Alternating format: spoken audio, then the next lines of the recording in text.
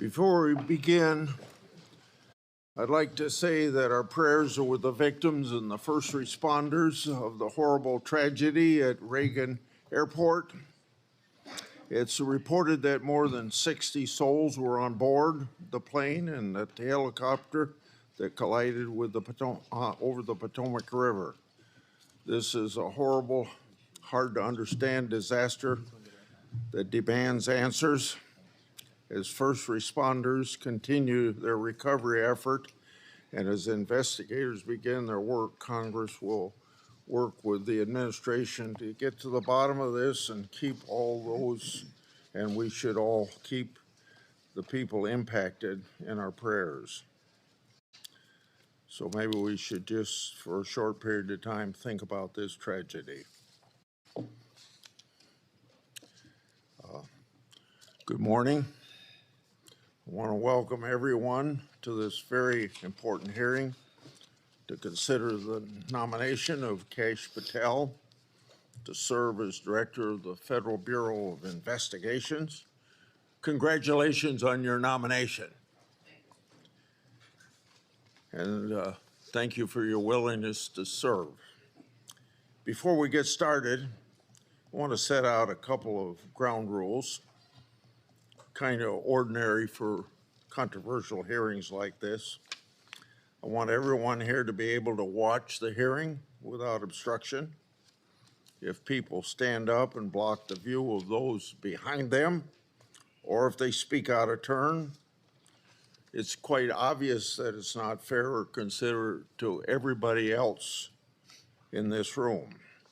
So officers would immediately remove those individuals. Now I will explain how we're going to proceed. I'll give my opening remarks and then invite Ranking Member Durbin to give opening remarks. Then Senator Tillis will introduce the nominee. After that, Mr. Patel will have a chance to give his opening statements after we swear him. Following Mr. Patel's statement, we'll begin the first rounds of questioning. Each senator will have an initial 7-minute round of questions. After the first round, we'll do a second 3-minute round of questions. I ask members to do their best to adhere to these limits so that we can proceed efficiently. And I thank each of the members of this committee because when we had Attorney General nominee Bondi here, everybody stayed within their time. I expect Mr. Patel to be treated fairly by my colleagues. We're here today to consider the nomination of Kash Patel to serve as Director of the FBI. You're nominated, Mr. Patel, to one of the most important offices in our government. And to get here this far along in the process of your nomination, you gave us much information. You submitted over 1,000 pages of records to the committee, over 1,000 individual interviews, and many hundreds of hours of media. Thank you. I thank your family for coming. I know some of them have traveled to get here, and I know they're very proud of you, and I determined that by looking them in the face. Public trust in the FBI is low. Only 41% of the American people think the FBI is doing a good job. This is the lowest rating in a century. It's no surprise that public trust has declined in an institution that has been plagued by abuse, lack of transparency, and weaponization of law enforcement. Nevertheless, the FBI remains an important, even indispensable institution for law and order in our country. It's the people on the top floor of the J. Edgar Hoover building, not your local FBI agents, that have caused the low approval rating.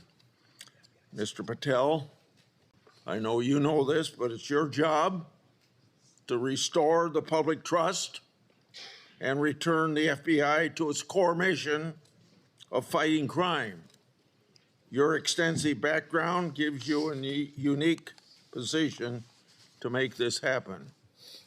Mr. Patel's career has been a study in fighting unpopular but righteous causes, exposing corruption, and putting America first.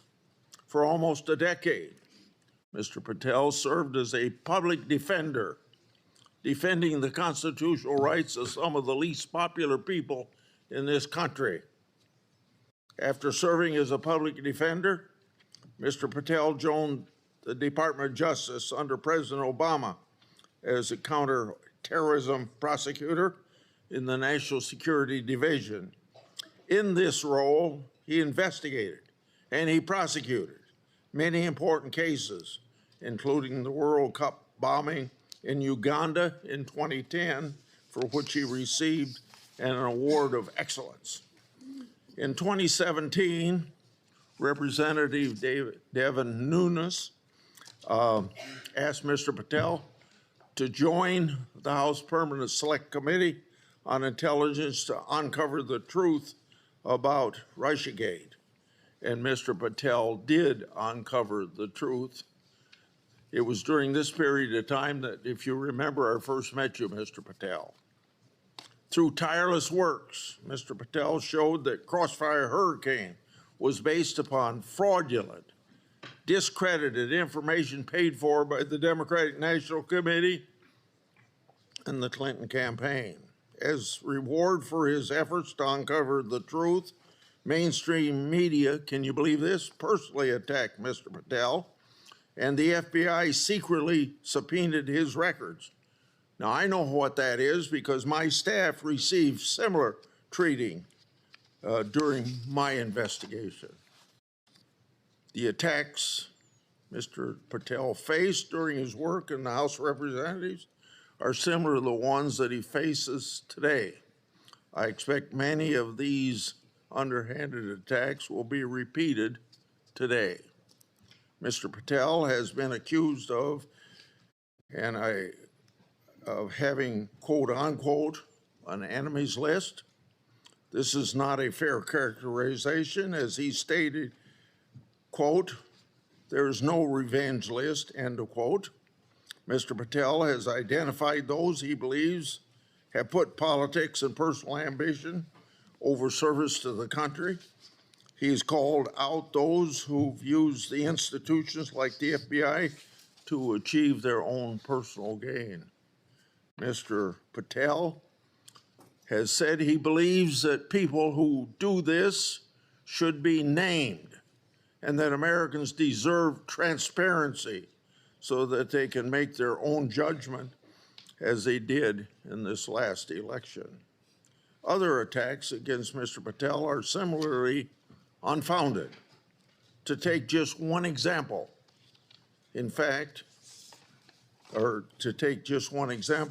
he's been accused of jeopardizing hostage rescues. In fact, those allegations have been repeatedly shown to be false smears. As numerous national security officials have said publicly and on the record, Mr. Patel played a critical role in returning Americans safely home and has done so through hard work and personal cost to him. Mr. Patel has been accused of being unqualified to be FBI director. This suggestion ignores his impressive career at the highest levels of government service.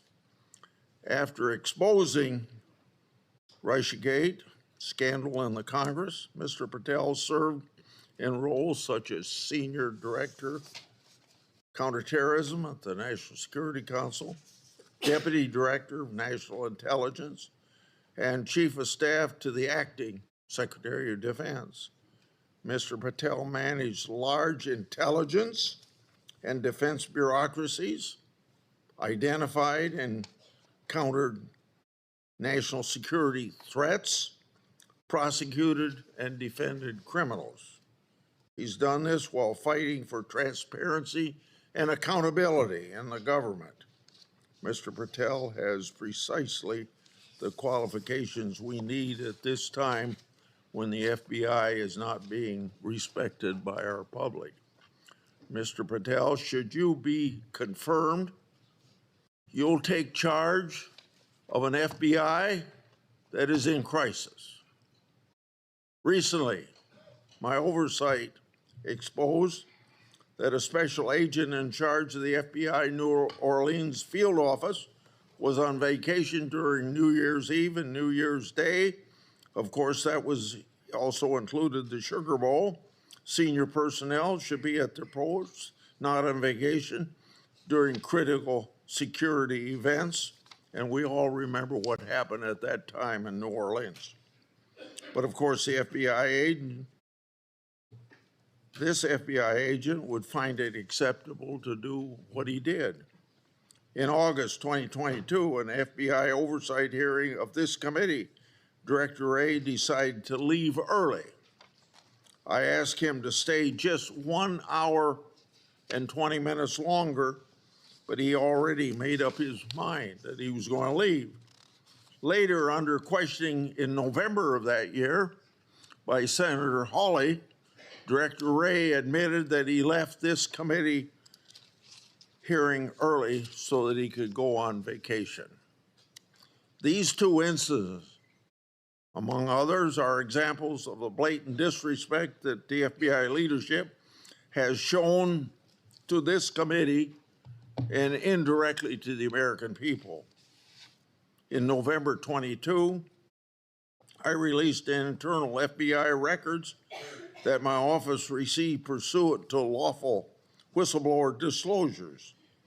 Those records provided data about how hundreds of FBI employees who had retired or resigned to avoid discipline, many of those employees engaged in sexual misconduct in the worst workplace. Those records also showed lower-level FBI employees were punished. Lower-level employees of the FBI were punished more harshly than senior-level employees. No, fairness was out the window. Over 1 year later, with no response from the FBI, I asked Director Wray about this at a December 5, 23 hearing before this committee. He publicly pledged to get me the data I requested November, a year before. He and his deputy director never followed through. I also questioned Director Wray about improperly classified information relating to Afghan evacuees placed in our country. At that time, approximately 50 evacuees were already deemed potential national security concerns. So what's the number now? The public has a right to know. I've also raised concerns about whistleblower disclosure, saying that the FBI moved agents from child sex abuse cases to those January 6 cases. The FBI under Director Wray never got his priorities straight. With respect to weaponization, I'd like to turn to a letter I wrote July 20 of 2022. That letter noted that Assistant Special Agent in charge, Thibault, was a key official involved in opening the elector case that became the Jack Smith lawfare operation. That's not supposed to happen. An official at Thibault's rank and position isn't supposed to open cases. That's the job of special agents. For those who don't remember, Thibault was the anti-Trump agent that violated the Hatch Act for his political conduct in office. My letter also noted that Richard Pilger, who ran the Justice Department's election crime branch, was involved in the approval. Now I'd like to call the committee's attention to something I'm going to share with you, information about the FBI's that's never been made public before. Do you have those? Oh, yeah, I'm sorry. In my hand are a series of FBI emails. The first is an email that Thibault sent to subordinate agent on February the 14th, 2022. He said, quote, "Here's a draft opening language we discussed," end quote. The draft opening was attached, and it included material that would later become part of Jack Smith's elector case. The second email, February 24th, 2022, email from Thibault to John Crabb, a prosecutor in the U.S. Attorney's Office for the District of Columbia, saying, quote, "I had a discussion with the case team, and we believe there is predication to include former President of the United States, Donald J. Trump, as a predicated subject," end quote. This FBI case would later be codenamed Arctic Frost. The third email, February 24th, 2022, email from Thibault to John Crabb, noting that the Attorney General and the FBI approval will be sought to open the case. The fourth email, February 25th, 2022, email from Thibault, subordinate agent, saying they added Trump and others as a criminal subject to the case. Thibault responded, quote unquote, "Perfect." The fifth email, March 22, 2022, from Thibault, emailing a version of an investigative opening for approval. This didn't include President Trump. I want to make clear, that one didn't include President Trump as a criminal subject. The sixth email is on April 11th, 2022, from Thibault approving the opening of Arctic Frost.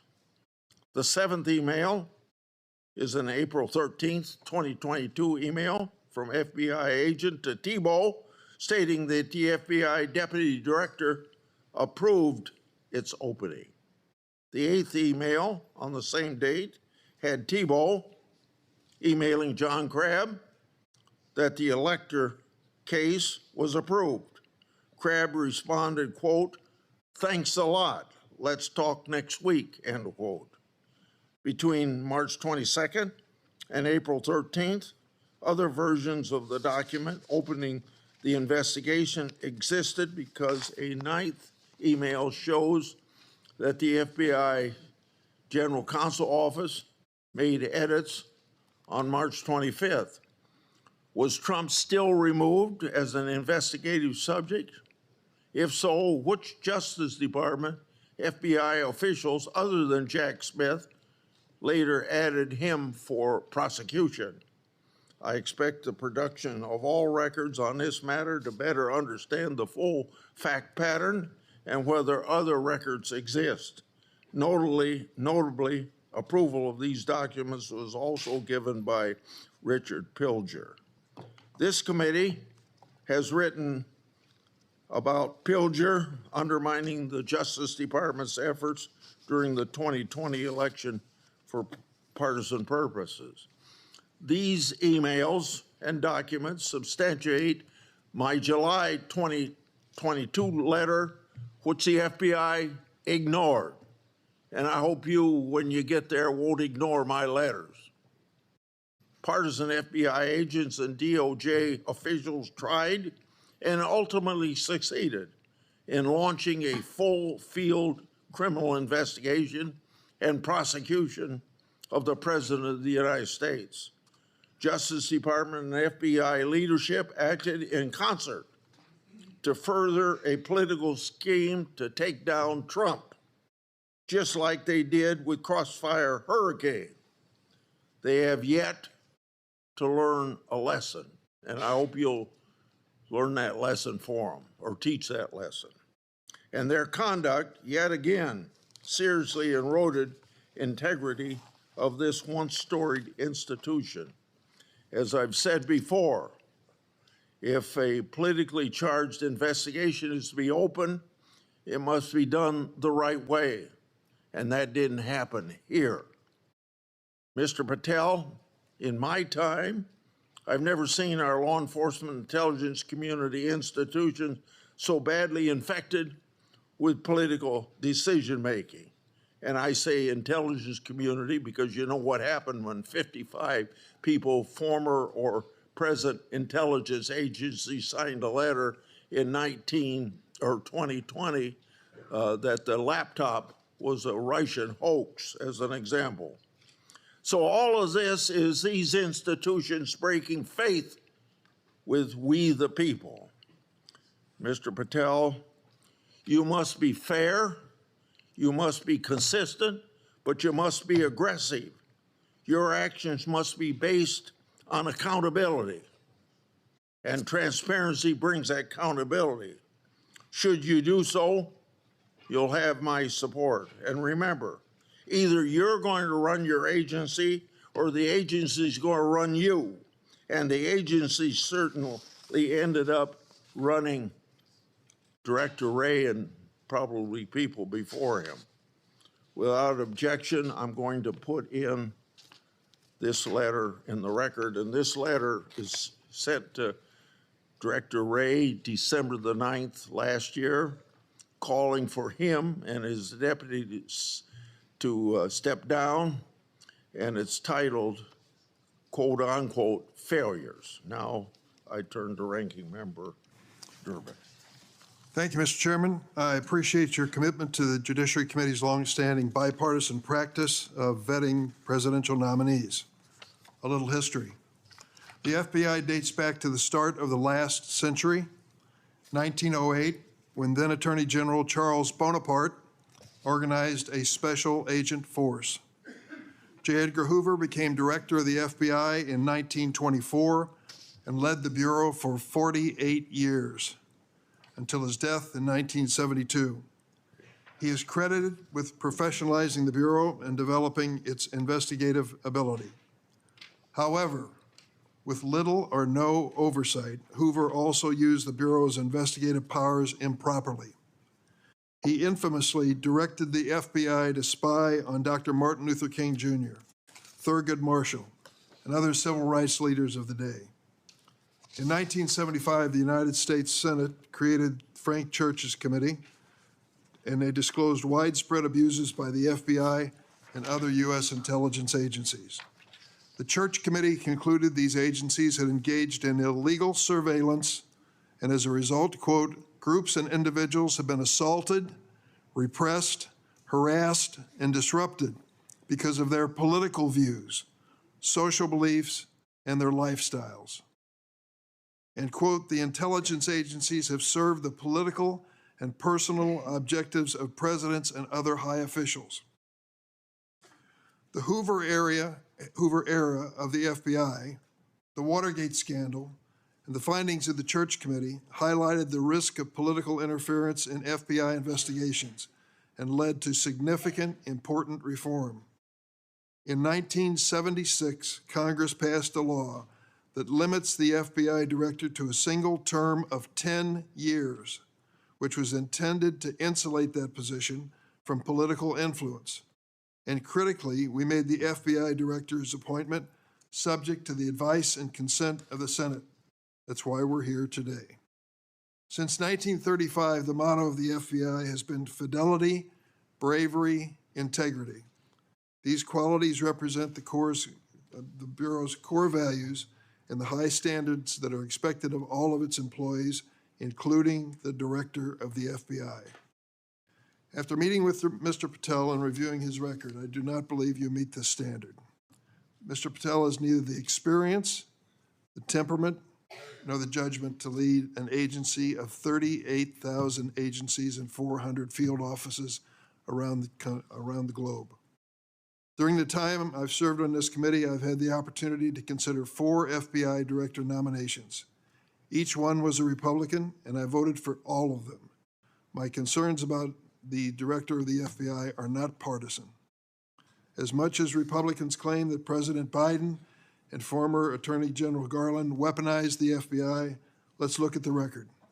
President Biden kept the FBI director, a lifelong Republican who had been appointed by President Trump.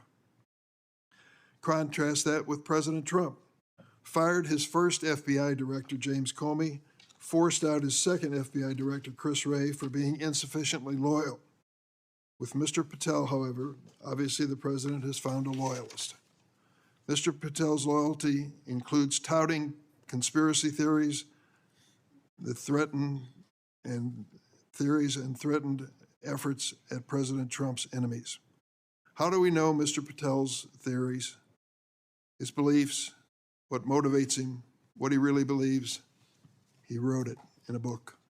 This book, Government Gangsters, I urge all of you to read before you cast a vote for this gentleman. Mr. Patel has published at the back of this book a list of 60 people whom he calls, quote, members of the deep state, 60. This list includes many distinguished public servants who've dedicated their lives to our nation. Among them are Democrats and Republicans, including former Trump administration officials like the former Secretary of Defense Esper. Then there is Mr. Patel's plan to, quote, and I quote him, shut down the FBI Hoover building on day one, reopen it the next day as a museum of the deep state. And he has said, quote, we're going to come after people in the media. We're going to come after you. Whether it's criminally or civilly, we're putting you all on notice. Does this sound like the kind of nonpartisan law enforcement professional who should lead the FBI? No, not to me. This is someone who's left behind a trail of grievances throughout his life, lashing out at anyone who disrespects him or doesn't agree with him. Don't take it from me.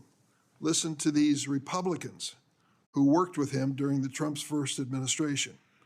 Attorney General Bill Barr, and I quote, I categorically oppose making Patel deputy FBI director.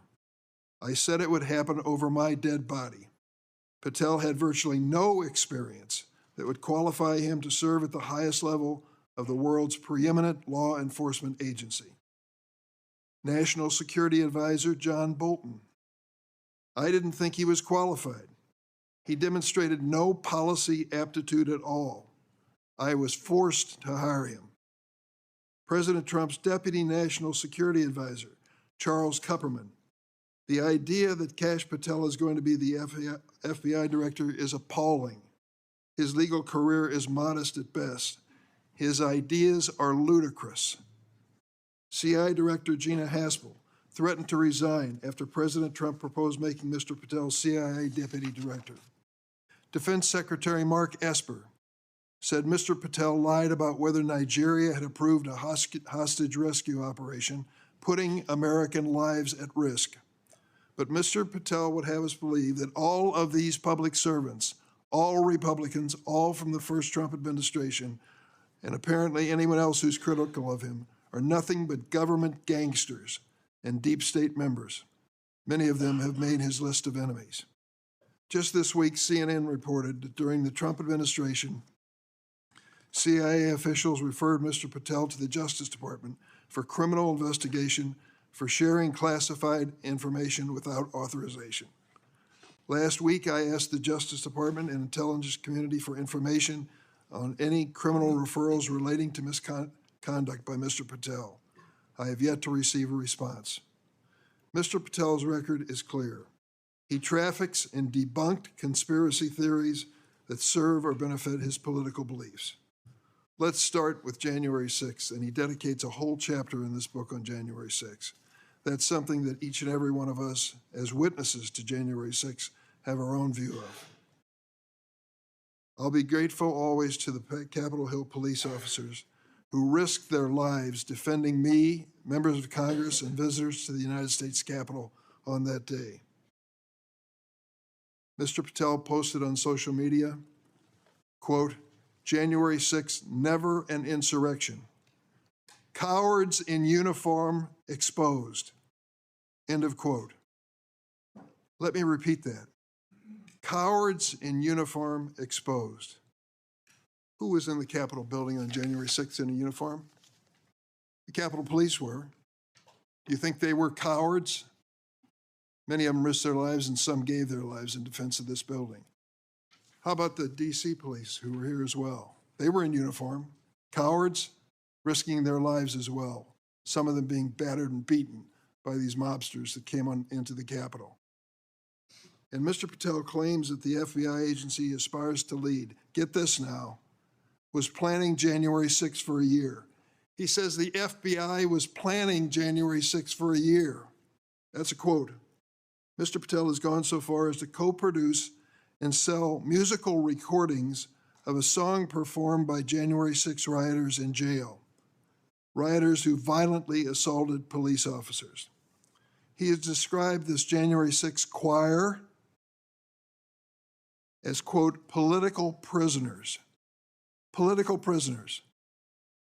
But at least 6 members pleaded guilty to assaulting law enforcement officers on January 6. All 6 have now been pardoned by President Trump. Here are some of those people who received blanket clemency by President Trump on his first day in office in the second term. Julian Cater assaulted Capitol police officers with pepper spray, incapacitating 3 officers. Ryan Nichols sprayed pepper spray on multiple police officers. After the attack, Nichols posted on Facebook, and I quote, "So yes, I'm calling for violence and I will be violent." Jordan Mink struck officers, quote, aggressively with a long pole. He spat at officers and threw large items at them. Armed with a knife, Ronald Sandlin shouted at officers, quote, "You're going to die, get out of the way." Sandlin shoved officers when they tried to lock the doors to the Senate gallery. After breaching the Capitol, James McGrew struck an officer and lunged for his baton. McGrew also threw a wooden handrail with metal brackets at officers. I want to read a sentence from this book on the January 6th experience, just to give you an idea of Mr. Patel's take on what he calls a haphazard riot.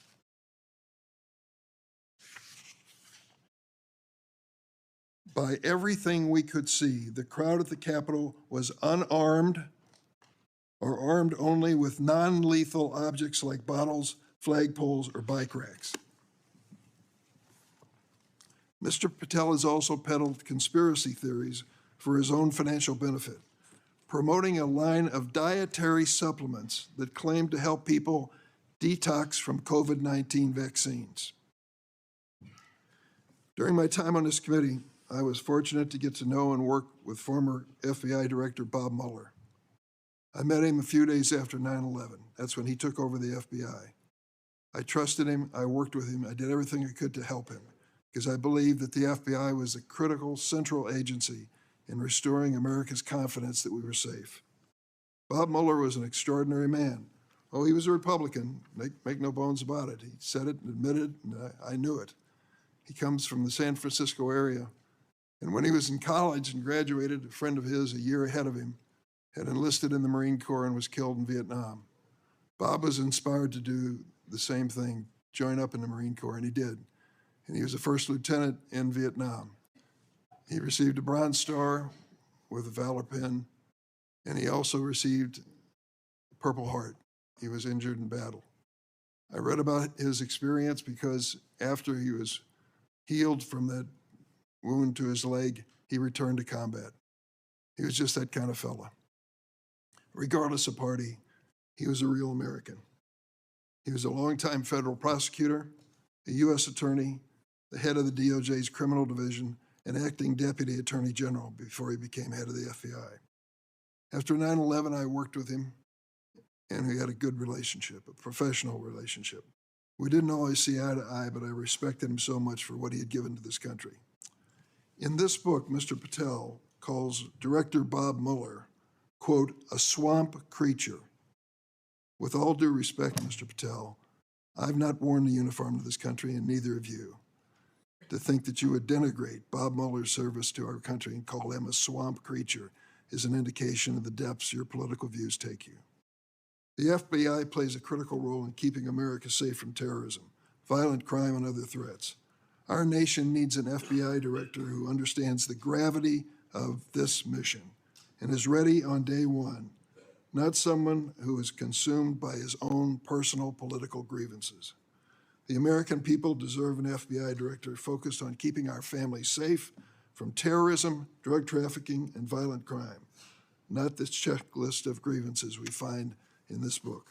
Mr. Patel, your record makes it clear you're not that person. I yield.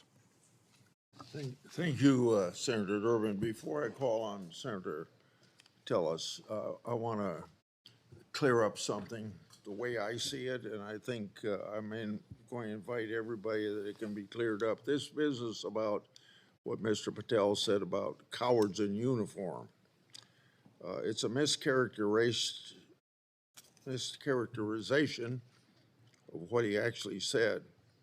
So I'm going to invite you to listen to the interview Mr. Patel gave that linked to his post to hear what he actually said. When he said cowards in uniform, he was talking about senior Pentagon leadership failing to mobilize the National Guard to protect the Capitol.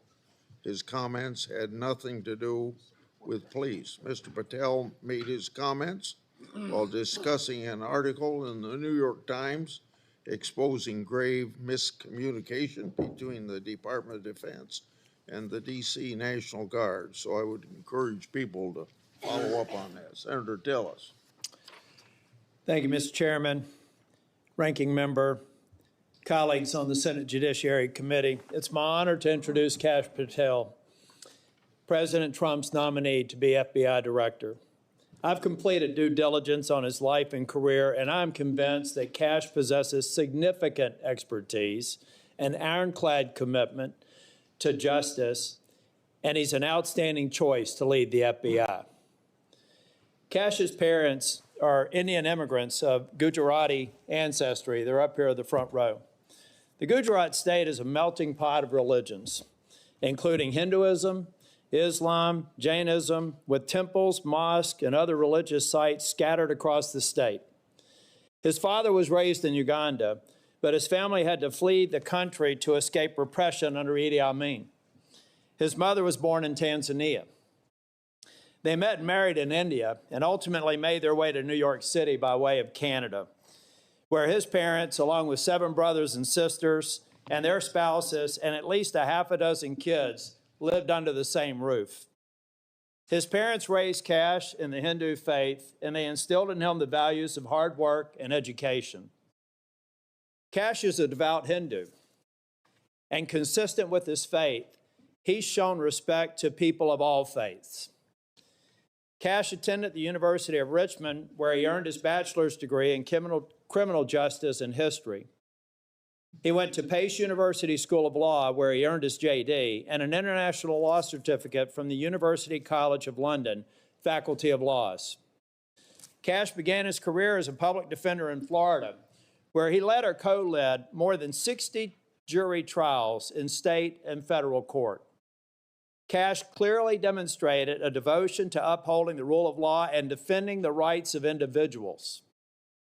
Kash led the defense of Jose Buitrago in United States versus Buitrago, a high-profile case in Florida in 2015. Buitrago was one of the Colombian nationals arrested in a major drug bust involving Operation Backrim. Kash and his co-counsel successfully argued that key evidence was withheld by the prosecution, leading to Buitrago's release. I suspect some of Kash's disdain for prosecutorial misconduct stemmed from this experience. Kash was hired as a senior counsel on the House Permanent Select Subcommittee on Intelligence Committee, in 2017. He told me he distinctly remembers my friend Trey Gowdy comments shortly after they were introduced. He said in Trey's dialect, Kash, Congress is where righteous investigations go to die. I hope you're ready. I think Kash was ready, and he went on to establish a solid reputation for pursuing the facts, and from there, he held senior posts at the NSC, the Department of Defense, and the DNI. Since leaving the administration in 2020, Kash has written articles and books on national security, law, and governance. Through his work as an author, Kash continues to advocate for justice and transparency, and to be ever vigilant in defending our great democracy and the rule of law. Colleagues, I created a Kash bingo card that I have available to any of my colleagues who would like it on the other side of the aisle. Some may view this as an unserious caricature and not appropriate for this committee. Sadly, I consider it a serious caricature of what I expect to be witnessed today. I think we'll have words like enemies list and deep state. I've already X'd out 4 boxes in the opening statements alone. The fact of the matter is, some people will be here to simply substantiate a false narrative. At worst, they may be just going through an unfounded litany of quotes and half-truths, some of which have already been dispelled by the chairman after the opening statements. Mr. Chair and Ranking Member, in my 10 years in the Senate, I hope I've established a reputation for being fair, doing my homework, and taking tough positions that have been met with harsh criticism. Heck, I've even been censured by my entire state and 30 counties for taking tough positions. And I stand by those decisions today and my decision to support Kash Patel. When President Trump announced his intent to nominate Kash, I contacted Trey Gowdy and others who worked with Kash, and they gave me glowing recommendations. So I called Kash on December the 2nd, and I offered to help him with his nomination. Since then, we have spent hours together, in person and on the phone. I've asked him difficult questions, and I've urged him to reach out to members across the aisle. In fact, Kash Patel has met with 60 members of the U.S. Senate, every member except the last 3 who were sworn in, and the majority of the members on the other side of the dais in this committee and members off the committee. Chair Grassley, Ranking Member Durbin, friends and colleagues on the committee, I've completed my due diligence of Kash Patel, and I am honored to provide my strongest recommendation for his confirmation. Thank you, Mr. Chair. Thank you for that introduction. Before I swear you, I want to make clear that before you give your statement, if you want to introduce family and friends in the audience, you're welcome to do that. Would you please stand? Raise your hand. Do you swear or affirm that the testimony you're about to give to the committee will be the truth, the whole truth, and nothing but the truth? So help you God. I do, Mr. Chair. Okay. You may proceed. Chairman Grassley, Ranking Member Durbin, and members of the Judiciary Committee, thank you for the opportunity to appear today. I must start with a word of prayer for the tragic accident that befell our nation last night, where we lost civilians and service members. I pray for their families. I pray for law enforcement and military personnel, and I pray for their souls, and hopefully God will find them peace in the near future. I'd like to welcome my father, Pramod, and my mother, Anjana, who are sitting here today. They traveled here to get here from India. My sister's also here, Nisha.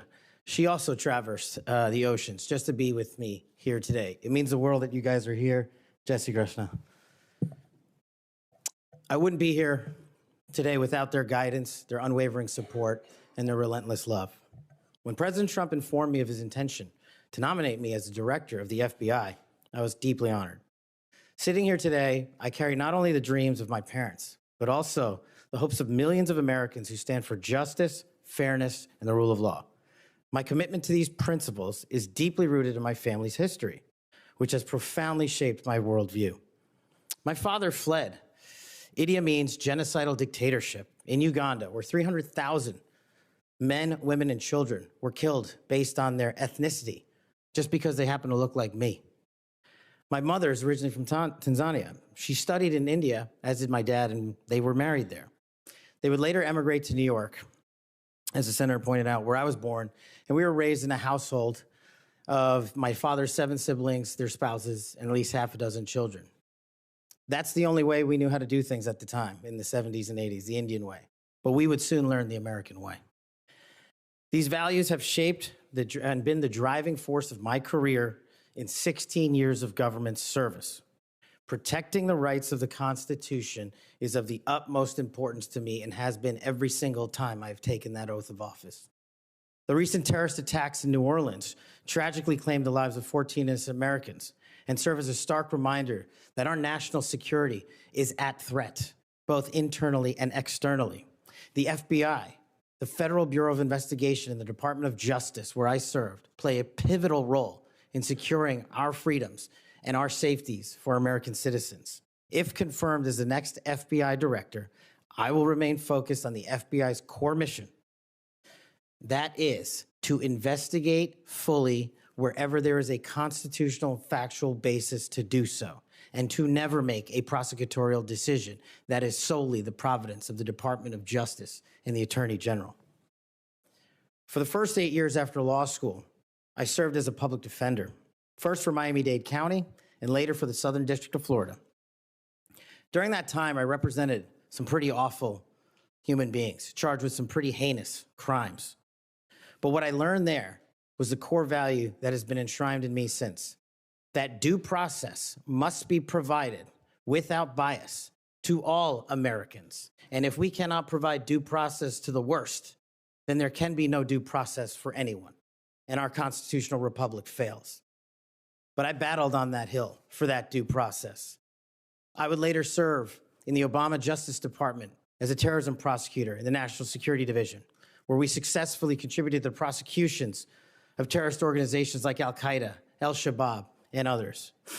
I was honored to receive the 2017 Assistant Attorney General's Award from Loretta Lynch for my work in helping the Ugandans bring members of Al-Shabaab to justice for murdering 74 innocent people, including an American. I would also receive the Human Intelligence Award from the intelligence community for related work on that mission. My experiences at the National Security Division and would later be followed by my experiences on the National Security Council as Senior Director for Counterterrorism, and later as the Deputy Director of National Intelligence, responsible for the production, creation, and promulgation of the Presidential Daily Briefing, our nation's most sensitive classified information and secrets to protect our country. My time in the White House was preceded by my time right here in Congress as a staffer on the House Intelligence Committee, where I spearheaded the investigation that exposed serious FISA, Foreign Intelligence Surveillance Act, abuses by members of the Department of Justice and the Federal Bureau of Investigation. That misconduct eroded the public trust in our FBI. The erosion of trust, as Chairman Grassley pointed out, is all too low today. 40% of Americans have trust in the FBI. In order to get it back, there's a twofold track, Senator.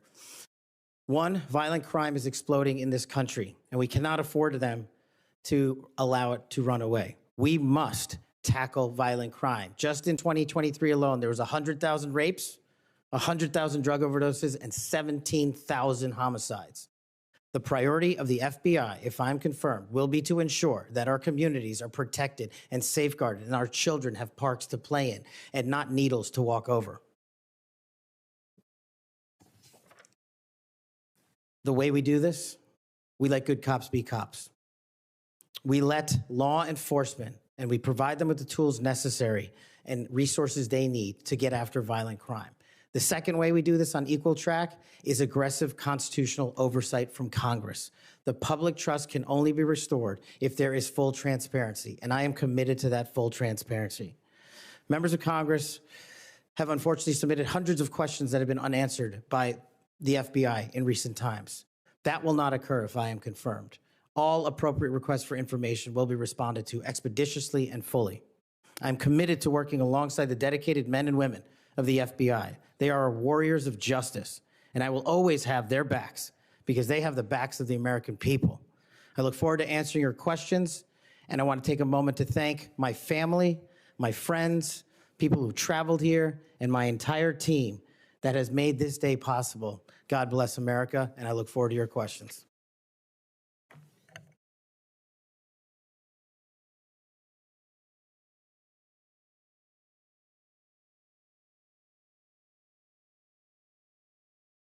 Seven minutes first round, is that right? 7 minutes for 3 minutes the second round. Mr. Patel, I'm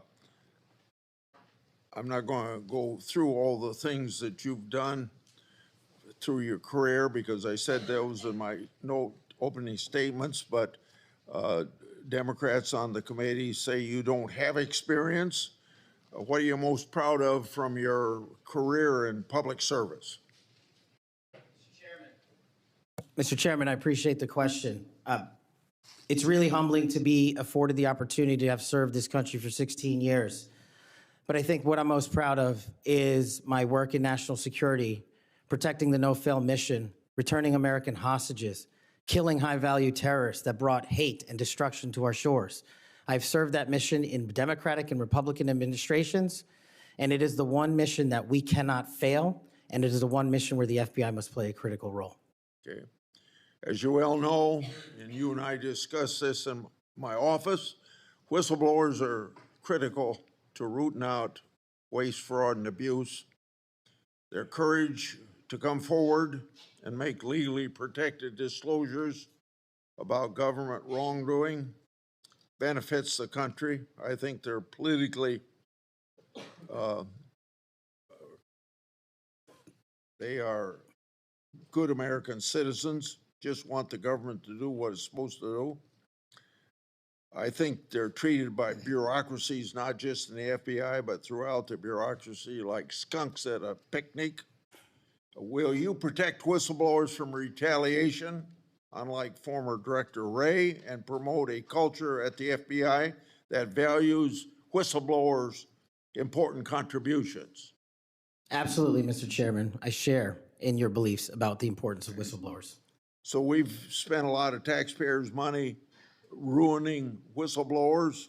Will you commit to ensuring that no taxpayer money will be used to identify and retaliate against whistleblowers? Senator, if I'm confirmed, it will not. Okay. You and I have heard a lot of criticism about various statements about January 6th. You said, quote, those who broke actual laws should be prosecuted, end of quote. But you've also called out the partisan nature of prosecutions and compared how the Biden Justice Department treated January 6th defenders with how they ignored many other crimes. Those include crimes related to illegal immigration, as well as riots that took place around the country. So explain your position on January 6th to this committee, and how do you respond to critics who say that you're anti-law enforcement? Mr. Chairman, I greatly appreciate the question, the opportunity to discuss that. If anyone wants to consider me as anti-law enforcement, then look at my 16 years in government service, whether I was trying 60 jury trials in state and federal court upholding the rights of the indigent and breathing life into constitutional due process, or later as a national security prosecutor, where I served this country and overseas, and later when I was a Joint Special Operations Command civilian embedded with SEAL Team 6 and Delta, chasing down some of the most high-value target terrorists there are on this earth and successfully achieving a mission end state. I have always respected law enforcement. I have taken that oath and will take that oath again, God willing, to be the next director of the FBI. As for January 6th, I have repeatedly, often, publicly, and privately said there can never be a tolerance for violence against law enforcement. And anyone that commits an act of violence against law enforcement must be investigated, prosecuted, and imprisoned. And on January 6th, I said the same thing about acts against law enforcement.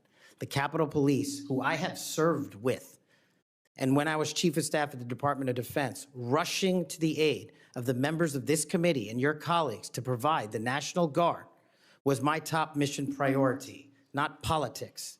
And that is my love of this country to protect our laws and our way of life. And it was no different. If there's any ever corruption, I have been the first to call it out. And I will continue to call out corruption in government service because it is a privilege to serve this nation. Thank you, Mr. Chairman. Outside of this committee, and some people on this committee have accused you of promoting the QAnon movement. My colleagues have already asked your future boss, Mr. Bondi, many questions about this. I think it's easy to see these attacks for what they are, guilt by association. Are you a follower or promoter of QAnon? No, Senator. In fact, I have publicly, including in the interviews provided to this committee, rejected outright QAnon baseless conspiracy theories or any other baseless conspiracy theories. They must be addressed head on with the truth, and I will continue to do that. And I will always continue to support Americans who support law enforcement, our military, and want a secure border. Over the past 4 years, the FBI and Justice Department have weaponized law enforcement towards partisan ends. This has affected you personally. You, along with even members of my staff, were the victims of FBI overreach when they secretly subpoenaed your records during the investigation into Crossfire Hurricane. Inspector General Horowitz of Justice Department was right to say actions like this have a quote, unquote, chilling effect on whistleblowers. How do you intend to make sure that this kind of misconduct never happens again? Senator, this may be one of the scenarios that most uniquely qualifies me to take command at the FBI. Having been the victim of government overreach and a weaponized system of justice and law enforcement, I know what it feels like to have the full weight of the United States government barreling down on you. And as the Biden Inspector General determined, those activities by the FBI and DOJ were wholly improper and not predicated upon law and facts. I will ensure, if confirmed, that no American is subjected to that kind of torment, to that kind of cost, financially and personally.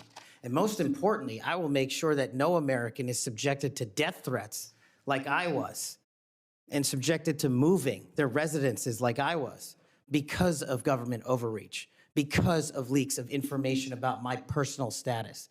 If confirmed as FBI director, Mr. Chairman, you have my commitment that no one in this country will feel that pain. Senator Durbin.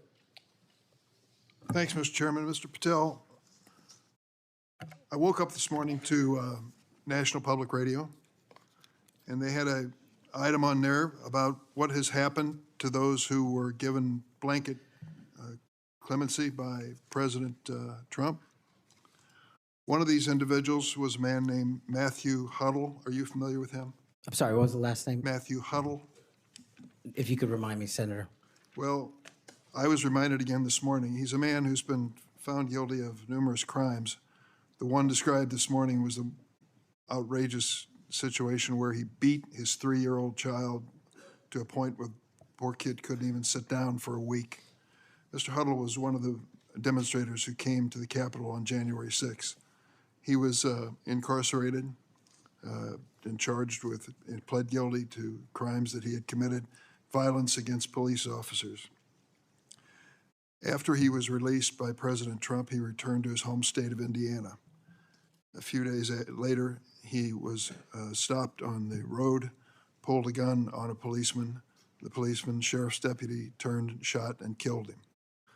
This is not the only instance of a person who received President Trump's clemency committing another crime. Peter Schwartz was mentioned this morning on the radio. 38 criminal convictions, 38. He'd been sentenced to 14 years in prison. He was released because of the president's unconditional clemency, which was given to him as well. So I guess my question is this. Was President Donald Trump wrong to give blanket clemency to the January 6 defendants? Thank you, Ranking Member.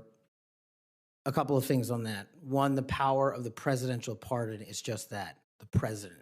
Well, I concede he has the authority. I'm asking, was he wrong to do it? And as we discussed in our private meeting, Senator, I have always rejected any violence against law enforcement, and I have, including in that group, is specifically addressed any violence against law enforcement on January 6th, and I do not agree with the commutation of any sentence of any individual who committed violence against law enforcement.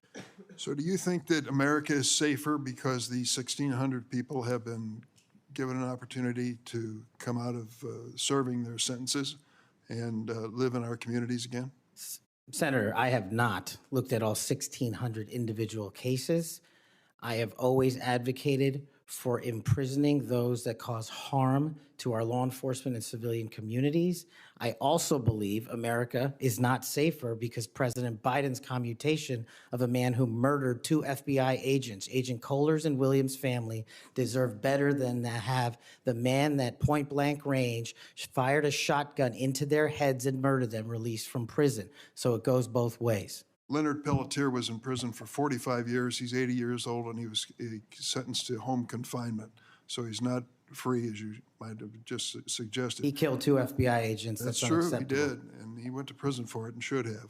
My question to you, though, is do you think America is safer because President Trump issued these pardons to 1,600 of these criminal defendants, many of whom violently assaulted our police in the Capitol? Senator, America will be safe when we don't have 200,000 drug overdoses in 2 years. America will be safe when we you're don't have not gonna answer the 50 homicides in a So day. you just won't answer the question. I I'm am going to say, here. I don't think we're safer. Matthew Huddle was sent back to Indiana. I don't think we're safer with Peter Schwartz. I could go through a long list of individuals, some of who are wanted in states, members of this committee. Let me move to another topic if I can. Tell me about your J6 choir. What is that? Well, it's not my choir. It's simply a recording that was utilized to raise funds for families in need of nonviolent offenders. Who sings on this recording? I don't know, Senator. What did you have to do with it?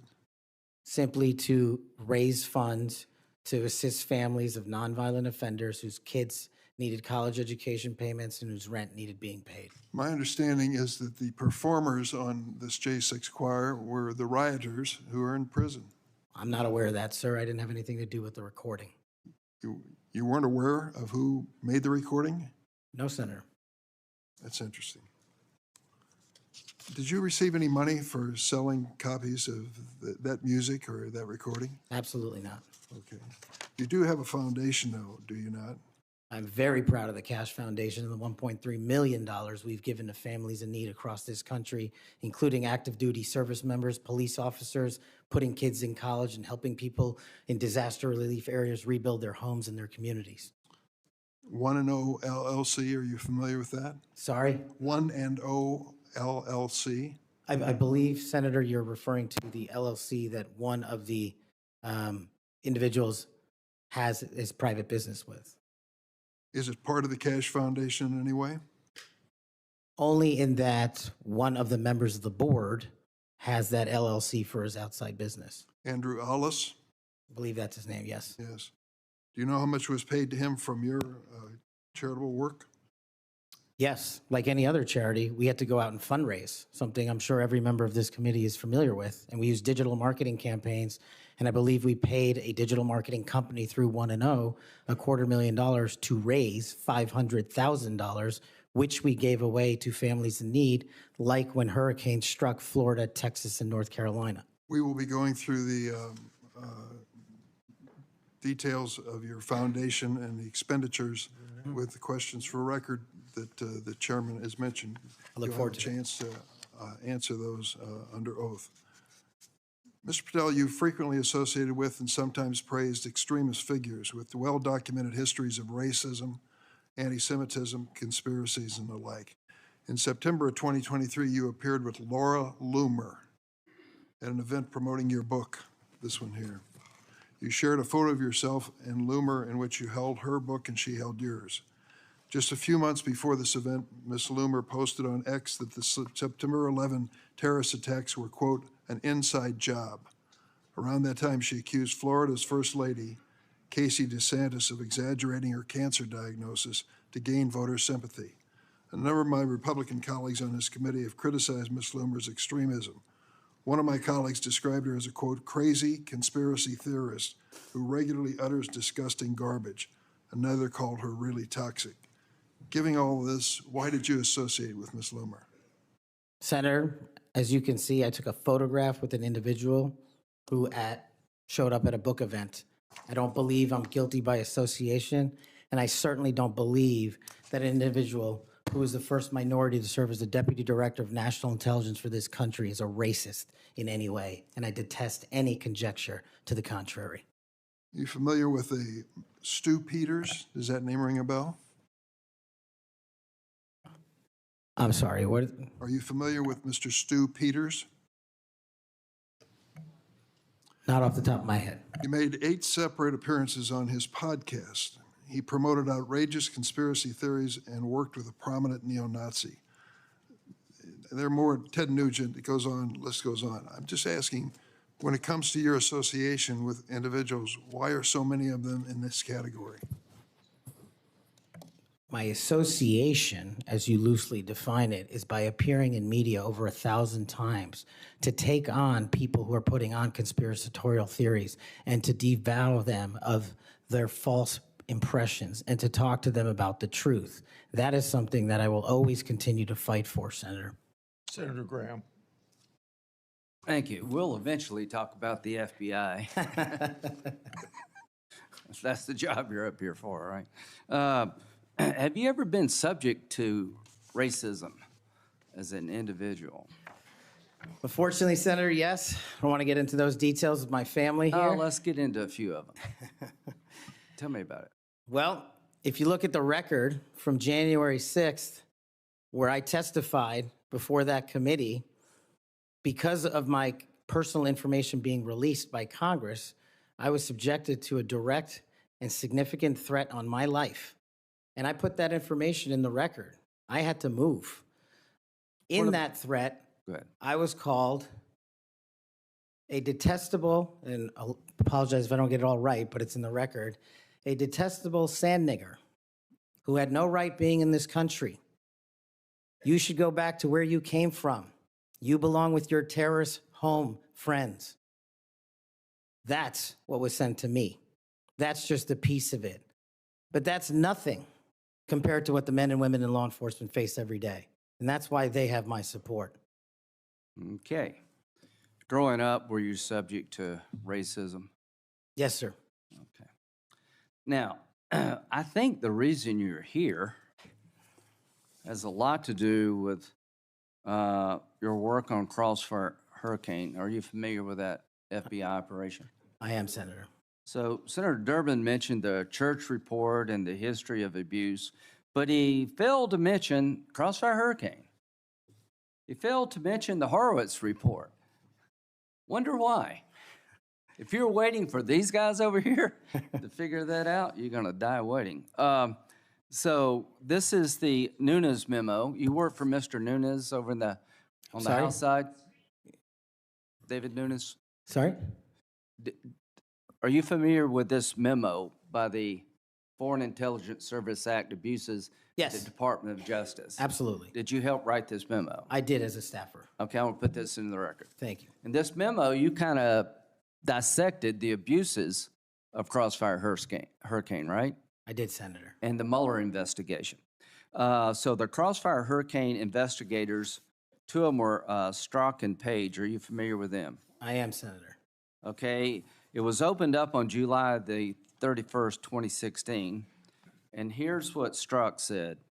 And damn, this feels momentous because this matters. The other one did too, but that was to ensure we didn't F something up. This matters because this matters. So super glad to be on this voyage with you. That's to Page. And Page responds a couple of months later, he's not ever going to be President right, talking about Trump. Strzok, no, he won't. We'll stop it. Is it fair to say that the people in charge of investigating Crossfire Hurricane hated Trump's guts? Well, you don't have to take my word for it. That statement, along with the statements from the sources Are during that those days operations- over in the FBI, you hope? Well, if they're not, they will be. Okay, good. You know who Carter Page was? I do, Senator. Do you know that the FBI secured warrants against him on 4 different occasions? Yes, Senator. Do you know that the information that they relied upon came from the Steele dossier? I do. Was it you that were able to find out that the Steele dossier was a bunch of crap? Yes, Senator, we followed the money and we exposed the fraud that was the Steele dossier. And the primary subsource was Ignor Danchenko, right? That's correct, Senator. And he was actually a Russian analyst. That's right. Are you aware that in January he told the FBI that, let's see, what did he tell the FBI? Steele had no proof to support the statements, then it was just talk. The primary subsource explained to the FBI that his information came from word of mouth and hearsay, conversations he had with friends over beers, and some of the information were statements he heard made in jest. And he told the FBI this in January That's of right. 2017. And they got 2 more warrants after that. That's correct. Are you aware that the FBI had volumes of information that the Steele dossier was a bunch of bullshit and nobody ever told anybody at the top? I am, sir. We exposed. Or they lied about being told. That's correct. So are you aware of the fact that the FISA court rebuked the FBI? Are you aware of the fact that an FBI lawyer went to jail because he misled the court by manipulating a email from the CIA? I am. Do you believe that Crossfire Hurricane was one of the most disgusting episodes in FBI history of a corrupt investigation led by corrupt people who wanted to take Donald Trump down? Yes, sir. You think that's why you're in this chair today, to fix that? I think that's a big part of the Without reason. Crossfire Hurricane, this guy wouldn't be here.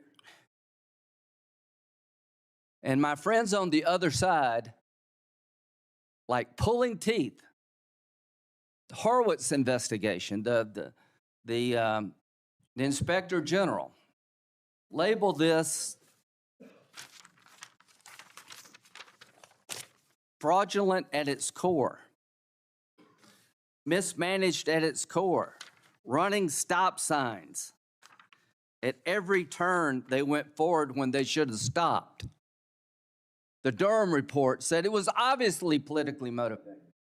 FBI agents were telling anybody and everybody that would listen, this is not reliable, this is not trustworthy, but they plowed on. And because of you and Trey Gowdy and others, we now know about this. Everybody who signed the warrant under questioning by me said if they knew then what they know now, they wouldn't sign the warrant. Comey said that. Yates said that. Rosenstein said that. The reason you're here is because most of the public, almost every Republican believes that the FBI has been used continuously in a political fashion, ignoring evidence, making up evidence, lying to get Donald Trump. And when it came to the Hunter Biden laptop, they told every social media outlet in October 2020, oh, that's Russian disinformation. That was BS too. Right before the election, the FBI intervened to shut reporting on the Hunter laptop down as being Russian misinformation, according to Zuckerberg. Do you promise all of us those days are over at the FBI? Yes, Senator, they are. Are you proud of what you did to find all that? Absolutely. You think that's why you're here today, is to make sure that never happens again? The American people deserve just that. Thank you. Senator Whitehouse. Thanks, Chairman. Welcome, Mr. Patel. I remember January 6th. Colleagues running through our halls to flee the mob, colleagues shouting that rioters should be shot, us returning to our constitutional business through hallways cleared for us by automatic weapons carrying SWAT teams. None of you, none of us, said those violent rioters should be pardoned. A Republican colleague said such pardons would be hard to believe, even absurd. Your former colleague, J.D. Vance, said the violent rioters should not be pardoned. Even Jim Jordan said pardons would, and I quote, focus on all the people who didn't commit any violence. Well, Trump pardoned all of them. And there's a lesson in that. Every time you think Trump would never go that far, rethink that. We all seem to agree that violence against police is unacceptable, yet more than 600 people who physically attacked Capitol Police officers were just put back on the street, part of a 1,500-person personal Trump army, now out there with people who have proven themselves willing to do violence on Trump's call. In only 10 days, some are already back committing crimes. We've also tried as a committee together to address the dangers of illicit drug sales over the internet, and I assume we're all against murder for hire. But Trump also just pardoned a dark web operator sentenced to life in prison for trafficking illegal drugs online and accused of soliciting murders for hire. Those pardons, as Mr. Patel has said, are a mistake, but they are also a signal that we are entering a strange and dangerous time. That is the context for today's hearing. Warnings that the FBI could become Trump's enforcer, use the powers of law enforcement to stifle speech and dissent, punish political rivals of either party, and hand out free passes, get out of jail free cards to violent supporters are warnings we should heed. Here are some warnings of this nominee's Trump administration colleagues. Former Attorney General Bill Barr said, this nominee has virtually no experience that would qualify him to serve at the highest level of the world's preeminent law enforcement agency, end quote, and we would never be able to command the respect necessary to run the day-to-day operations of the Bureau. That's for the deputy position. Former CIA Director Gina Haspel was reported threatening to resign rather than have this nominee serve under her. John Bolton, Trump's former national security advisor, said, I didn't think he was qualified. I was forced to hire him. Trump's deputy national security advisor, the nominee's former supervisor, said, his ideas are ludicrous. He's absolutely unqualified for this job. He's untrustworthy. And it's an absolute disgrace to even consider an individual of this nature. That's from Republican appointees who worked with him. And here's what this nominee himself has said about using his office to prosecute journalists. We will go out and find the conspirators, not just in government, but in the media. We're gonna come after you, whether it's criminally or civilly. Is that a correct quotation, Mr. Patel? Senator, that's a partial quotation. But it's correct. In part. Regarding his publication of his enemies list, Mr. Patel proclaimed, the manhunt starts tomorrow, and reposted a video depicting him taking a chainsaw to his political enemies. Is that you, Kash Patel, reposting that at the top of that page? Senator, I had nothing to do with the creation of that meme. Is that you reposting it, was my question. And that's me at the top. You said FBI agents were responsible for the violence on January 6th, and I quote you here, beyond a reasonable doubt. Is that what you said? That's completely incorrect, and I appreciate the opportunity to address that. I'll give you an opportunity in writing, but this is my time now.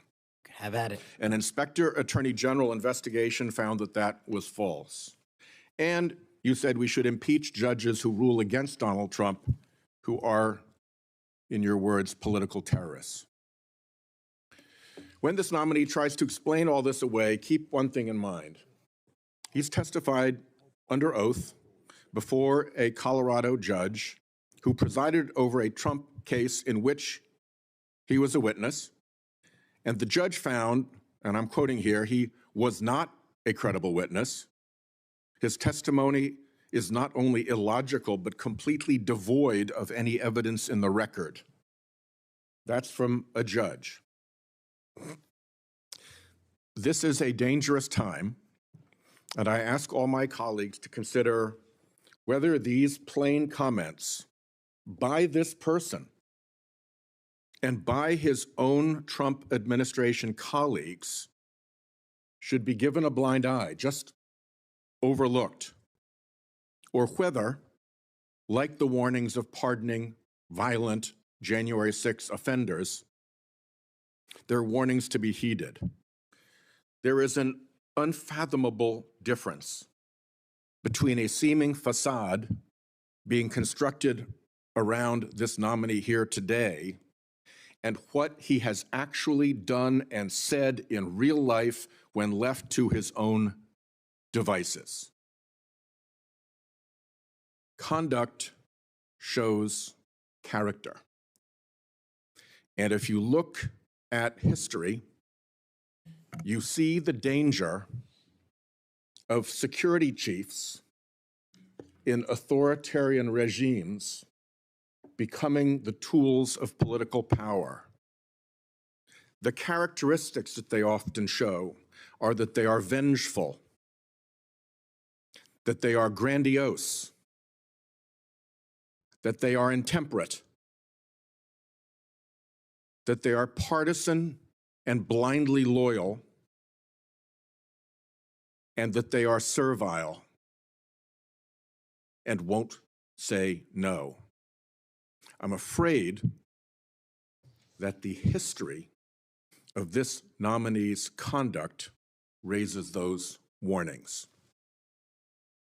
And I yield my 1 second back. Before Senator Cornyn, you said you'd like to explain something. I forget the point he made.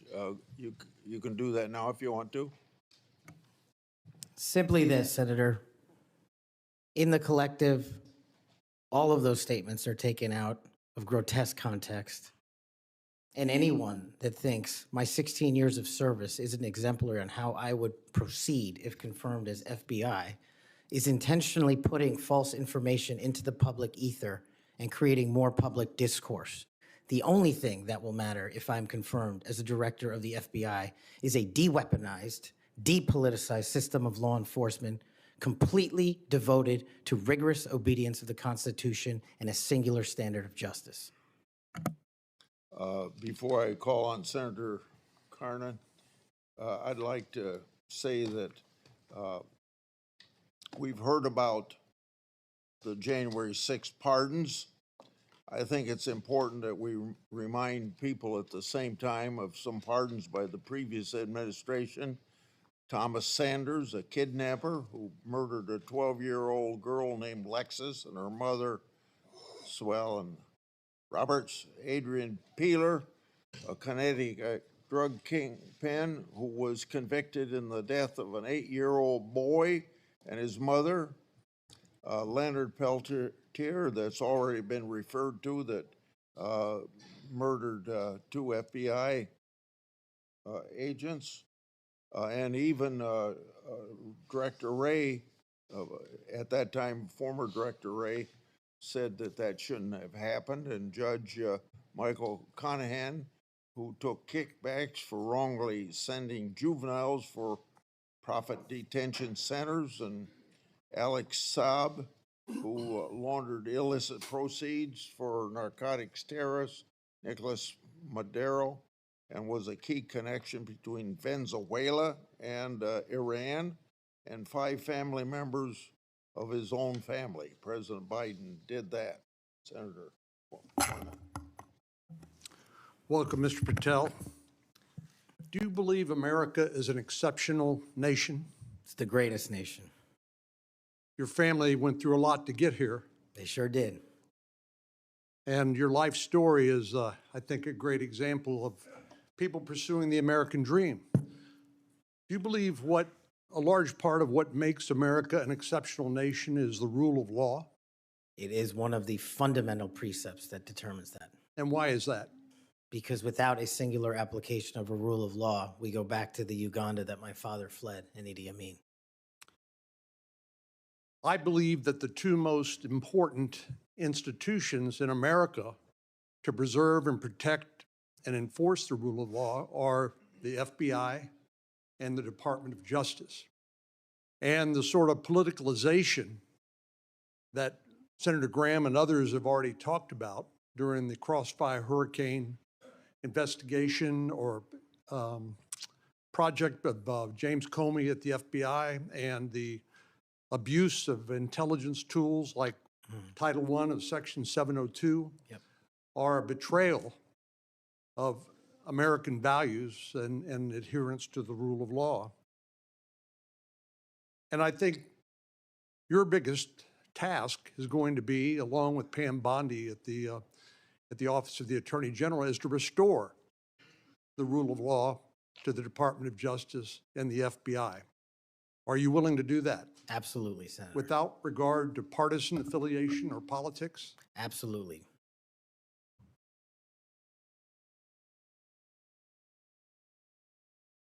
Do you believe President Trump, as the commander-in-chief, needs access to all of the lawfully available intelligence that can be collected by the American intelligence community in order to inform him so that he can make good judgments as commander-in-chief to assure the safety and security of the American people?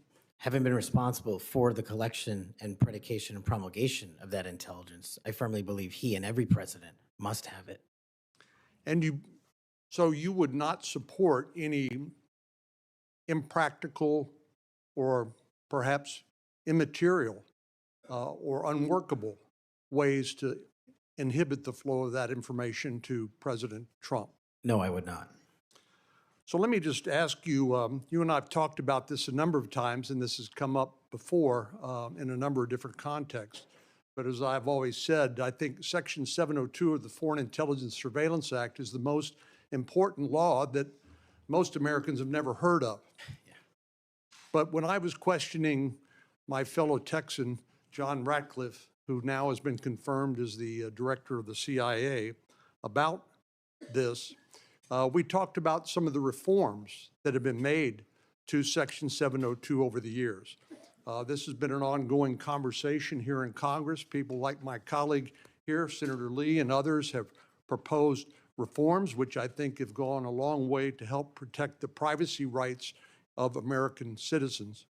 But let me just point out some of the improvements that have been made over the years. This is not the same 702 that was in effect during President Trump's first terms.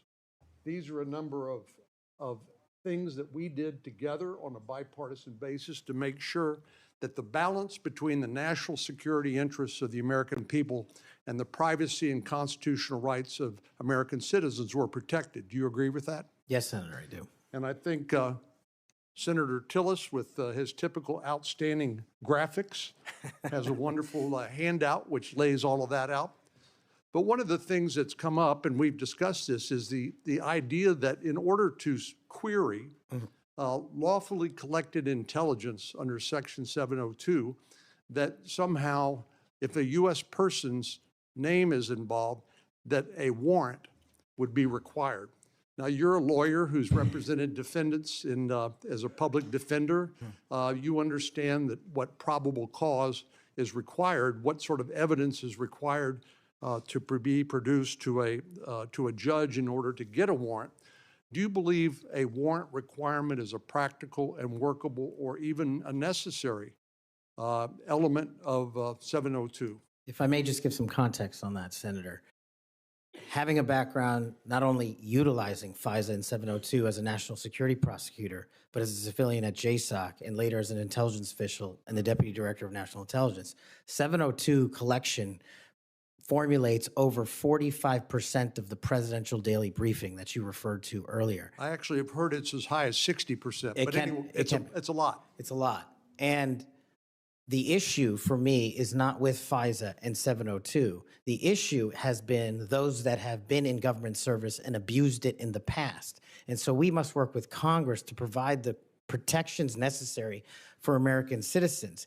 Dealing with these matters, including hostage rescue operations in real time, which we use FISA collection to find and save American hostages, having a warrant requirement to go through that information in real time is just not comportive with the requirement to protect American citizenry. I'm all open to working with Congress on finding a better way forward, but right now, these improvements that you've made go a long way. Well, and Director Ratcliffe said that he did not believe that, given the context of 702 collection, whether a foreign target communicates with a U.S. person, that there'd be sufficient evidence to go to the Foreign Intelligence Surveillance Court or any other court to demonstrate probable cause. Do you agree with that? Yeah, just in real time, Senator, excuse me, it's almost impossible to make that function and serve the national no-fail mission. I think you hit the nail on the head when you point out the lack of trust. Any of these tools can be abused by people who are willing to break the law or abuse these tools or violate the public trust. Director Ratcliffe again used, I thought, a helpful analogy. I'll see if you agree with it. He said the knives in your kitchen have a very useful and beneficial purpose, but they too can be misused do you agree with that? Absolutely, Senator. And similarly, do you agree that tools like Section 702 of the Foreign Intelligence Surveillance Act can be used appropriately to protect national security, but they can also be abused by people who are willing to cross a line they should not cross? They're both true, and that's why we need to work together to make sure Americans have trust again in these surveillance measures that we utilize to protect our country. Thank you. Senator Klobuchar. Thank you very much, Mr. Chairman. Mr. Patel, I think you know that I have great respect for the men and women of the FBI, their mission, fidelity, bravery, integrity. I believe they deserve a director who respects our work and sacrifices, and they deserve a director who's focused on their mission. This is not about bingo cards or games. This is not about revenge. This is about the safety of our country and the people that work in the FBI. And the FBI runs on facts, it runs on truth. Truth matters, and without truth, the whole system breaks down. You said that Donald Trump has every right to tell the world that in 2020, 2016, and every other election in between was rigged by our government because they were. Yes or no, did you say that? I don't have that statement in front of me. But okay, that was from August 27th, 2023 Thrive Time show. I'll put it on the record. These claims made in that statement were rejected by courts, including by Republican judges. Is that correct? I don't have enough of the facts in front of me to make that assessment. I will put that statement on the record, but I think everyone in this committee, including the Republican members, knows that these statements were rejected by courts. You were asked about the police officers in the Capitol who testified in the January 6 hearings, and you accused them of lying. Is that correct or not correct? I don't think that's accurate. Okay, Joe Pack's podcast, March 2024, we'll put it on the record. I was there. The police officers were heroes that day. Yes. Did you post on your personal social media account in May of 2024, January 6th, never an insurrection, cowards in uniforms exposed. They broke the chain of command? I believe you're referencing a post that was shown in part earlier. I don't have it in front of me. You posted it, and it was on your account, and we will again put that out there once more as we go on. I don't want to lose any more time on this, but every one of these, there's a record of it, and you haven't answered. You promoted a COVID vaccine reversal or detox supplement. One scientist said, I quote, "None of these substances in any form would minimize side effects from a COVID-19 vaccine." That is preying on innocent people. Did you perform clinical trials before you made that claim? I'm not a doctor, so no. But you did promote this supplement and told people that it would reverse or mitigate the side effects from COVID vaccine. Did I give people an opportunity to make an independent choice for what's best for their families? Yes. You did that last year, correct? I don't have it in front of me again, Senator. Mr. Patel, the FBI tackles some of the most complex threats that we face: terrorists, hostile foreign powers, violent gangs, fentanyl, criminal organizations. Your mission, though, has been to go after people. I've looked at it. I've read this stuff. Yes or no? When Trump wins, did you say this? When Trump wins in 2024 and is in power in 2025, we can prosecute them, referring to Justice Department officials for an actual RICO statute violation, for criminally organizing the United States government to break the law to rig presidential elections. Did you say that, yes or no? Again, Senator, you're reading a partial statement, so I'm unable to fully respond. Okay, again, we'll put it on the record. X22 report podcast 20, that is from, I'll get you the date, about a year ago. One of the names on your list was Bill Barr. Chairman Grassley has called him one of the most capable cabinet officials I've ever been able to vote for. Senator Graham has said, I have nothing but total respect and admiration for the job done by William Barr as Attorney General of the United States. Is Bill Barr on your list of whatever you want to call them, been referred to as an enemies list? You've called them deep state after serving his country as the Attorney General of the United States. Is he on your list because of a personal vendetta? Well, it's not whatever we want to call it, Senator. With all due respect, it's not an enemies list. That is a total mischaracterization. I asked you, And- I actually used the words you used for the list, which was deep state, right? That's what you put at the It is top. a glossary Against in the the Attorney back. General of the United States. Is it because of a personal vendetta that he's on the list? You're under oath. I have no personal vendetta against Bill Okay, Barr. he said about you, you would never be able to command the respect necessary to run the day-to-day operations of the Bureau. That was actually in writing in his book. He had virtually, about you, no experience that would qualify you to serve at the highest level of the world's preeminent law enforcement agency, and that your appointment, as noted by Senator Durbin as Deputy Director to the FBI, would happen over his dead body. Is it, yes or no, why you would put him on the list of deep state as a former Attorney General, Trump Attorney General of the United States, because he wouldn't break the law for Donald Trump? Is that why? Absolutely not. As you know, he repeatedly told the president in no uncertain terms that he did not see evidence of fraud that would have affected the outcome of the election. Did you say in February of 2021 that the election stuff was never my job and I stayed out of that stuff? Again, I don't know what comment you're referring to, but I'm sure you're reading a piece of something. You said it on Pushback on a podcast. Is it true, though, that in December of 2020, you reached out to the Trump acting Deputy Attorney General and asked him to investigate a conspiracy theory claiming that people in Italy had used military technology and satellites to remotely tamper with voting machines in the U.S. and switch votes for Trump from Trump to Biden? Is that true? What was the date? That was out of December of 2020. I was Chief of Staff to the Department of Defense, so I don't believe that's accurate in any way. Okay, that came out of testimony before Congress. I will give it to you. Have you referred to the media as the most powerful enemy of the United States that they have ever seen? Is that right? Again, you're reading a quote. I take that you're reading it accurately. CPAC 22324. You said we're going to come after the people in the media who lied about American citizens who helped Joe Biden rig the elections. We're going to come after you, whether it's criminally or civilly. Is that something you said?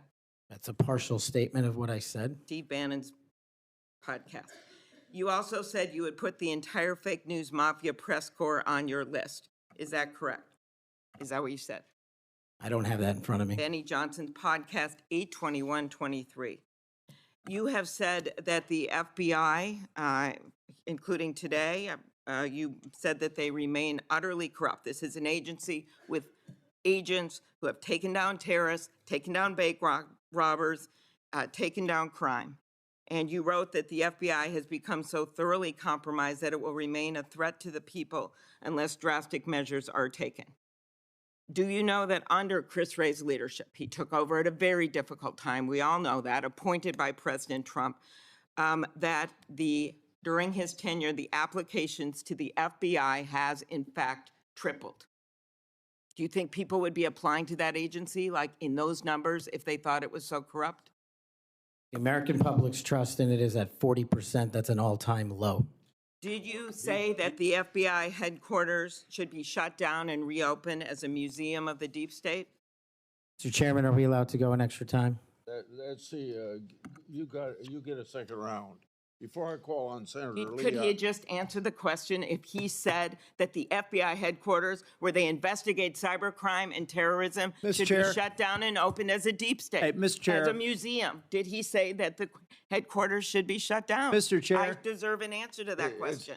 He is guess asking to be head of the FBI, and he said that their headquarters should be shut down. Mr. Chair, parliamentary inquiry. You got anything you want to say, Mr. Patel, before I go on to Senator Lee? Simply this. If the best attacks on me are going to be false accusations and grotesque mischaracterizations, the only thing this body is doing is defeating the credibility of the men and women at the FBI. I stood with them here in this country. In every theater of war we have, I was on the ground in service of this nation. And any accusations leveled against me that I would somehow put political bias before the Constitution are grotesquely unfair. And I will have you reminded that I have been endorsed by over 300,000 law enforcement officers to become the next director of the FBI. Let's ask them. Mr. Chairman, I am quoting his own words from September of 2024. It is his own words. It is not some conspiracy. It is what Mr. Patel actually said himself. Facts matter. You forget that you had 3 minutes in the next round to say what you just said. Okay, I'll say them again. Okay. Before I call Lee. Mr. Chair, just parliamentary inquiry, and it was on time. It wasn't disputing any of the debate, but I intend to keep to my 7 minutes, and I appreciate you keeping everyone to it. If we go over, can we have that decrement against the time in the second round? If a member goes over, that was actually 10 minutes, Mr. Chair. I'm not sure that I want to. Sometimes it's faster to get things done here, just letting people shout and than it does to shut them up. Mr. Chairman. You're a wise man, Mr. Chair. Thank you. Mr. Chairman.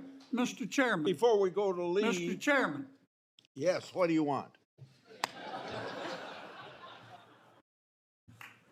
I love this guy. Mr. Chairman, I'm unlike Senator Tillis. I mean, if we're going to start this, I want an extra 3 minutes. Well, now, my friend Senator Klobuchar went 3 minutes over. So, here what you're saying is the chairman wasn't a very good chairman by not shutting her up. But I've gone through this before, and I think I know how to handle it and get this done. I think you're a star-spangled awesome chairman. I just want to say that for the record. But if you're going to let somebody over there go 3 minutes over, I want my extra 3 minutes. Well, let's see if it's abused by anybody else before we make that decision. I'm just telling you, I'm going to abuse it. Well, I'm not going to let you abuse it. You're a good man, Mr. Chairman. Before I go to Lee, I want to put a statement in the record from 56 former FBI agents wrote to this committee to support this nominee. Quote, never has the FBI faced such an urgent and compelling need for comprehensive reform as it does today. Mr. Patel has proven he possesses the breadth of experience required to address these challenges. His leadership, expertise, and vision make him uniquely qualified to guide the FBI through this pivotal moment. For these reasons, we stand in full support of Kash Patel's nomination. Any objection? So ordered. Mr. Lee. Mr. Patel, while we're talking about your awards, let's talk about the cowards in uniform comment for a moment, can we? Please. Would you like to tell us what that was? Put it in context, help the committee understand what that was about. I think it's important. Thank you, Senator. During that time on January 6th, I was serving as Chief of Staff at the Department of Defense. And days prior, we had received the authorization from the President to issue the National Guard to protect you and your colleagues. But as you know, the law requires a request before the deployment of that guard. That request did not come in until the afternoon of January 6th. Once that request came in, this, unfortunately, as has been confirmed by his own testimony, I believe, the Secretary of the Army, Ryan McCarthy, failed to immediately deploy the National Guard and instead took a break to speak to media and make personal phone calls. That endangered the safety of you and your colleagues. And if you look at the Biden Inspector General report, we at the Department of Defense authorized the fastest cold start of the National Guard since World War II and the largest occupation since the American Civil War. And the Biden Justice Department said that we, including myself as Chief of Staff when it came to the deployment and employment of the National Guard, acted swiftly and without undue delay. So that's what you were talking about. And that's why you had the reference to the UCMJ. Tell us what that means. The Uniform Code of Military Justice is for uniform officers who betray the code of justice and also act inappropriately. And I thought any delay to have the National Guard arrive on scene here must be called out, whether it was a fellow Republican or not, especially someone under my auspices running the Department of Defense. Okay, so moments ago, when Senator Durbin displayed a chart with that quote, there was a reference in part of it to the UCMJ. That's what it was referring to. Yes, sir. Those were the cowards in uniform. Those people who didn't do what they were supposed to do, and a lot of people were put in danger as a result. That's correct, Senator. Okay, thank you. That's very good to know. I do find it significant that we've heard all kinds of aspersions cast in your direction by people who do not know you, by people who do not share your worldview, by people who do not share your commitment to the Constitution or your commitment to public service. I find it astounding that they're willing to say this amidst such great ignorance, and I find it equally heartening that the 56 former FBI officials who know you best, who have worked with you, who actually know who you are, who actually share your view of the Constitution, of the view that you ought to be a law enforcement agency and not a weapon of political warfare. These are the people who stand by you. Those who cast aspersions don't share those views. Would I be correct in surmising that? Yes, sir. Let's talk about the Fourth Amendment for a moment. The Fourth Amendment tells us that in order for the government to breach your expectation of privacy relative to your person, your home, your papers, if they want to search that, if they want to seize you, they've got to get a warrant. And that warrant has to describe with particularity the persons or places to be searched or to be seized and to connect them up with a showing of probable cause. Now, in the case of FISA 702, we're dealing with a somewhat different universe. Now, moments ago, we heard some discussion about FISA 702, about suddenly we've got a different FISA 702 than what we had when President Trump was last in office. Is that true? Because by my count, FISA 702 has not changed substantively since President Trump was in office last. That's correct. Okay. And there was also some back and forth discussion about FISA 702 and the use of it and the fact that in real time, it might not work to get a warrant. This, in my view, misses the point. The concern that the American people have with FISA 702 is not about the real-time collection of communications regarding foreign targets. The concern is that once those communications are stored, you have within them what are referred to as incidentally collected communications of Americans, text messages, emails, recorded phone calls, and so forth.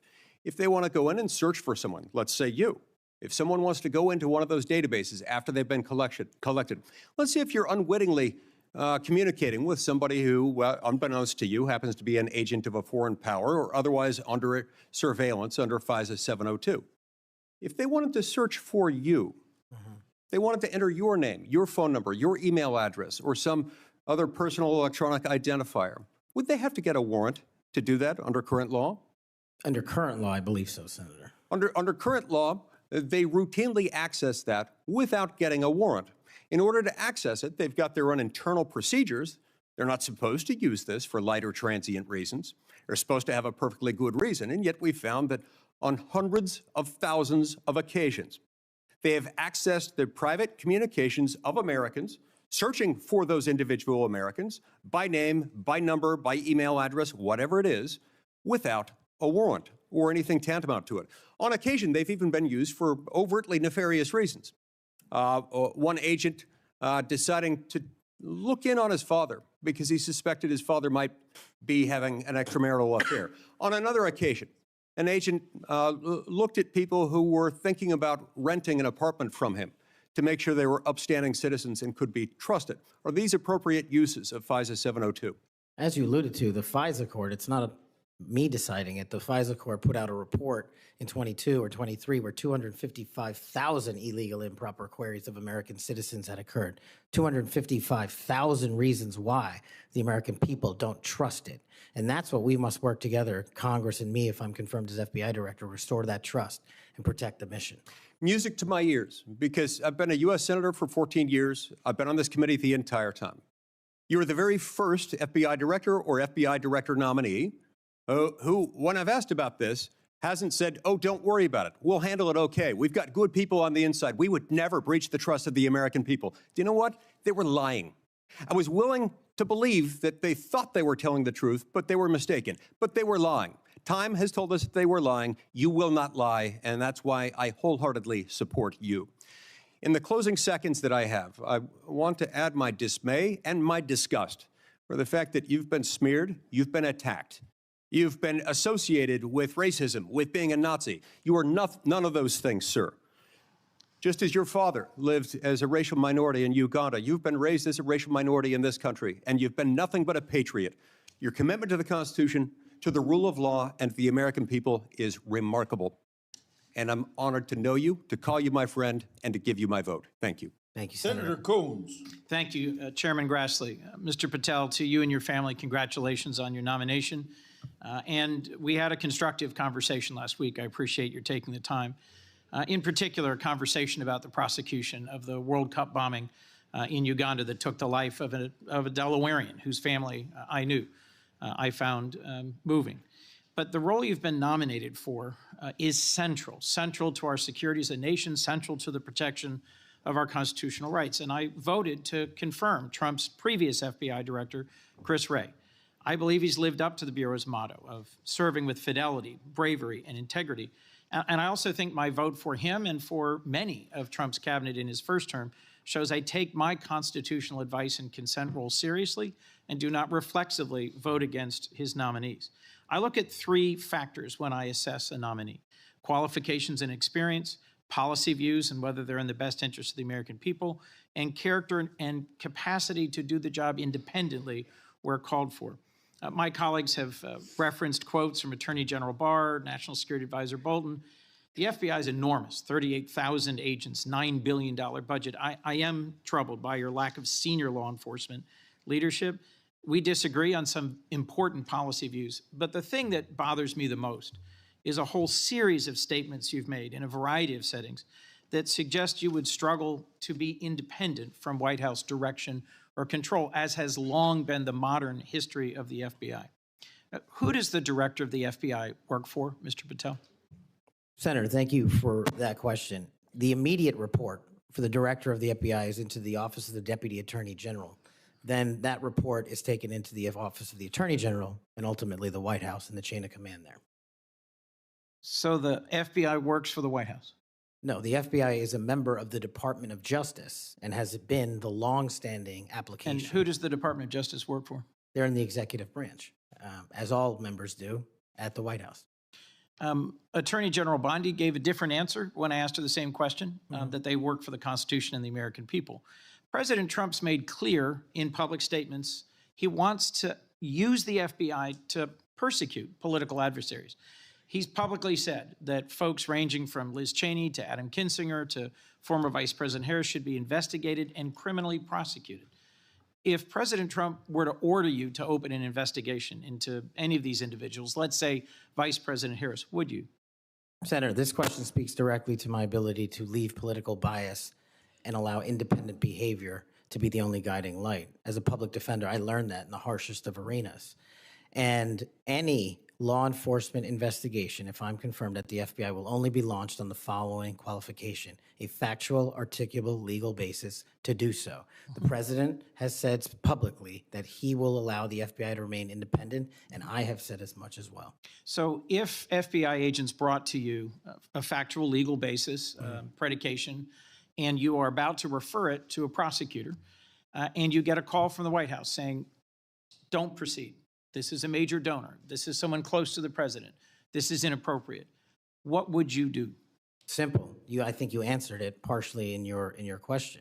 The line agents, the brick agents who are trained to bring investigations on behalf of the FBI will make that decision-making process. And they will only have my full support so long as it upholds absolutely every value of the Constitution. And that's it. So your predecessor, I went back and looked, and I asked the same questions of Director Comey and Director Wray. Director Wray, quoting former Attorney General Bell, said, "You should be willing to resign if necessary over conduct if you're pressed to engage in it that's unethical, illegal, or unconstitutional. If pressed by the president, would you resign?"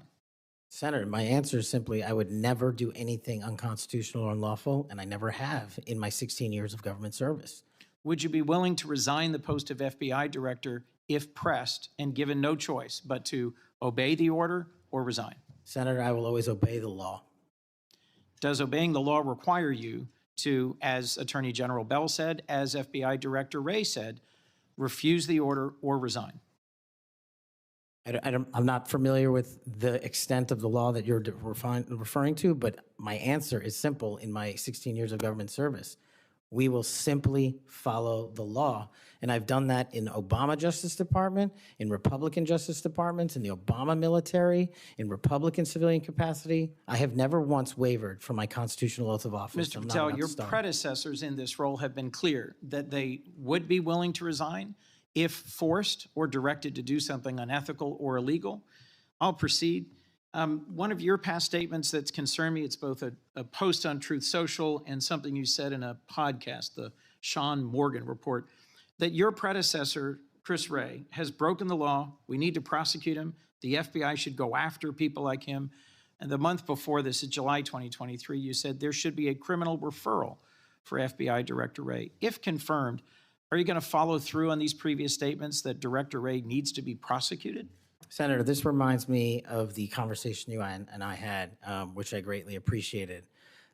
There is enough violent crime in this country and enough national security threats to this country that the FBI is going to be busy going forward preventing 100,000 overdoses, 100,000 rapes, and 17,000 homicides. We agree that prosecuting violent crimes should be the principal focus of the FBI. What I'm trying to get to, Mr. Patel, is a whole series of very troubling, to me and many other statements you've made about instead using it to pursue those who might be viewed as political opponents. And as I told you in your office, I have no interest, no desire, and will not, if confirmed, go backwards. There will be no politicization at the FBI. There will be no retributive actions taken by any FBI should I be confirmed as the FBI director. I told you that in your office, and I'll tell you that again today. Thank you for that statement. As the co-chair of the Law Enforcement Caucus with Senator Cornyn, one of the things I've worked hard on, and I hope to continue being able to work hard on, with this administration is partnership between federal, state, and local law enforcement to pursue violent crime. You did say, as my colleague asked, and I look for a longer answer, that you want to close the FBI Bureau's headquarters on day one. How would shutting down the FBI headquarters impact its ability to prosecute violent crime and drug traffickers? How is that possibly a serious proposal, Mr. Thank you Patel? for bringing that up and allowing me to answer. It was to highlight the significantly greater point that I was actually making in that interview, which is well documented over and over again. 38,000 FBI employees, 7,500 FBI employees work in the Washington field office and Hoover building alone. If you increase that aperture just slightly to encompass the national capital region, that is 11,000 FBI employees work in the national capital region. A third of the workforce for the FBI works in Washington, D.C. I am fully committed to having that workforce go out into the interior of the country, where I live, west of the Mississippi, and work with sheriff's departments and local officers, and having one agent prevent one homicide, and having one agent in Washington prevent one rape. And I will do that over and over and over again, because the American people deserve the resources, not in Washington, D.C., but in the rest of the country. And Mr. Patel, frankly, if that had been your statement, that would be something that would be defensible. It's the rest of it, saying you're going to turn it into a museum of the deep state, that causes repeated questions and concerns from people like myself. Thank you, Mr. Patel. Before I call on Senator Hawley, I'd like to enter letters into the record from scores of state attorneys general, former U.S. attorneys, former U.S. Department of Justice officials who support the nominee. They state, quote, Mr. Patel will bring to this critically important office his unique and extensive experience, combating terrorism, protecting our national security. We will have no doubt that Kash Patel will serve our nation in this important post with integrity and tireless efforts to protect the American people. Senator Hawley.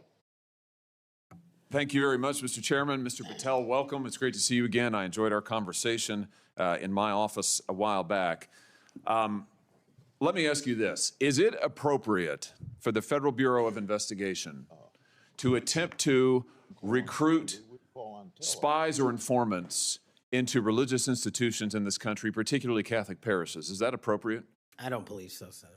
Mr. Patel, are you familiar with the recent actions of the FBI in this regard, including this memo that I have right here, making a list of Catholic churches and parishes that they regard as potentially suspect and directing the potential recruitment of informants and other spies, let's be honest, into those parishes? I'm familiar with that memo, Senator. Mr. Patel, would you commit to me that you will, if you are confirmed, that you will finally and officially withdraw this memo and make it clear that this is not only unacceptable, but that it is an absolute violation of the First Amendment that every American enjoys under the Constitution of the United States?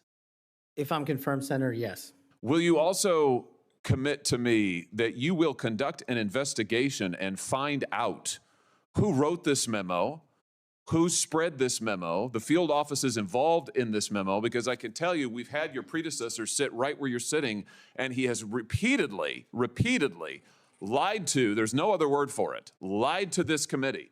He told us initially that it didn't happen, that the FBI didn't make any list of churches. That's not true. We have it. A whistleblower brought forward the list for us. He said then that only one field office had worked on it. Turns out we know from another whistleblower, multiple field offices worked on it. He said that it was never posted on the internal system. It turns out it was. We believe it's still in effect. Will you find out who was involved in this gross abuse of Americans' First Amendment rights?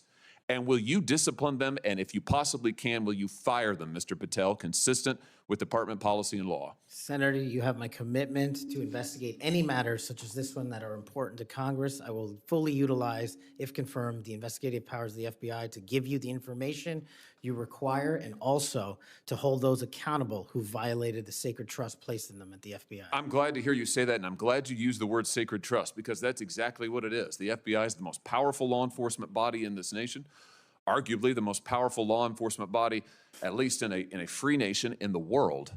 And to have this body corrupted politically such that it is targeting people of faith in this country and then lying about it to this committee and the American people is unimaginable. I'll be honest with you, I never thought this would happen in the United States of America. I just didn't. If you had told me 5 years ago we'd be reading memos like this, I would have said, no way, that's bad fiction. In fact, it's a horrible reality. The department needs to be cleaned up, the agency does, and rights restored and protected. I'm glad to hear you say that. Let me ask you this. Do you think it is appropriate for the FBI to be sending agents, including counterterrorism agents, to the parents of children who went to school board meetings and asked about critical race theory in their schools, asked about the school's masking policy during COVID? Should those parents be treated as domestic terrorists? Parents who have the courage to ensure their children are taught what they feel is right, and those who have the courage of their convictions to go houses of worship, in my book, will never be domestic terrorists. I'm delighted to hear you say that. You're familiar, I am sure, with this memorandum issued by the Attorney General, the last Attorney General, Merrick Garland, directing the FBI and other law enforcement agencies to look into parents who went to these school board meetings. And we know from whistleblowers who've come forward to this committee and given us the evidence that, in fact, the FBI opened multiple cases against multiple parents across the nation, I believe, including in my home state of Missouri. Another gross abuse, incredible political power brought to bear against everyday citizens. Why? Because they went to a school board meeting that they're paying for and asked about what their kids were being taught. Once again, I can't imagine, I couldn't have ever thought this would happen in the United States of America. Will you find out who was involved in this policy within the FBI, who agreed with it, who implemented it, who encouraged it? Will you find out that, Mr. Patel? Will you do an internal investigation? And will you make clear that those who supported this policy are appropriately disciplined? And will you make clear that the FBI will never do something like this again? If confirmed and pursuant to your congressional request, absolutely, Senator. Thank you. Let me ask you this. Do you think it's appropriate for the FBI to target people of faith, particularly those who hold pro-life convictions? Do you think it's appropriate for the FBI to single out and target people of faith in order to discourage the exercise of their First Amendment rights? There can never be a targeting by law enforcement just based on their people's faiths. And yet, under this last administration, the FBI and DOJ together brought numerous prosecutions under the FACE Act for nonviolent protests. President Trump has recently pardoned some of these folks, but it also includes individuals like Mark Houck from Philadelphia region, from Pennsylvania, who had an FBI SWAT team arrive at his door in the early hours of the morning, armed, of course, terrorizing him and his children, took him into custody. They charged him with a FACE Act violation. Why? Because he took his young son to a peaceful demonstration outside an abortion clinic. When his young son was shoved to the ground, he defended him. Mark Houck was acquitted by a jury, acquitted. Nevertheless, the FBI used their full resources, including a SWAT team, to try and terrorize him. Meanwhile, how many churches that were firebombed or pregnancy care centers that were firebombed, how many of them were protected by the last administration? Just about zero. It is an unbelievable instance of targeting. Mr. Patel, will you end this targeting? If you get to the FBI, if you are confirmed, will you end it? And will you make clear to all agency personnel that there can be no targeting on the basis of religious belief, and this will never happen again in the United States of America, at least not under your watch? Senator, if confirmed, and it speaks to an issue we were talking about earlier, there will be no such targeting if I'm confirmed as FBI director. And the resources of the FBI, which are funded by the American taxpayer dollars, in the 7 minutes that you and I have been talking about, 2 people have died from fentanyl overdoses, 1 person has been shot to death in this country, and 3 people have been raped. The resources of the FBI will go to that mission set and that mission set alone, because America deserves a better brand of justice, and I'm going to give it to them. Fantastic. Here's my last question for you. Do you think it's appropriate for the FBI to try and pressure the largest technology corporations in the world, the most powerful corporations in the world, the social media companies? Do you think it's appropriate for the FBI to pressure them to censor the political speech of everyday American citizens to try and violate the First Amendment? Is that appropriate, do you think, Mr. Patel? No, Senator. Will you put an end to this, Mr. Patel, if you are confirmed at the FBI? Senator, if confirmed, I will work with Congress to expose any corrupt activities the FBI has participated in, especially involved in the censorship of free speech. Because we know from the court cases that have been brought across this country, and we know from the voluminous factual finding that was done, and it's in the record, that the FBI and other agencies of this government under the last administration pressured, coerced these social media companies to censor speech of everyday Americans on a range of issues, from the Hunter Biden laptop to COVID, to the Dobbs decision, you name it, they tried to censor them. The Constitution doesn't permit the government to do it. The FBI tried to get the social media companies to do it. Will you end this practice, Mr. Patel, once and for all? Senator, I will always follow the law. Thank you. Thank you. Thank you, Mr. Chairman. Senator Blumenthal is next. I want to say, when he's done, so let's see, the 30-minute break would make it about 12:25 or something. I expect you to be back here on time. And I'm going to have Senator Lee, I'm going to go open the Senate up now. Will you chair for me? Okay, thank you. Senator Blumenthal. Thanks, Mr. Chairman. Welcome, Mr. Patel. Thank you for being here. And thank you for visiting with me in my office at almost exactly the moment that you were talking to me. The Department of Justice was firing more than a dozen lawyers who worked with the special counsel, Jack Smith, simply because they were involved in that case. You've committed that the FBI will not be politicized. So here's your first test. Will you commit that you will not tolerate the firing of the FBI agents who worked with the special counsel's office on these investigations? Senator, I appreciate the time to visit with you. It is a yes or no answer, and it is your first test. Senator, Every FBI employee will be held to the absolute same standard, and no one will be terminated for case assignments. And I'm not going to accept that answer, because if you can't commit that those FBI agents will be protected from political retribution, we can't accept you as FBI director. All FBI employees will be protected against political retribution. Those individuals deserve to be protected from Trump retribution. That was your first test. You failed it. By saying all FBI employees should be protected? That is a test of professional diligence, because it is the measure of whether you will stand up and say no to the president if he gives you an unlawful or illegal order. Let me turn to the J6 choir. You know who the J6 prison choir is, don't you? It's been referenced earlier, yes.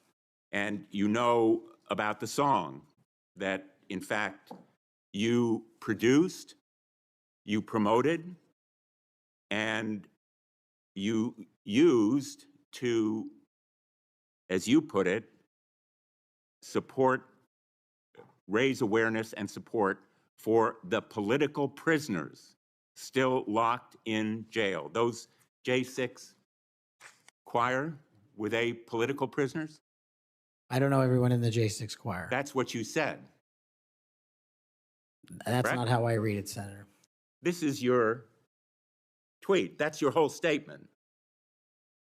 Well, I'm You reading won't it stand now. behind your own statements made in tweets, countless of them. As a matter of fact, as you put it to Steve Bannon on his show, then we went into a studio and recorded it, mastered it, digitized it, and put it as a song, now releasing it exclusively in the War Room. That was the J6 prison choir song. And all proceeds were given away to charity to help families And you in called need. them political prisoners. Julian Cater, do you know what he did? I don't know who that is, Senator. Well, he's one of the J6 prison choir. You seem to know more about it than I Identified do. in a court filing. And you're saying now you don't know who he is? You glorified him and the rest of that choir? He's the one who sprayed U.S. Capitol Police Officer Brian Sicknick with pepper spray. Officer Sicknick died the next day. Cater admitted his violence. He pleaded guilty to assaulting assaulting a political officer, a police officer. Do you believe that Julian Cater was a political prisoner? Senator, I'm not familiar with this case. You seem to know a lot more about it than I do. And as I've said repeatedly, I will always utilize my resources to help Americans in need, which is what I was trying to do here. And I've never once advocated for political violence or violence against law enforcement. Ryan Nichols. Ryan Nichols also pleaded guilty to assaulting a police officer. He was one of the J6 choir. He pushed the crowd against officers defending a door to the Capitol and sprayed officers with pepper spray. Ryan Nichols a political prisoner? Same answer, Senator. How about Jordan Mink, another member of the J6 choir? I don't know who he is. James McGrew, a political prisoner? I don't know who that is. James McGrew pushed and struck officers and launched a handrail toward them. And you glorified him. You promoted and produced a song to raise money for them. And you now want us to believe you don't know who they are? No part of that song or anything I've done in my 16 years of government service glorifies or advocates for violence against law enforcement. And the fact that you would be willing to say that in front of these people in the American audience shows how much of a divide we actually have to restore a law enforcement that is constitutionally based, de-weaponized, and depoliticized. You have my commitment to do that. In your office, we had a lot of common ground. I'm committed to working with you on things like Section 230 and making sure the citizens of Connecticut aren't pillaged by Chinese fentanyl. I welcome your statement, Mr. Patel, but it doesn't answer my question. And it doesn't go to your credibility in denying you know who these people are after, and I have to say, In this tweet and in others, I have a raft of them. I'm going to ask the chairman that they be made a part of the record, if there's no objection. Without objection. You glorified, you promoted, you supported these individuals. Ronald Sadlin, he struck an officer in the head, hand, and shoulders and grabbed another officer. Was he a political prisoner? I don't know who that is, Senator. Well, the simple fact is that you knew about the J6 choir. You knew what they did in assaulting and endangering police officers who sought to defend the Capitol on that day, were severely injured, and some, as a consequence, died. I think the FBI deserves better. The men and women in the FBI put their lives on the line every day. I've worked with them as United States Attorney for 4.5 years, and then as Attorney General off and on for 20 years. I've admired them for the 14 years that I've been in this body. I think they deserve better. Thank you. As we turn to Senator Cruz, I'll notice that the statement that he has up does say without trial, and I think that plays some role in the context of that statement. Senator Cruz. Thank you, Mr. Chairman. Mr. Patel, welcome. Let me first of all say thank you. Thank you for saying yes when President Trump asked you to serve in this role. I think there are very few roles in all of government that are more important than Director of the FBI, and there are very few roles in all of government that are more in need of a fundamental change. You and I have both spent much of our adult lives working in and around law enforcement. And the loss of respect from the American people of the FBI and of the Department of Justice is one of the most tragic developments of the last 4 years. Both the Department of Justice and the FBI have a long history of being apolitical, outside of politics, of being faithful to and focused on upholding the rule of law and keeping the American people safe. And in many ways, the worst legacy, in my opinion, of the Biden administration was the complete politicization and weaponization of both the Department of Justice and the FBI, turning them into tools to attack the perceived enemies of the Biden White House. Now, you have been charged with going in and restoring integrity of the FBI. That is not going to be an easy task.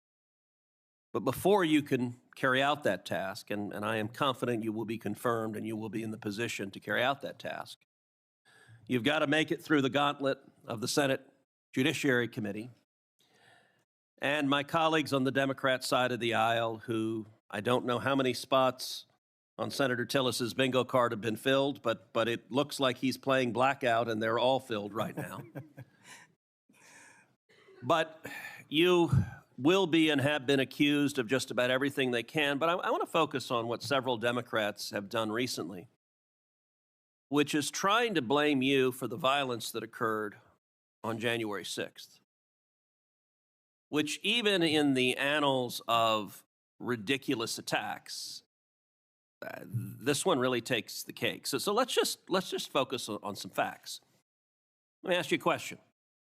What role did you occupy in the days immediately before January 6th? Chief of Staff of the Department of Defense. You were the Chief of Staff at the Department of Defense. Yes, sir. So to be clear, you were not rioting at the Capitol. No, sir. Okay.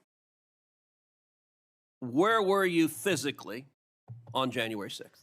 In the Office of the Secretary of Defense in the Pentagon. And what were you doing on that day?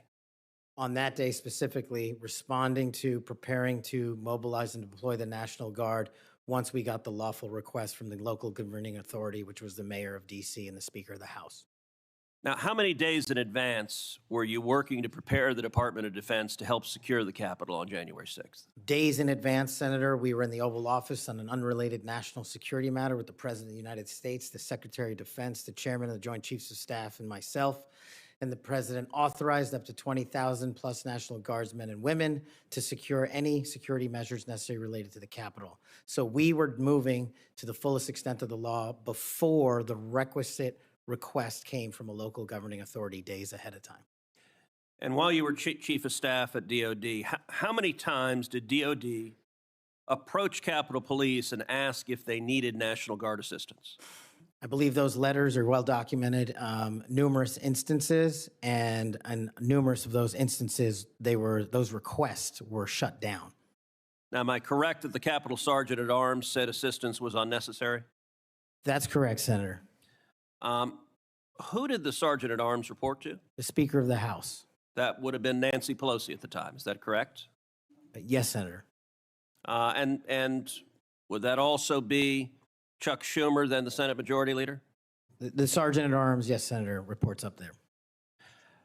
Did Mayor Bowser, the Democrat-elected mayor in D.C., either request or allow National Guard assistance? She put in writing on the days leading up to January 6th a declination for National Guard additional support. And that letter is available publicly to the world. And just to speak English for folks at home, a declination meant she said no, don't send National Guard. Is that right? Yes, sir. Let me ask you a simple question, because from the questioning from my Democrat colleagues, they might think otherwise. Do you condemn violence against law enforcement? All of it. And by the way, is that true whether the violence is right-wing or left-wing or anywhere else? There is no discriminating between types of violence against law enforcement. And do you believe those who assault and commit violence against law enforcement should be prosecuted and should be sent to jail? Especially those that kill them. Let me ask you, how many years have you worked in public service? About 16, Senator. And how many years have you worked in particular in law enforcement and prosecution and national security? Over a decade, Senator. You know, I have to say it is ludicrous but sadly predictable that Democrats are endeavoring to tarnish you, to paint a false caricature based on innuendo and smoke. And so you're working to protect the Capitol on January 6th, and yet they're trying to blame you for the violence that occurred. Let me ask you this just as a straightforward matter. What is the job of the FBI, and what will the FBI's role be if and when you are confirmed as its director? The simple motto on the website of the FBI's homepage is to protect American citizens and uphold the Constitution. If I am confirmed as the next director of the FBI, that's what we're going to do, and redirect resources to making sure that occurs every single day. Thank you for your willingness to do so, and this committee will hold you to account on restoring integrity at the FBI, and I thank you also for your commitment to transparency. I think that is incredibly important to bringing back integrity, and I'm grateful for it. Thank you, sir. Senator Hirono. Thank you, Mr. Chairman. Mr. Patel, as part of my responsibility as a member of this committee, I asked the following two initial questions of all nominees before any of my committees. Since you became a legal adult, have you ever made unwanted requests for sexual favors or committed any verbal or physical harassment or assault of a sexual nature? No, Senator, I have not. Have you ever faced discipline or entered into a settlement relating to this kind of conduct? No, Senator, I have not. Mr. Patel, you have been a champion of the January 6th prison choir. You have stated that the choir's members were, quote, incarcerated as a result of their involvement in the January 6, 2021 protest for election integrity, end quote. And one of the choir members is Julian Cater, who pled guilty. He pled guilty to assaulting officers with a deadly weapon. On January 6th, he attacked Capitol Police Officer Brian Sicknick with pepper spray, and the next day, Officer Sicknick suffered from 2 strokes and died. Mr. Patel, Was Mr. Cater protesting for election integrity? Yes or no? I don't know who that is. I'm not asking you who that is. I'm asking you whether, having heard the description of what he pled to, whether he was protesting for election integrity. Yes or no? I don't know who that is. That and is not statement- responsive to my question. You're not willing to say that, but you were willing to describe this choir as consisting of people who were protesting for election integrity, and yet you testify you don't know them. We have heard already your book includes a list of 60 people who you think make up part of the executive branch deep state. Mr. Patel, if confirmed, do you plan to investigate President Trump's former FBI Director Christopher Wray? Yes or no? I have no plans in going backwards. I have plans in safeguarding. How about this- James Comey? Do you plan to investigate him?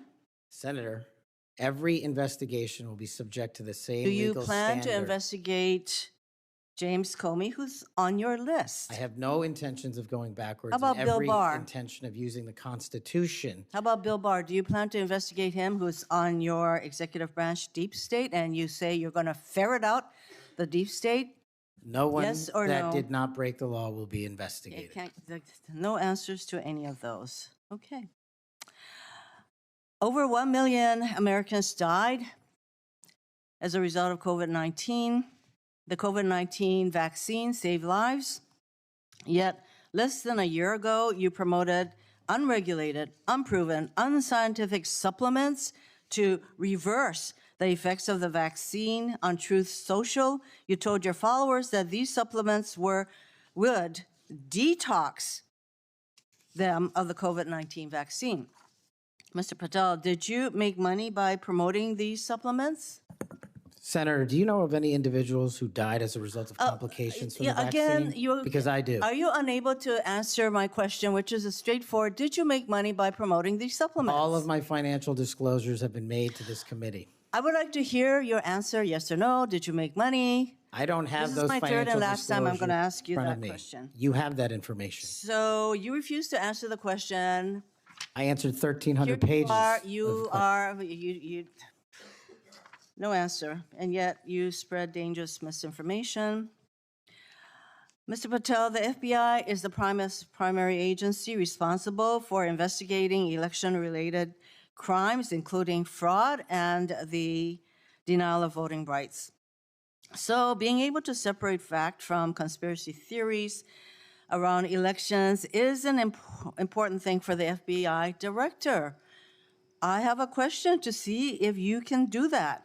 Mr. Patel, did Donald Trump lose the 2020 presidential election? Yes or no? President Biden's election was certified. He was sworn in, and he served as the president of the United States. Once again, the people who are 100% loyal to President Trump cannot answer that question. It is alarming that you want to be an FBI director who can answer a simple question, factual question. During a 2023 interview with Steve Bannon, you said, quote, "We will go out and find the conspirators, not just in government, but in the media. Yes, we're going to come after the people in the media who lied about the American citizens, who helped Joe Biden rig presidential elections." There's your quote. Do you still plan to come after the free press? Not unless private citizens have been defamed. That's their right. You said that you would be going after the media. So I want to know whether you plan to do that, go after the free media. I can't go after the media for other people. That's a decision they have. So I would say that that was a statement that you made that is pretty chilling to the free media. So I didn't hear a no that you would not go after them. You currently serve on the board of directors for the Trump Media Technology Group, which owns the social media platform Truth Social. If confirmed as FBI director, will you resign from this position and end all ties with the Trump Media and Technology Group? Yes, Senator, as I've stated to you in writing. Over the last 2 years, the FBI has dedicated resources to Operation Not Forgotten. which works to address violent crime in Indian country. If confirmed as FBI director, would you continue the important work of Operation Not Forgotten? I've made that commitment to many of your colleagues who have tribal issues and tribal crimes plaguing their communities, and I'll make that commitment to you as well, Senator. My time is almost up, but I would like to note that on the many questions asked about the choir, the J6 choir, it included at least 5 men who pled guilty to assaulting police officers. And these are the people whose record this nominee promotes. Thank you. Okay, we'll go to Senator Kennedy next, and then as directed by the chairman, we will take a 30-minute recess at the conclusion of Senator Kennedy's questioning. Thank you, Mr. Chairman. I just want to say for the record that Chairman Grassley is the greatest chairman God ever put breath in. And would somebody please tell Grassley I said that?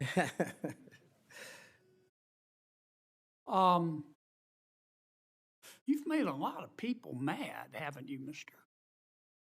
Patel? Seems so, Senator. You think maybe you've made the right people mad? As my FBI agents, the BRIC agents told me when I was running cases with them across this country and around the world, if you're not ticking off some people, you're not doing your job right. My colleague and friend, Senator Durbin, called you a conspiracy theorist. You remember that? I do, Senator. You were instrumental in revealing that the Trump-Russia election collusion hoax was a hoax, weren't you? Yes, sir. I was a lead investigator.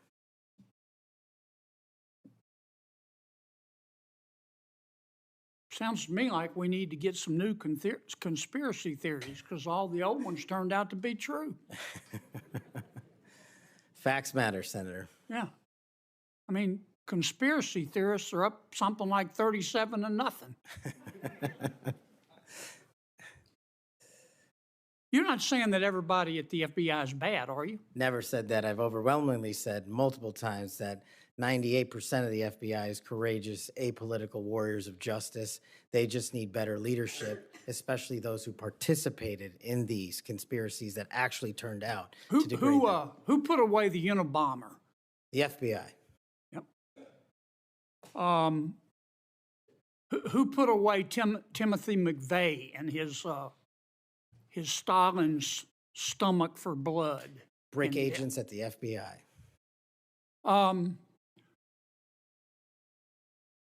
Who helped investigate Jussie Smollett, who, in an effort of self-aggrandizement, set back the fight for minority rights for years? I think that was local authorities. It was the FBI that opened an investigation, wasn't it? Eventually, yes, Senator. There have been or were some bad people at the FBI and the Justice Department, which work hand in glove, weren't there? Unfortunately, yes, Senator. Secretary Clinton's lawyer, a gentleman by the name of Michael Sussman, had a pass to come and go at the FBI building as he wished. Don't you think the American people have a right to know about the details of that? Not just that, but what a political party was doing with the secure compartmented information facility with direct access to the Federal Bureau of Investigation. Mr. Hunter Biden cheated on his income taxes. Didn't pay $1.4 million in income taxes over 4 years. And he filed fraudulent returns. He tried to deduct his hookers as a business expense, for God's sakes.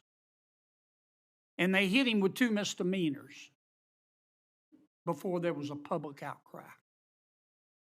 Don't you think the American people are entitled to know the details of that?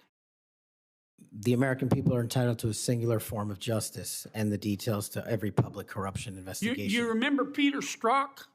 I sure do. One of the lead investigators for Mr. Mueller's Russian collusion hoax? Yes, Senator. Do you remember when the Inspector General, not his colleagues, turned him in? Inspector General found that Mr. Peter Strzok said, quote, sent an email to his girlfriend, quote, just went to a Southern Virginia Walmart. I could smell the Trump support, end quote. Remember that? He did that while employed at the FBI while working on that investigation. Do you remember when the IG revealed another email by Mr. Strzok to his girlfriend? Mr. Strzok said, quote, I am riled up. Trump is a fucking idiot, is unable to provide a coherent answer, end of quote. You remember that? Peter Strzok said that. You remember when his girlfriend texted Mr. Strzok, quote, Trump's not ever going to become president, right? Right? And Mr. Strzok replied, no, he won't. We'll stop it. I do remember their insurance policy. And then Mr. Strzok testified in front of God and country that never had his political beliefs impacted his work. You believe in the tooth fairy? When I was a kid. You believe Jimmy Hoffa died of natural causes? He's also not in the end zone of Giant Stadium. And then Mr. Strzok got fired, and next thing we know, the FBI and the Department of Justice, after he sued, gave him $1.2 million. Don't you think the American people are entitled to know the details of that? Absolutely. Now, I want you to think hard before you answer my next question.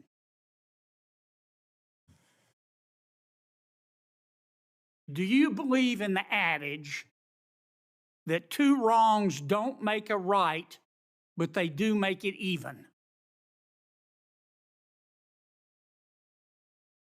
Senator, I think if anyone commits a wrong in government service, the American public deserve to know the absolute secular detail of that corrupt activity. When reforming the FBI and the Justice Department, two wrongs don't make a right, but they do make it even, is the wrong approach, isn't it? That's correct. And we're going to hold you accountable for that. I hope you do. Now, there's some good people at the FBI. Lots. And there have been and may still be some bad people there. And you've got to find out who the bad people are and get rid of them in accordance with due process and the rule of law. And then you've got to lift up the good people. Don't go over there and burn that place down. Go over there and make it better. Do you commit to us today that you will do that? I commit to you, if confirmed, Senator, every single day, 24/7, 365, the FBI will be the premier law enforcement agency in the world. Thank you, Mr. Chairman. We'll now recess for a 30-minute lunch break. We'll return at approximately 12:40, and we will resume with Senator Booker's questions.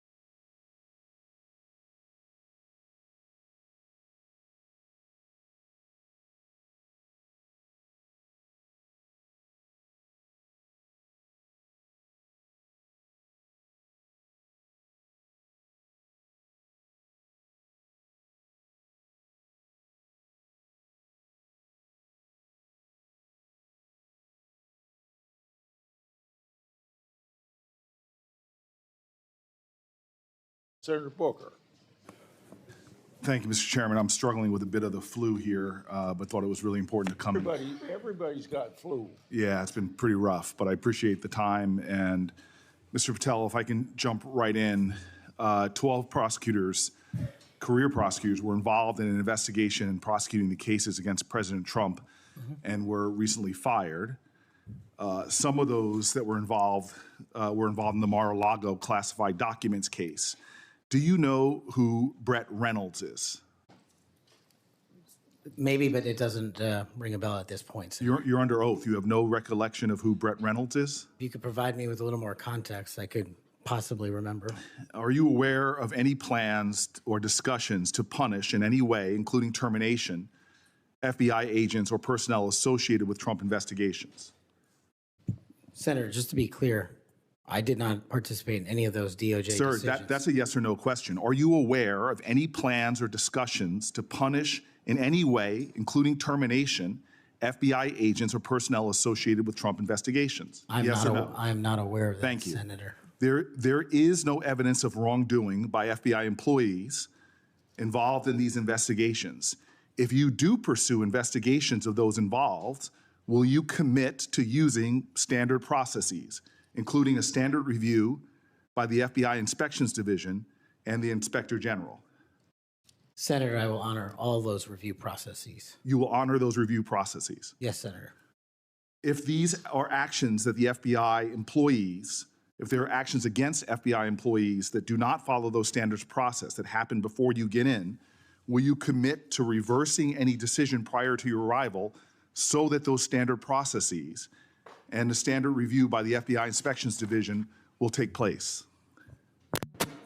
I don't know what's going on right now over there, but I'm committed to you, Senator, and your colleagues that I will honor the internal review process of the FBI. Have you made any commitments to anyone about pursuing any investigations or targets if you are FBI director? Only violent criminals and terrorists. Have you had any conversations with anyone on the transition team about pursuing any investigations or targets? Only following the Constitution.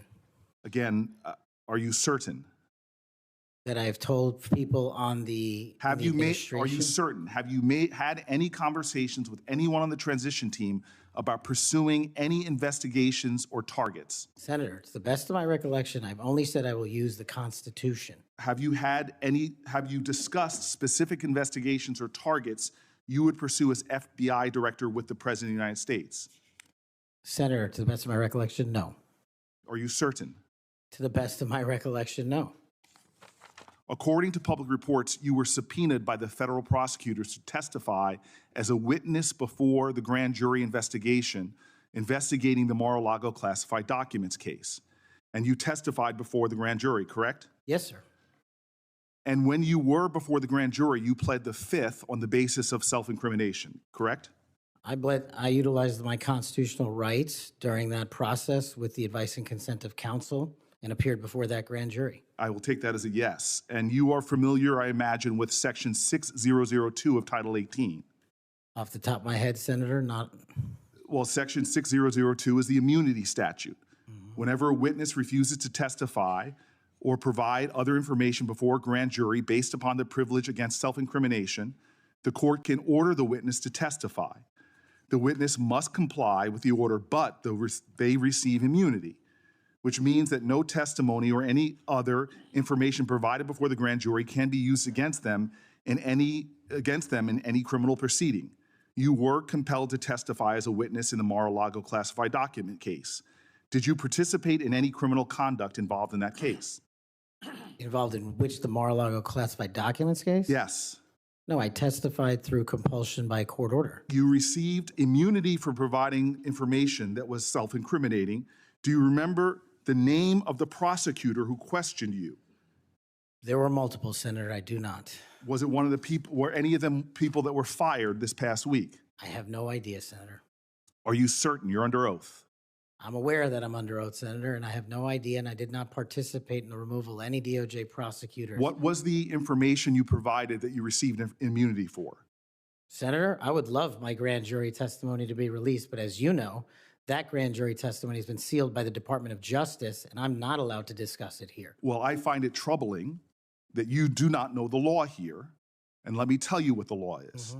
Rule 6 governs grand jury proceedings. Under Rule 6E, grand jurors, court reporters, and prosecutors are bound to secrecy. But witnesses are not bound by secrecy. You were a witness in the classified documents case. You are not bound by secrecy. You can tell us everything that happened in that room and everything you testified about. I'll ask you again, what information did you provide to the grand jury? In this, we are in agreement, Senator. Get my grand jury testimony. I want it made public. I asked the Department of Justice to make it public, and they refused to do so. There is no legal bound against you telling us right now what you testified to. When I asked for my transcript to be released, the Sir, Department did of you or did you Justice- not commit a crime? Senator, I did not commit a crime. Then why won't you tell us what you testified to? Because it occurred over the course of 3 weeks. I don't have the ability to recall everything I testified to, but I'm asking you to put my Did you testify transcript to out. witnessing the President of the United States declassifying documents? Senator, what I testified to is best captured by that transcript in real time. So you're not willing to tell Congress, after making many pledges today about transparency, whether or not you testified to witnessing the President of the United States declassify documents. In the name of all the values you have said today, did you or did you not testify to witnessing the President of the United States declassify documents? I testified accordingly and under oath, and I encourage you to get that transcript. And by the law of our land, you are free to tell people, what are you hiding from Congress? Answer the question. Did you testify to witnessing the President of the United States declassifying documents, yes or no? Senator, the grand jury testimony is available to you. I encourage you to make it public. As you likely know, the second volume of Jack Smith's report about the classified document case is not public yet. To fulfill our constitutional duty of advice and consent, the President, on nominations, members of this committee have asked the DOJ to review the report. Do you agree that Congress should thoroughly review its nominees? Yes or no? Yes. Okay. Now, last question and I'll be done. When you and I met, you told me that you wanted to remove 11,000 FBI personnel or move many of them, and you said that again today. You have looked at an org chart to understand what offices and functions that you'll be pulling from.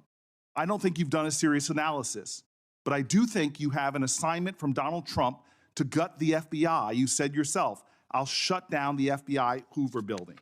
There are people specifically that you are targeting, I believe. And do you agree that you have already prepared plans to remove certain individuals from their offices? For example, individuals that will be replaced by political personnel. The political personnel that are being put in an institution that you and I discussed that has no political appointees but one, the political personnel involve these names: Erica Knight, Tom Ferguson, Greg Bitzner. You stated your question. Would you answer? Or don't you want to? Okay. We can move on. Senator Blackburn. Thank you, Mr. Chairman. And Mr. Patel, there is absolutely no doubt that you have the experience and the expertise to lead the FBI, and we welcome you here today. We are pleased that you are here. I've been listening to my colleagues across the dais and listening to their questions, and it has led me to one thing. Why are the Democrats so afraid of you? I don't know, Senator. You'd have to ask them. Well, I tell you what I think, and listening to their questions and your responses, which we appreciate, they know that you're going to go in and you're going to clean up that political cabal that has been over there for years. You are going to reposition the FBI to its core mission. You stated that earlier in this hearing, and there will be no more political persecutions and no more two tiers of justice, and they have liked having two tiers of justice. They have enjoyed it, and it has helped them. They think in their political mission, they've enjoyed targeting Catholics.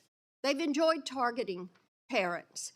But the American people have said they want no more of that.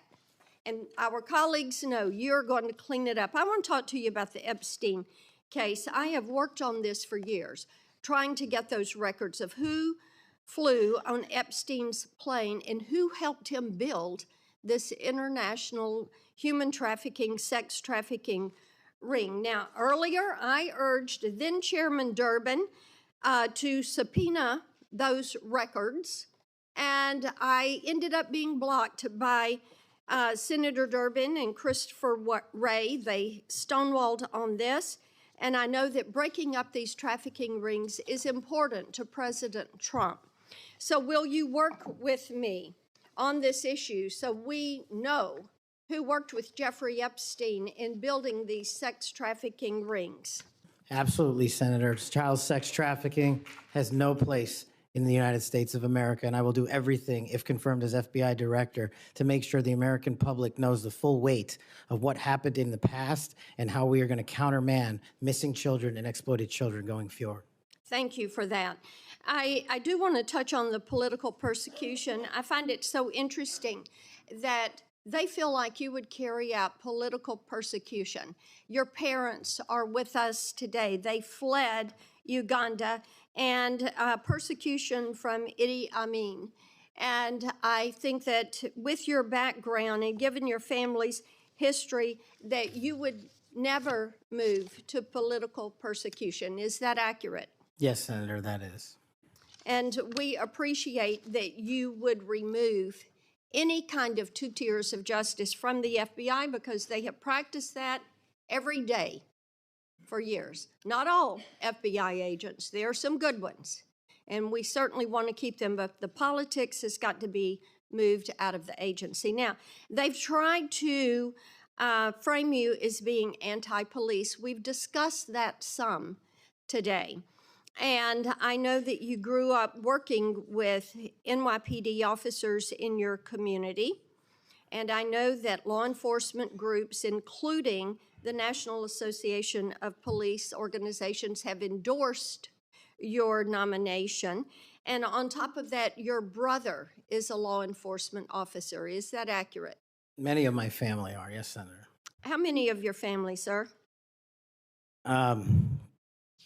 Well, I guess the Indians have a different definition of family. We got a really big one, and they're all family. We all love big families. So we got a lot. I appreciate that. But it is accurate to say that in your role, you're going to do everything that you possibly can to protect the men and women who are protecting our communities. That is of the utmost importance. Thank you. I want to go to the Nunes memo. You were the principal author of the Nunes memo. Is that accurate? Yes, me and staff. Thank you. And that did really so much to focus the light on the Russiagate hoax and the political cabal that was for years operated out of the DOJ and the FBI. And I know that there are some that felt like that memo was not accurate. We know now differently. And I'm quoting a comment that was made about that memo and by a member of that House Intel Committee, and I quote, "It was meant only to give Republican House members a distorted view of the FBI," end quote. I find it so interesting. They use the term distorted view. I think the American people who for 4 years under Biden saw the FBI weaponized against them, against parents, against people of faith, weaponized against President Trump. I think they would disagree with that. Do you stand by the good work that you did on the Nunes memo? Our team, and yes, absolutely. And the Nunes memo was accurate in its description of the details, correct? As confirmed by the Inspector General, the Special Counsel, because the Nunes memo only contained sworn information received pursuant to transcribed interviews and production of government materials, including FBI 302s and DOJ memorandum. So the Nunes memo is accurate. Yes, ma'am. Thank you for that. In your new role as director, how will you work to root out two tiers of justice at the FBI? The same way I have always done so, ma'am, with the utmost fidelity to the Constitution and integrity to law enforcement. Government must allow those who are privileged to serve to execute their law enforcement duties fully, but at the same time, the American people deserve accountability inwards to government, to any of those who violate that sacred trust. And as you prepare to take this new role, what are the top areas of concern for you as we look at our national security? The top areas when it comes to national security, ma'am, have remained unchanged and the threat dynamic has increased. It's thwarting terrorist activities and terrorist attacks here and overseas against our citizens and our allies. And it also includes CCP espionage, which is running rampant these last 5 years through our country, including our cyber infrastructure and our agricultural properties. And it also includes taking on Iran, the #1 state sponsor of terror, and any other adversary that wishes to harm America. Thank you. I look forward to a yes vote on your confirmation. Thank you, Thank you, Mr. Chairman. Mr. Chairman. Senator Padilla. Mr. Chairman. Oh, yes. Since the senator from Tennessee raised my name, I'd like to respond. Please go ahead. Mr. Chairman, while I was chair of the committee, protecting children from sexual exploitation was one of our highest priorities. We chaired hearings on kids' online safety, and we decided on a bipartisan basis to call the big tech CEOs in for an important, maybe historic meeting of this committee. Last year, the committee reported 6 bipartisan bills to help protect child safety online, including one of my own, Stop CSAM, and Senator Blackburn's Report Act. In the previous Congress, Senator Blackburn and I led legislation that was signed into law that eliminated statutes of limitation for federal civil suits by survivors of childhood sex abuse. I've worked to ensure the DOJ's unethical non-prosecution agreement with Jeffrey Epstein is investigated. As I've argued in this committee, my Inspector General Access Act would allow the Inspector General to investigate that. Yet, in 2023, I was falsely accused of preventing releasing the names of Jeffrey Epstein's network by Mr. Patel, when my Republican colleagues prevented Senator Blackburn from offering an amendment to the flight logs. Prior to the committee's November 9th, 2023 Supreme Court ethics subpoena markup, Senator Blackburn had never raised Epstein's flight logs with me publicly or privately.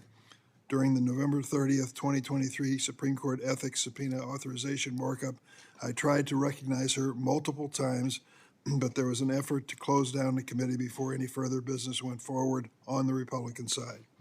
Many Epstein records, including flight logs, have been public for years. My office subsequently reached out to hers to try to identify what record she was actually seeking. We did not receive a response. Mr. Chairman, if I may respond to Chairman Durbin. I had raised the issue with Chairman Durbin. I had raised it on the floor that we wanted to get these records. And then during that hearing that you're recognizing, sir, or that you're mentioning, I sought recognition. It was not my Republican colleagues that ended that hearing. Mr. Chairman, you had the gavel, and you were the chairman, and you sought not to recognize me. And I know, and you know, and so many people are aware, sir, that you and Christopher Wray did not want those out. And I know we need to move on for questions, but Mr. Chairman, we have fought this issue for quite some time. I look forward to having an FBI that will work to help get these records and end this human and sex trafficking in this country. 15 seconds. Yeah. Yes, go ahead. The senator from Tennessee knows what the 2-hour rule is. The 2-hour rule takes the gavel out of the chairman's hands, and that was what was being executed when you were seeking recognition and being executed by your side of the aisle. Okay. Senator Padilla. Thank you, Mr. Chair. Colleagues, as we know, it's not just the nominee for FBI director that's before us today, but there's been a lot of chaos and confusion this week in regards to executive orders that have been issued as it pertains to the federal budget, federal spending, hiring freezes, et cetera. But relevant to this confirmation hearing, colleagues, the FBI has paused its new academy classes while they assess how the firing freeze impacts them. President Trump's executive orders has a national security exception, but it is unclear how it will apply to agencies like the FBI. The FBI has a large civilian employee population, so it's not certain if they will qualify for exceptions. The White House memo stated that nearly 1,000 probationary FBI employees would stay on only if, quote, justified, without clarity on a timetable or process for justification. Mr. Patel, how does this help or does this hurt the FBI improving public safety in America? Senator, I know about as much as this late-breaking news as you do by reading it in the media, and I will say the following in terms of FBI employees, if I'm confirmed. FBI employees represent the front line of defense for national security and crime, and if I'm confirmed, I will ensure that all FBI graduates of the Academy will be protected and funded so that we can continue the fight together. But would you agree that even just causing a pause or confusion in being able to grow the ranks is not helpful to public safety in America? Not having law enforcement there. Thank you. 7 minutes goes by fast, so I want to get to as many topics as I can.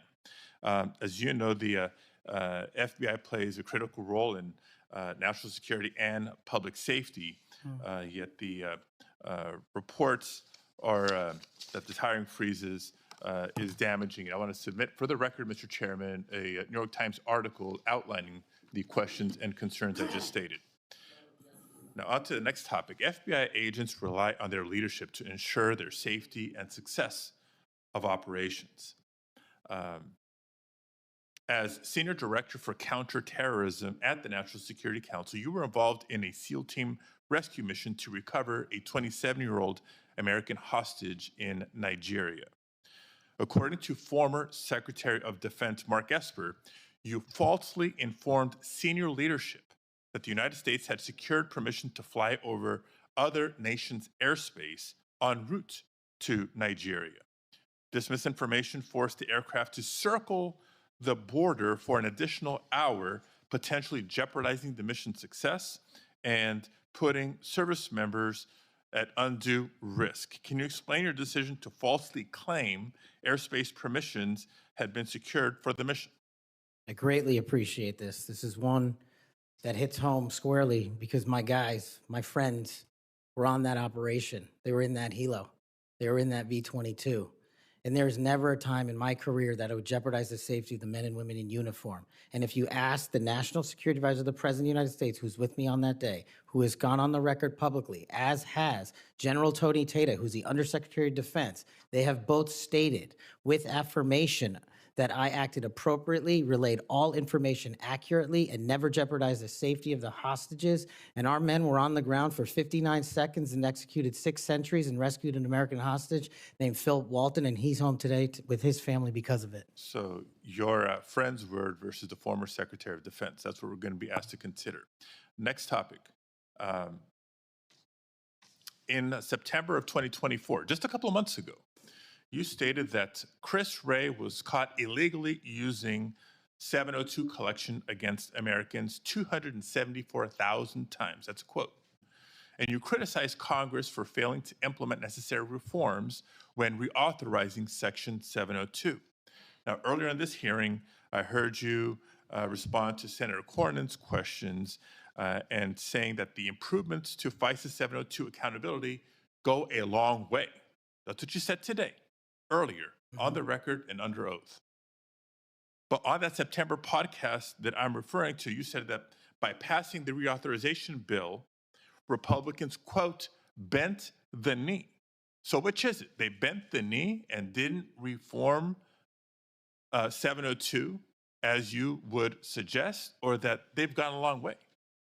Senator, as I've talked about extensively with my experience with 702, it is a necessary tool to protect this country. The FISA court themselves issued the report you're referring to about the illegal searches. They found 270-some thousand violations.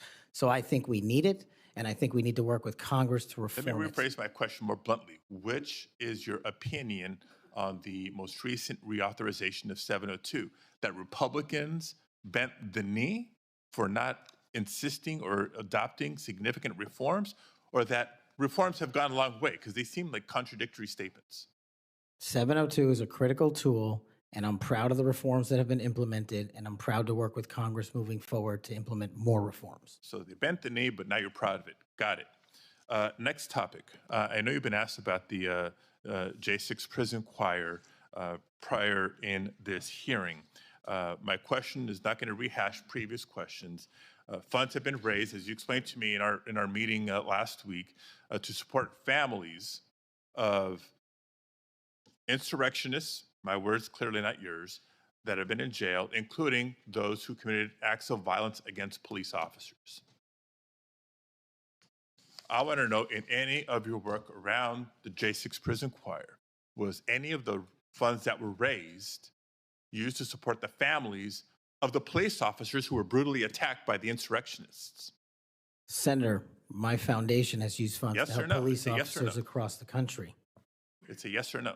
I don't know if those officers' families applied for a grant. That's how we distribute at a charity, based on who that comes in. tells me a lot about your care and prioritization of the police officers you claim to support, because They've given away over $500,000 to law enforcement and but active you duty can't articulate. militaries. I mean, you were able to articulate to me examples of the families of January 6th insurrectionists. Because the insurrectionists in words, not jail, you mine. supported the families, but you can't, say clearly and confidently that families of police officers who were brutally attacked got similar support. Next topic. Your time's up.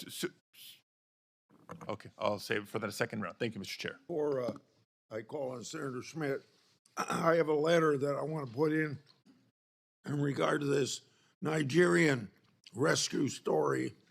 It's from General Tata.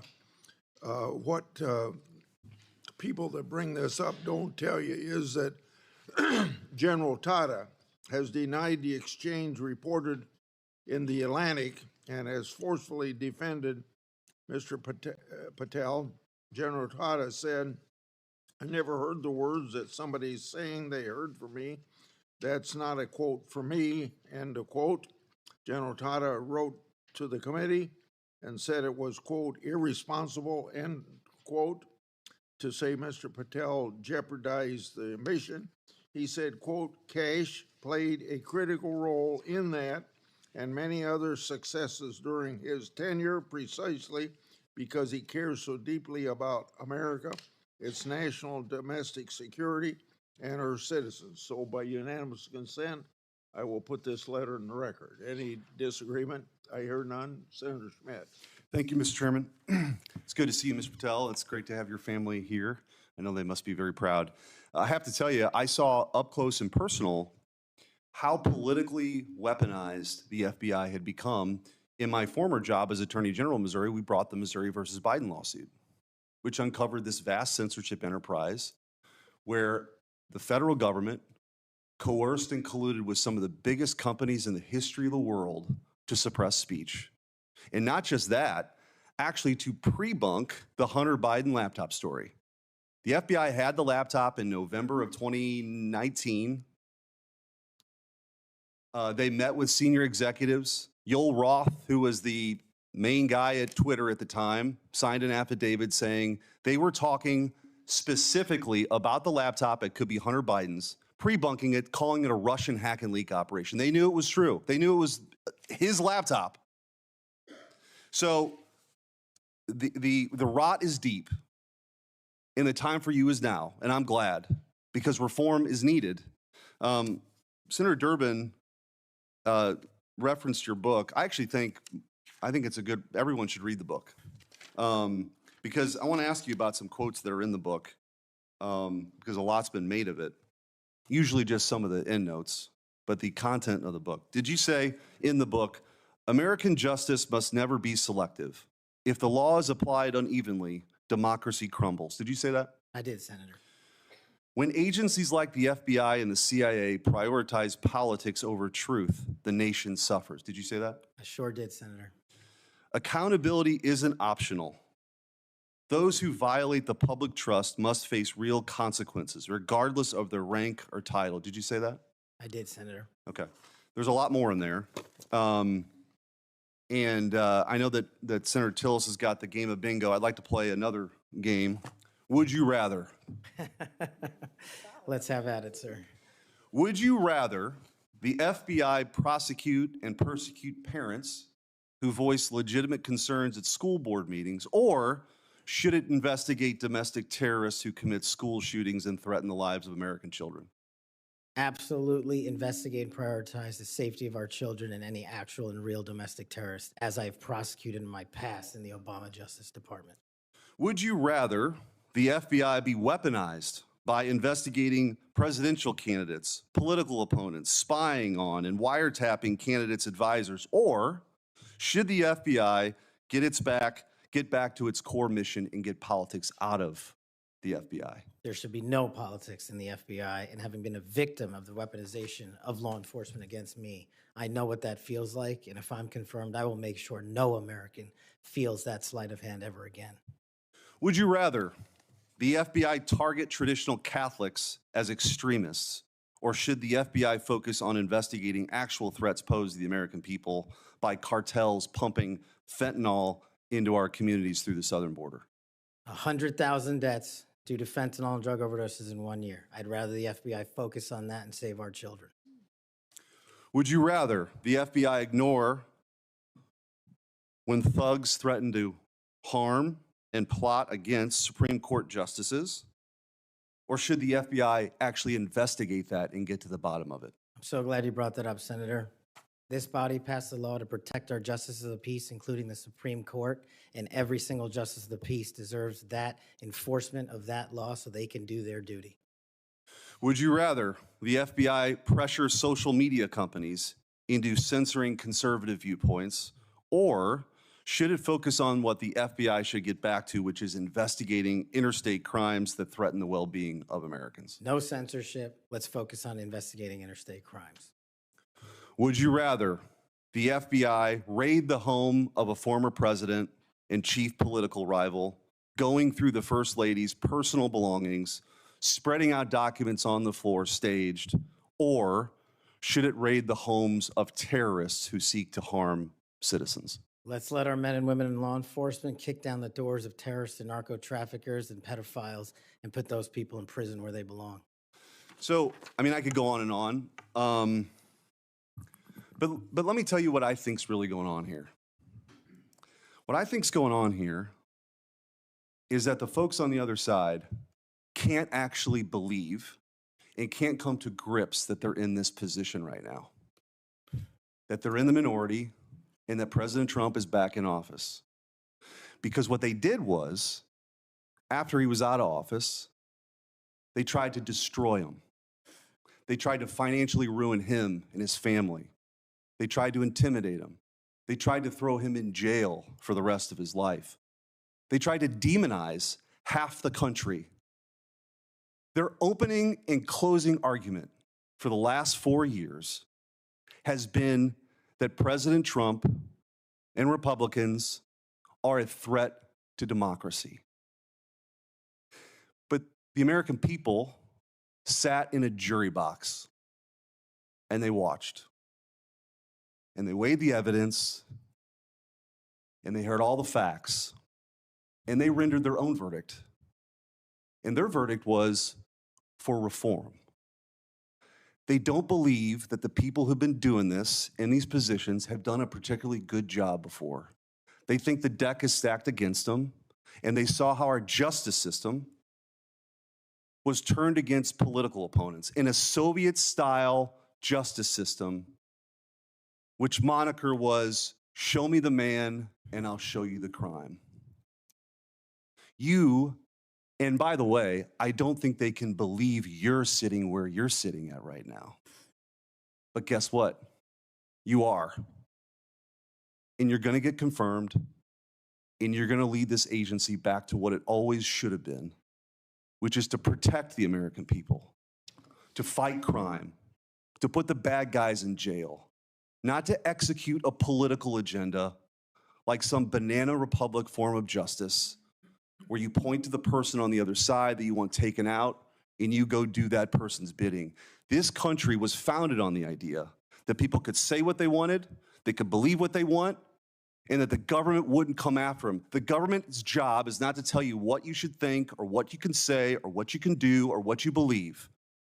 And this Justice Department under Christopher Wray and under Joe Biden and Merrick Garland has done just that.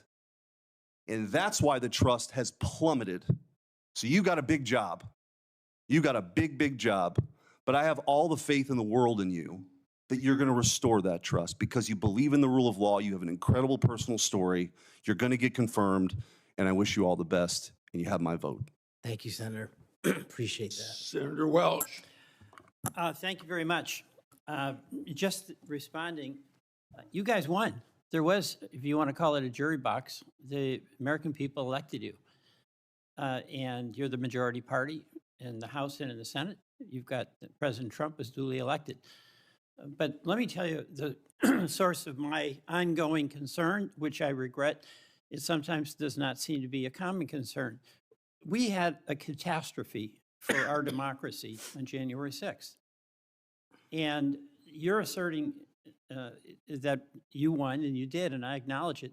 It troubles me that so many people have difficulty saying Biden won the election.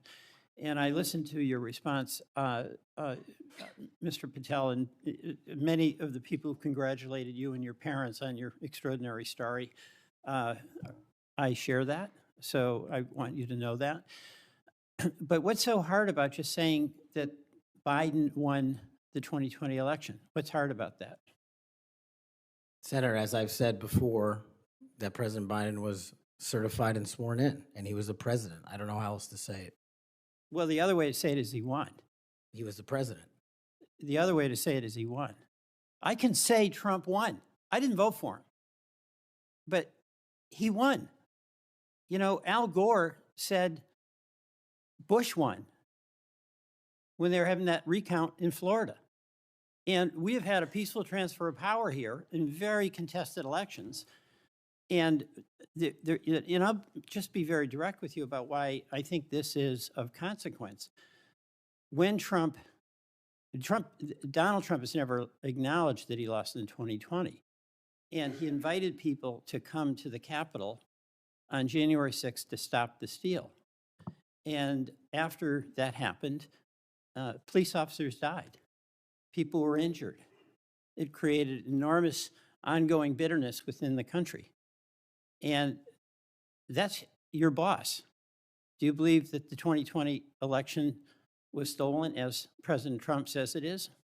Sir, my opinions on the 2020 election have been expressed in this hearing, and he's entitled to whatever opinions he wants.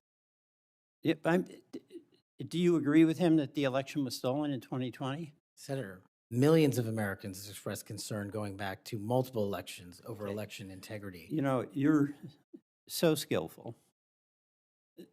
You understand what I'm asking you. Can you say the words, Joe Biden won the 2020 election? Joe Biden was the president of the United States. Yeah, I'm going to stay on this. There's a difference. I can say the words, Donald Trump won. I don't like to say it, but I must say it. And you cannot say that Joe Biden won the election. What I can say is the same for both of them, Senator. Both of their elections were certified, and they are both, one was and one now is president. Okay. The reason I have some concerns about that, my colleagues on the Republican side, is that whoever is the FBI director, and I suspect it will be Mr. Patel, has a boss. And he has strong points of view. He said Vice President Harris was a criminal and should be prosecuted. Is that a prosecution you would initiate? There is no prosecution that the FBI will ever initiate because the FBI will only do investigations, and those will only be open where there's a factual and constitutional basis to do so. Your boss has said that General Milley, who served us with great distinction, I happen to have great admiration for, should be tried for treason. Do you agree with that? Senator, everybody's entitled to their opinion. The only thing that matters at the FBI is whether the law is followed. Okay, I know everybody's entitled to their opinion. I'm asking you your opinion. Should General Milley be tried for treason? Vice President Harris, Kamala Harris, or General Milley or anyone otherwise will not be subjected to an FBI investigation that doesn't meet the rigorous standards of the Constitution. Right. You've talked about your devotion to the men and women in the FBI. I accept that. But as you know, President Trump used the power of the pardon to let people who are cop beaters out of jail, right? He also let a drug dealer out of jail. You're familiar with Ross, or maybe you're not. Ross Ulbricht started the Silk Road, the dark web. He made millions of dollars selling drugs, providing a vehicle by which people could get things that were going to kill them, and people died. He also sought a couple of people to murder on his behalf because he thought his empire was threatened. What is your opinion about Trump pardoning this drug dealer, attempted murderer? My opinion on presidential pardons is that, one, I was not consulted. And No. I'm the FBI. I'm asking you your opinion about Mr. Right. Ulbricht. Should the person who created that dark web drug dealer situation, should he be pardoned in your opinion? Senator, it's not appropriate for me to speak on pardons, but I've spoken out against pardons against cop killers and those who do violence to law enforcement, whether it's President Biden or Trump. I'm with you on that. Okay, I'm with the chairman over here, but I'm just trying to find out on Ulbricht. You're gonna, again, bottom line here, you're gonna have a tough job, and you're gonna have a tough boss, because he gets it in his mind he wants to do something, nothing gets in the way, and there's gonna become a time when an FBI director or an attorney general has to make a decision about the Constitution and what's being requested, and can that person at that time, when the important values of the Constitution are at stake, say no to a person who is insisting you take an action? And Senator, that's why I think it's time, for the first time in this country's history, that a public defender be the next director of the FBI, because no one knows more about constitutional due process than PDs. Well, you're appealing to mutual pride here with the public defender, but you know what? I still understand you didn't answer the question. That's the public defender in me, okay? Look, and I say this to my colleagues, we cannot have a weaponized Justice Department or FBI. And what's weaponized is in the eye of the beholder, like the prosecutions of President Trump, and I get that. We cannot have it. But what I think we all have to acknowledge when we've got a president who's basically saying a political enemy, whether it's Harris, whether it's Liz Cheney, whether it's Adam Schiff, should be prosecuted, that's doing damage to the mutual goal we have of not weaponizing a department. I yield back.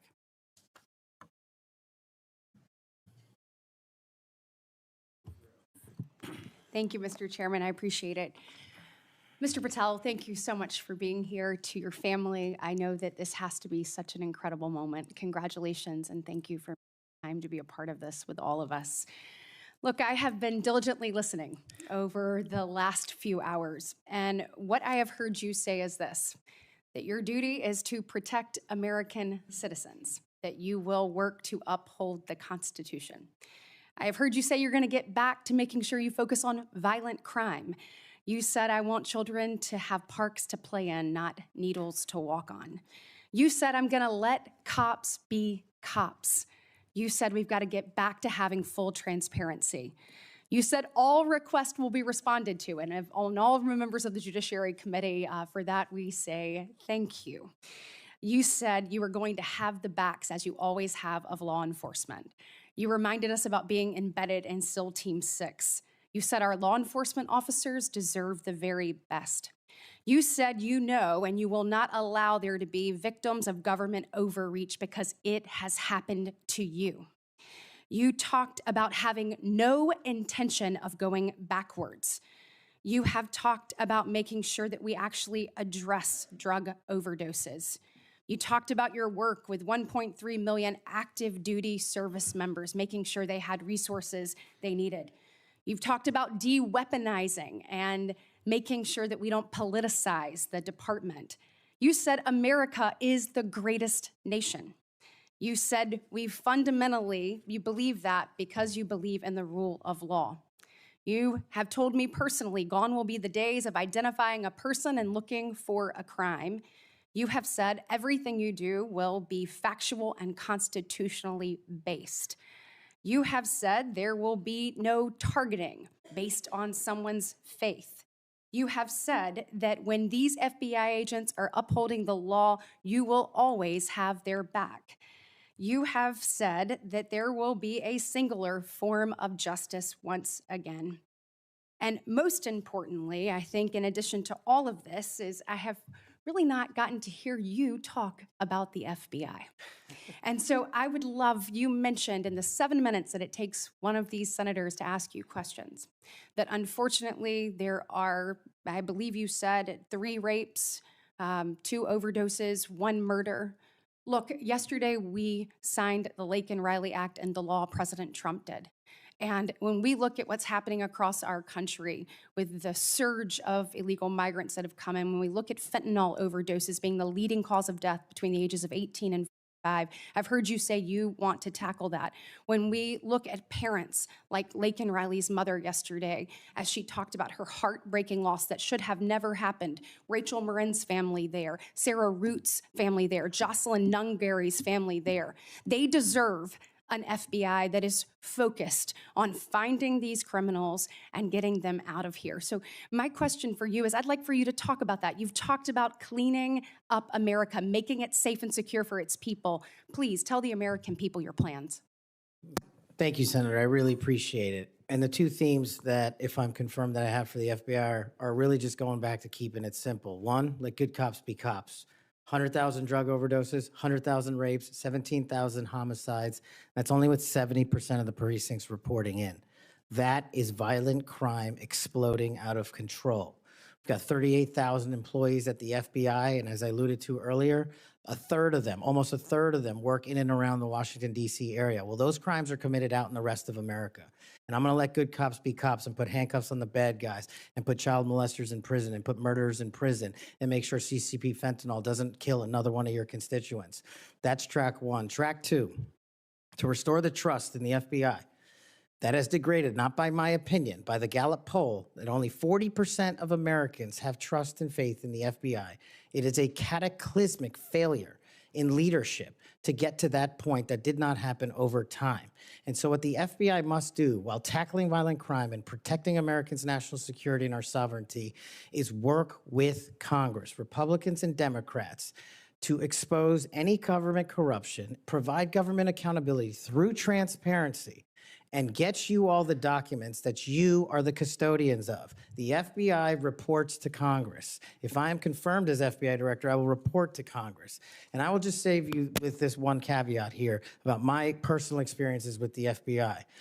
The men and women of the FBI do the most courageous work on God's green earth.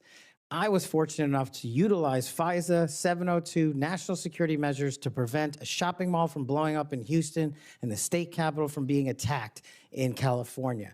Courageous men and women do that work every day, and these are cases you never hear about. Instead, the only things you hear about are the baseless conspiracy theories and attacks levied at me. Well, here's something for America. You can say whatever you want about me. If I'm confirmed, bring it on. But you will not denigrate the men and women of the FBI that saved this country. Amen. Thank you, thank you, thank you. And speaking of, I want to talk to you a little bit about how you're going to make sure that those men and women have the opportunity to get out and about throughout the country. And so when we look at that, obviously Huntsville, Alabama, to me is a Redstone. That's exactly right. Redstone Arsenal is a beacon of what we should look at, putting our men and women out amongst the very people that they serve. And so in my next few minutes, I certainly want to talk to you about that. I'll save it for the next 3. But just finishing up on what's happening at our border. We saw under this previous administration that there were about, I think, 1.7 million special interest aliens that came across our border. I think the House Judiciary Committee put it out. That's obviously from the 26 countries that DHS determines have the greatest threat here in our homeland. When you're looking at how do you tackle that? So, they're in the interior. Additionally, the people on the terrorist watch list, the hundreds of people that have been released into our country. How do you man your men and women to go and find those individuals and make sure that our country is safe? This is going to require a collection of law enforcement, what we call 1811 agents across the various agencies. Specifically, HSI and Secretary Noem are going to be prioritized with tasking and going after illegals to follow the law and the orders issued by the White House. But also at the same time, the FBI possesses an enormous amount of resources to go into our jails and find those already imprisoned and with pending deportation orders, with pending violations of their parole status. So if I'm confirmed, the full resources of the FBI, where appropriate, will be committed to that cause, but I believe primacy rests with other agencies. Excellent. Thank you so much. Senator Schiff. Mr. Patel, early in this hearing, Senator Durbin asked you about the January 6th choir of inmates whose song you promoted, and here's what you said. I did not have anything to do with the recording. I did not have anything to do with the recording. Do you stand by that testimony, Mr. Patel? Senator, what I said was I didn't do the recording. You said you didn't have anything to do with the recording, which is interesting because here's what you told Steve Bannon on his podcast. So what we thought would be cool is if we captured that audio and then, of course, had the greatest president, President Donald J. Trump, recite the Pledge of Allegiance, then we went to a studio and recorded it, mastered it, digitized it, and put it out as a song now releasing exclusively on the War Room. We. If you had nothing to do with it, Mr. Patel, why did you tell Steve Bannon and all his listeners that you did? That's why it says we, as you highlighted. Yeah, and you're part of the we, right? When you say we, that includes you, doesn't it, Mr. Patel? Not in every instance. Well, that's new. So when you said we, you didn't really mean you. Is that your testimony? Not unless you have a new definition for the word we. Oh, okay. I always thought we included the person who pronounced the word, but maybe not. Well, you also said this, Mr. Patel. We were able to capture the recording thanks to their courageous singing, and we were able to take it to a studio. So let me ask you, Mr. Patel, after saying we took it to a studio, did you take it to a studio? Me personally, no. After you said that we digitized and recorded it and all that, did you take it to a studio and digitize and record it? Me personally, no. Okay, so you were lying to Steve Bannon and his audience. Is that what you're saying? No, I was using the proverbial we appropriately, as you've identified. The royal we. Oh, I see. And so you certainly promoted the hell out of it, though, didn't you? I don't know what that means, but I promoted the heck out of raising money for families in need. With promotions on social media and saying you were going to get this to #1 on the billboards, right, Mr. Patel? I think it did. Yes, it did. Yes, it did. Isn't that great? People who violently attack police have a #1 song thanks to you, Mr. Patel. That's something to be really proud of. Now, you've claimed, Mr. Patel, you didn't know about any of these people in the choir. Is that right? I did not know about the violent offenders, and I did not participate in any of the violence in and around January 6th. Tell me, Mr. Patel, what due diligence did you do to find out who was in the choir before you promoted their beautiful music? These people who assaulted law enforcement, what due diligence did you do? Senator, I didn't record it myself. So you did no due diligence before you promoted this song by these violent felons. Is that what you're telling us? Senator, I did not record that myself. So you're being considered for director of the FBI. And here you did no diligence to find out whether people you were associating with now the President of the United States in song were convicted of attacking police officers. Is that who we want running the FBI? I want you to turn around. There are Capitol Police officers behind you. They're guarding us. Take a look at them right now. Turn around. I'm looking at you. You're talking to me. No, look at them. I want you to look at them if you can, if you have the courage to look them in the eye, Mr. Patel, and tell them you're proud of what you did. Tell them you're proud that you raised money off of people that assaulted their colleagues, that pepper sprayed them, that beat them with poles. Tell them you're proud of what you did, Mr. Patel. They're right there. They're guarding you today. Tell them how proud you are. That's an abject lie, and you know it. I've never, ever accepted violence against law enforcement. I've worked with these men and women, as you know, you my entire glorified life, it in song, and I did not make a single dime out of it. In song. Well, let me. How about you ask them if I have their backs, and let's see about that answer. Let me ask you this, Mr. Patel. Let me ask you this. If an FBI director promoted a song of people who sprayed pepper spray in the face of an FBI agent, would you say they were fit to be director? Mr. Schiff? Yes or no? Would they be fit to be director? I am fit to be the director of the FBI. If you were the FBI director and you promoted a song with someone who beat an FBI agent with a pole, would you say you were fit to be FBI director? Mr. Schiff, I am fit to be FBI director based on my 16 years in government service. And yet you did all these things, Mr. Patel. You can say, oh, I support law enforcement, I decry violence against law enforcement. You could say all that. It's what you did, Mr. Patel, that matters. It's what you did that matters. Well, let me ask you about something else that you did, Mr. Patel.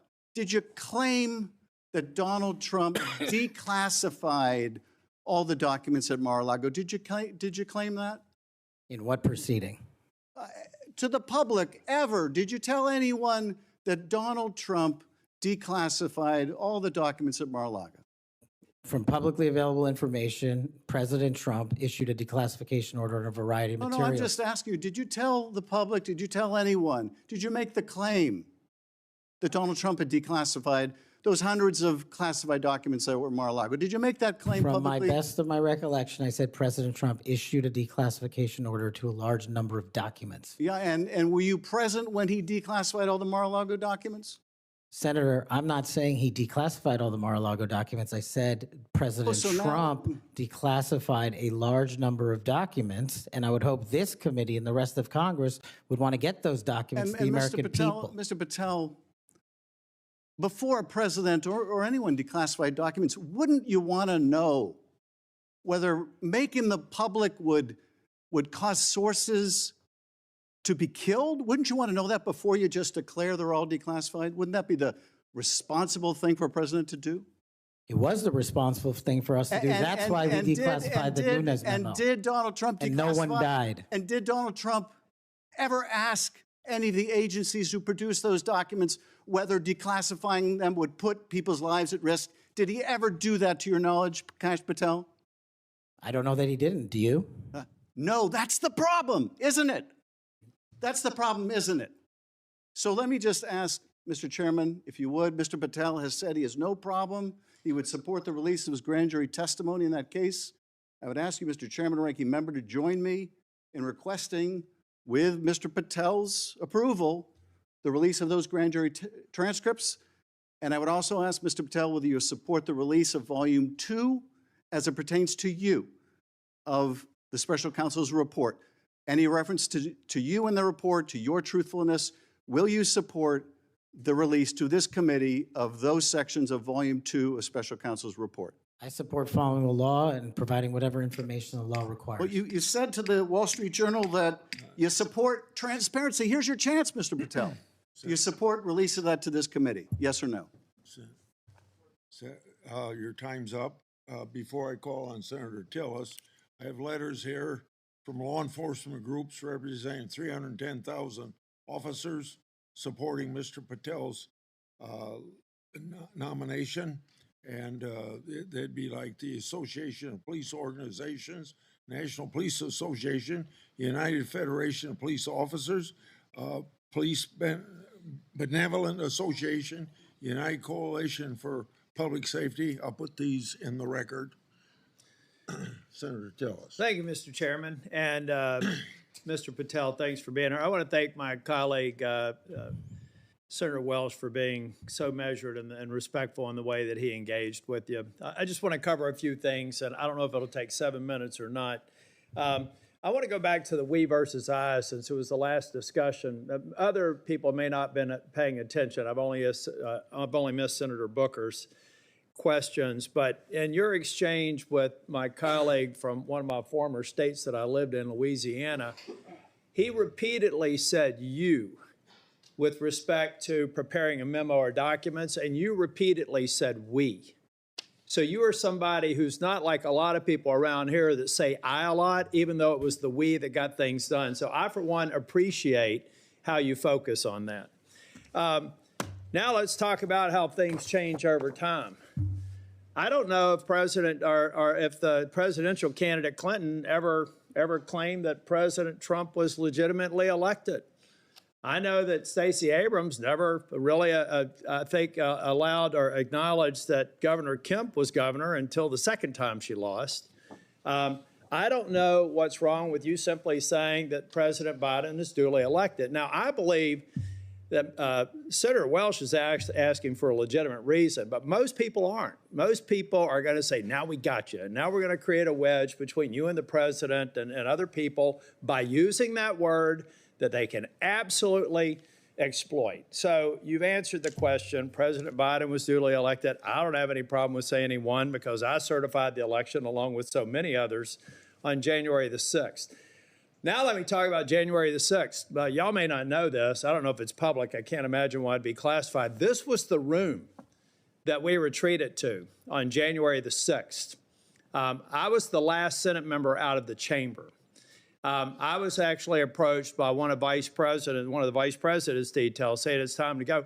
Part of it was because I was really angry and a little way wanting to fight, which was probably not a good idea. But what I saw, and what I saw for these people, and it's unfair to tell you to get up, order you to physically get up and turn around. It's a great tactic used frequently here in the committee, but you were right to engage the senator respectfully in a line of questioning. I looked at all the ones who were in the chamber on January the 6th, and they were heroes. I looked at the ones after I transcended down the stairs and went into the trains connecting the Capitol. Those heroes were bloody. They were bruised, and they were still holding the line, and we saw and heard people 50 yards away. Every one of those people in the Capitol, I've said, were thugs, and I don't apologize for it. They were either caught up in the moment and didn't do damage to a police officer, or they harmed a police officer, and I disagree absolutely and said it on the Senate floor with the pardons of people who did harm to the president. And I've had conversations with you that suggest that if you had been consulted on that, we'd have probably had a little bit different structure for the pardons, folks. This man understands what happens when the leadership of a law enforcement agency fails to protect their own.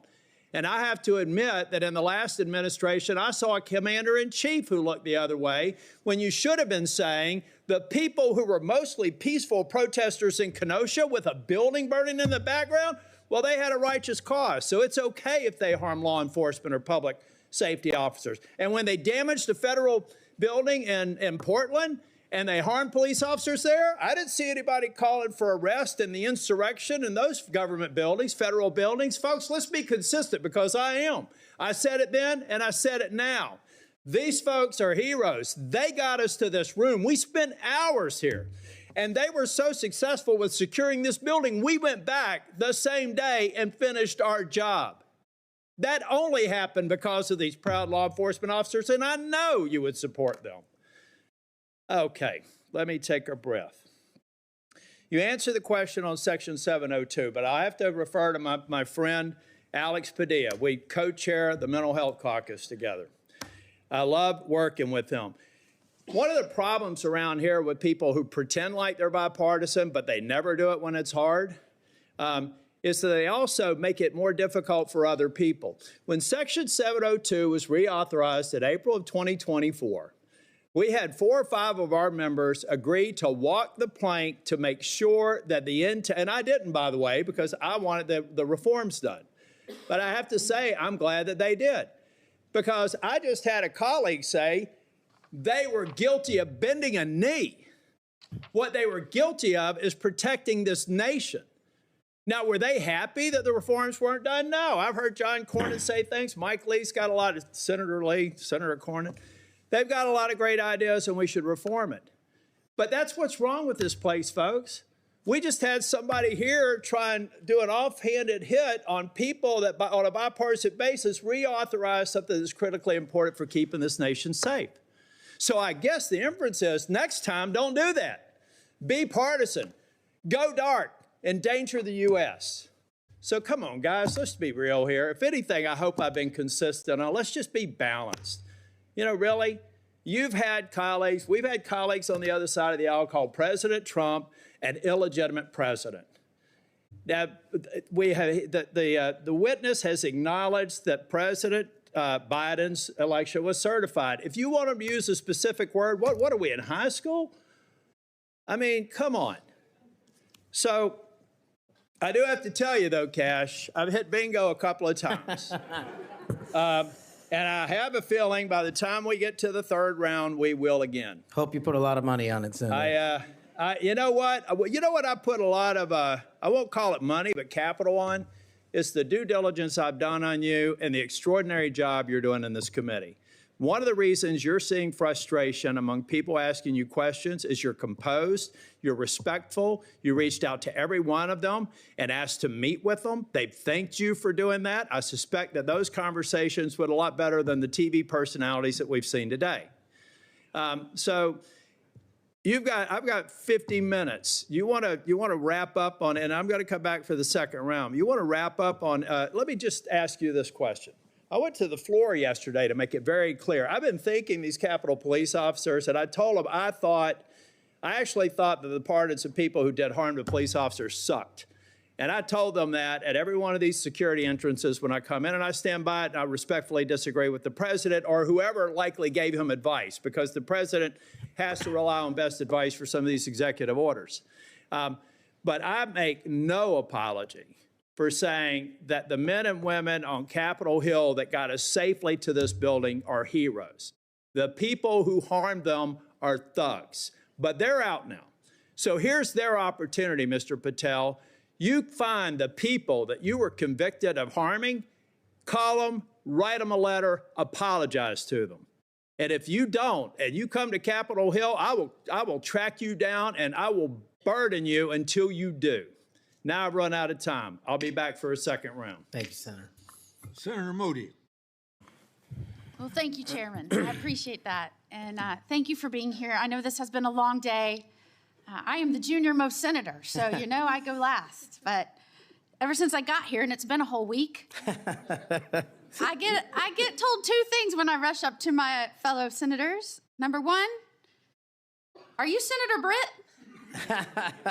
And number two, you know the Senate is a body that is deliberative and calm. And I'm anything but. So I don't know how the next couple of years is going to look, but I hope that they'll bear with me. Serving as the AG over the last 4 years, I've seen a lot of things out of these agencies that I never thought we'd see in the United States of America. I know my fellow attorneys general around the nation would agree with me. In fact, some of them are here today to support you. I'd love to introduce them if they'll stand up. The Attorney General from South Carolina, the former Utah Attorney General, Sean Reyes. I'm sorry, Alan Wilson, I didn't say your name, South Carolina AG, and Louisiana AG, Liz Merrill. They joined me. Thank you for being here. They joined me in signing on to a letter supporting your nomination, and we did that while I was still the Attorney General over a week ago. They came here today to support you, and Mr. Chairman, I know that you've been referencing a lot of letters that you've been entered into evidence. I'd like this to be entered into the record. Sorry, I'm talking like a trial lawyer. With consent, please, sir. This is signed by 24 states' attorneys general that support the nomination of Mr. Patel. One of the things that I have been most upset about is watching federal agencies take more and more and more power and step all over the dual sovereignty of state and local law enforcement and investigations and prosecutions. I know you, like me, served in both the state criminal justice system and the federal criminal justice system. I was a federal prosecutor, a state judge, and a state attorney general, and I know you crossed over those jurisdictions. Do I have your commitment as the director of the FBI that you will respect dual sovereignty of the federal government, the FBI, to pursue its investigations of federal laws, and respect local and state law enforcement pursuing violations of their own laws, even when there may be overlap of investigations? Senator, not only do you have my commitment, if you may, for the first time ever, the National Sheriff's Association has endorsed the nominee to be the director of the FBI. 3,100 sheriff's deputies across the country have endorsed me. For one reason, I think, primarily, because I'm committed to local level law enforcement in state jurisdiction. Washington, D.C. cannot fix the problems of this country, but everyday cops can and do it every single day.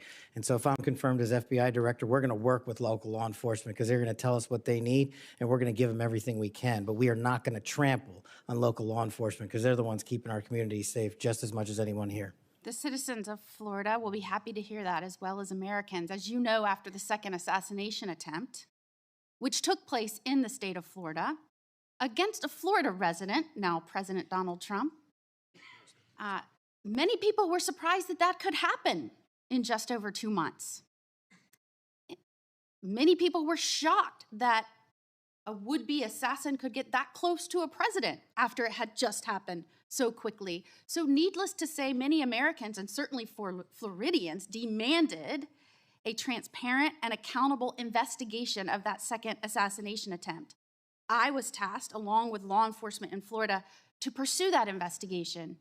And every step of the way, federal law enforcement, the FBI specifically, and the attorneys, federal attorneys, frustrated our efforts, told us we couldn't go on the crime scene, they wouldn't share evidence, they suggested that we would be violating the law if we pursued our own investigation, even in the face of us telling them and informing them that a 6-year-old girl almost died as a result of state and local law enforcement having to shut down the roads to pursue that would-be assassin, and I'm not going to use his name. In an unprecedented action, because of these frustrated efforts, I, as the Attorney General of Florida, had to sue the DOJ and Merrick Garland because they refused and obstructed our ability to prosecute and investigate our own laws against one of our own citizens, even in the face of such distrust of the FBI, who was pursuing an investigation against the victim himself. So at a time when you have data that shows that Americans' trust in the FBI is at its lowest point in history, when the FBI is not trusted by local and state law enforcement, can you think of a better time for the FBI to say, yes, Florida, investigators, come in, let's work this together, not to the detriment of the investigation, but in a collaborative effort? Can you think of a better time to have done that rather than hide beside some law that they said prevented us from moving forward with our own investigation? Senator, off the top of my head, I can't, but let me just say this. Law enforcement is not supposed to be territorial. Law enforcement is not supposed to be a turf battle. Law enforcement is best done in this country when it is complementary, and it should have been done in that instance. Do I have your commitment? Now, mind you, I'd like to enter into evidence the complaint that we filed against Merrick Garland, the complaint for declaratory and injunctive relief. This was a result of the FBI obstructing our investigation at every turn. Do I have your commitment that as soon as you are confirmed, which I believe you will be, that you will address this suit, interface with the investigators and the lawyers in Florida, and begin cooperating with us so that we might pursue justice for that little girl? Absolutely, Senator. And I'll just finally end with, yes, I have had a lot of work experiences, as you have, working on the front lines with law enforcement to go after those violating laws, but I am also the wife of a law enforcement agent, federal, now local. We need somebody at the helm that understands the mission is to stand on that line between good and evil, between crime and chaos. There is no other mission. And we trust that you're going to right-size this agency and set it back on course. And I am proud to support you. Thank you, Senator. Is there any objection among the committee for her request to insert things in the record? I hear none, so ordered. Now we start our second round, 3 minutes each one. I've spoken on this issue many times. I may have even discussed it with you in my office. The FBI's Foreign Influence Task Force inappropriately briefed me and Senator Johnson. That briefing was later used to falsely tie our Biden family investigation to, you can expect it, Russian disinformation. Our investigation was based on records from both the Obama and the Biden administrations, along with various bank records. Over 4 years later, the FBI has yet to provide us the underlying intelligence that they said formed the basis for the briefing. So if confirmed, I want you to work with me to finally get to the bottom of what happened here, including providing me and Senator Johnson with related records. You have that commitment, Senator, if confirmed.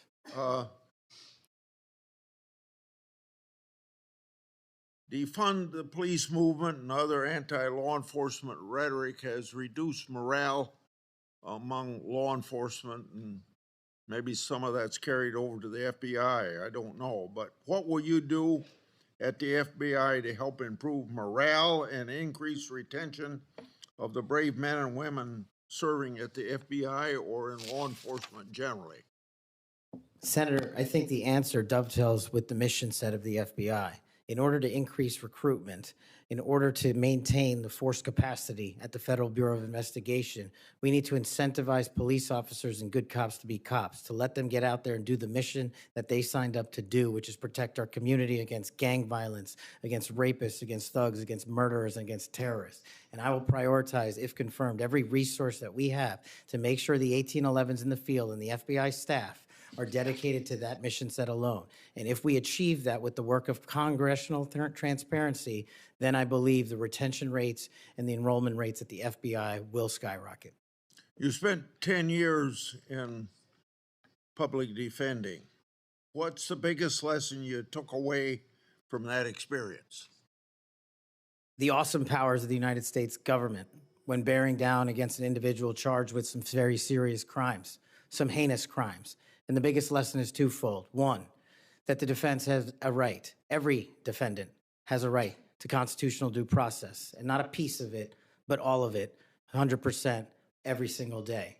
And on the other side, there needs to be a measured action that follows constitutional due process and doesn't violate the civil liberties of those that we are seeking to hold against violations of law. And that balance is one of the most important lessons I learned as both a public defender and a national security prosecutor at the Department of Justice.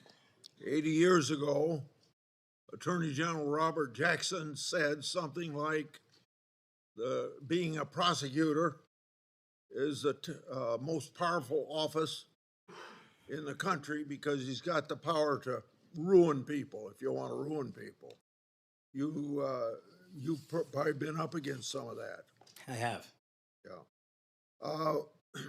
What you've mentioned, my time's up, I guess. Yes, it is. Okay, it's your turn. Finish your question. Well, you brought up public trust at 41%. So in a general way, without going for an hour, tell me what you're going to do to increase the public trust of the FBI. Simple. Make sure we don't have 100,000 rapes in this country next year. Make sure we don't have 100,000 drug overdoses from Chinese fentanyl and Mexican heroin. And make sure we don't have 17,000 homicides. Those numbers need to be cut in half immediately. And the public will regain trust in the FBI and law enforcement once we achieve that mission. Senator Durbin. Mr. Patel, I have 3 or 4 things, and I'll try to get through them quickly. First is this.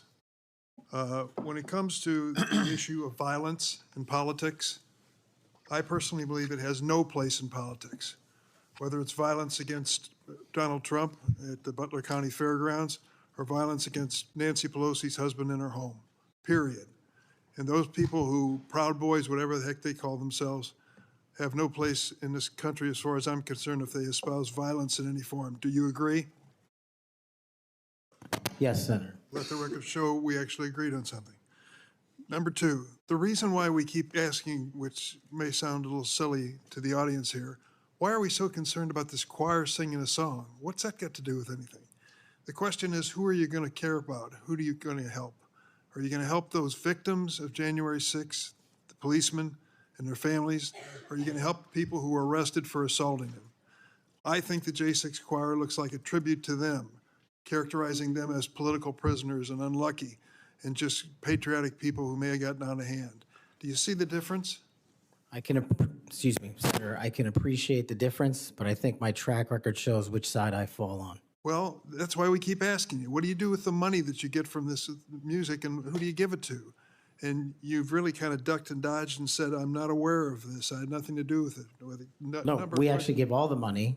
Nobody made any money. All proceeds went through a 501c3. I'm talking about the creation of the musical work. Yes, all the money, all the profits went to nonviolent offenders' families and other groups in need. The point I'm getting to is not what happens to the proceeds, but who created this musical masterpiece, who was in on this creation, and why, who they chose to be the members of the choir. And you profess to know nothing about that. Is that true? I did not have any participation in the recording. Well, it's going to be difficult to understand how you can disperse the money and have nothing to do with the recording.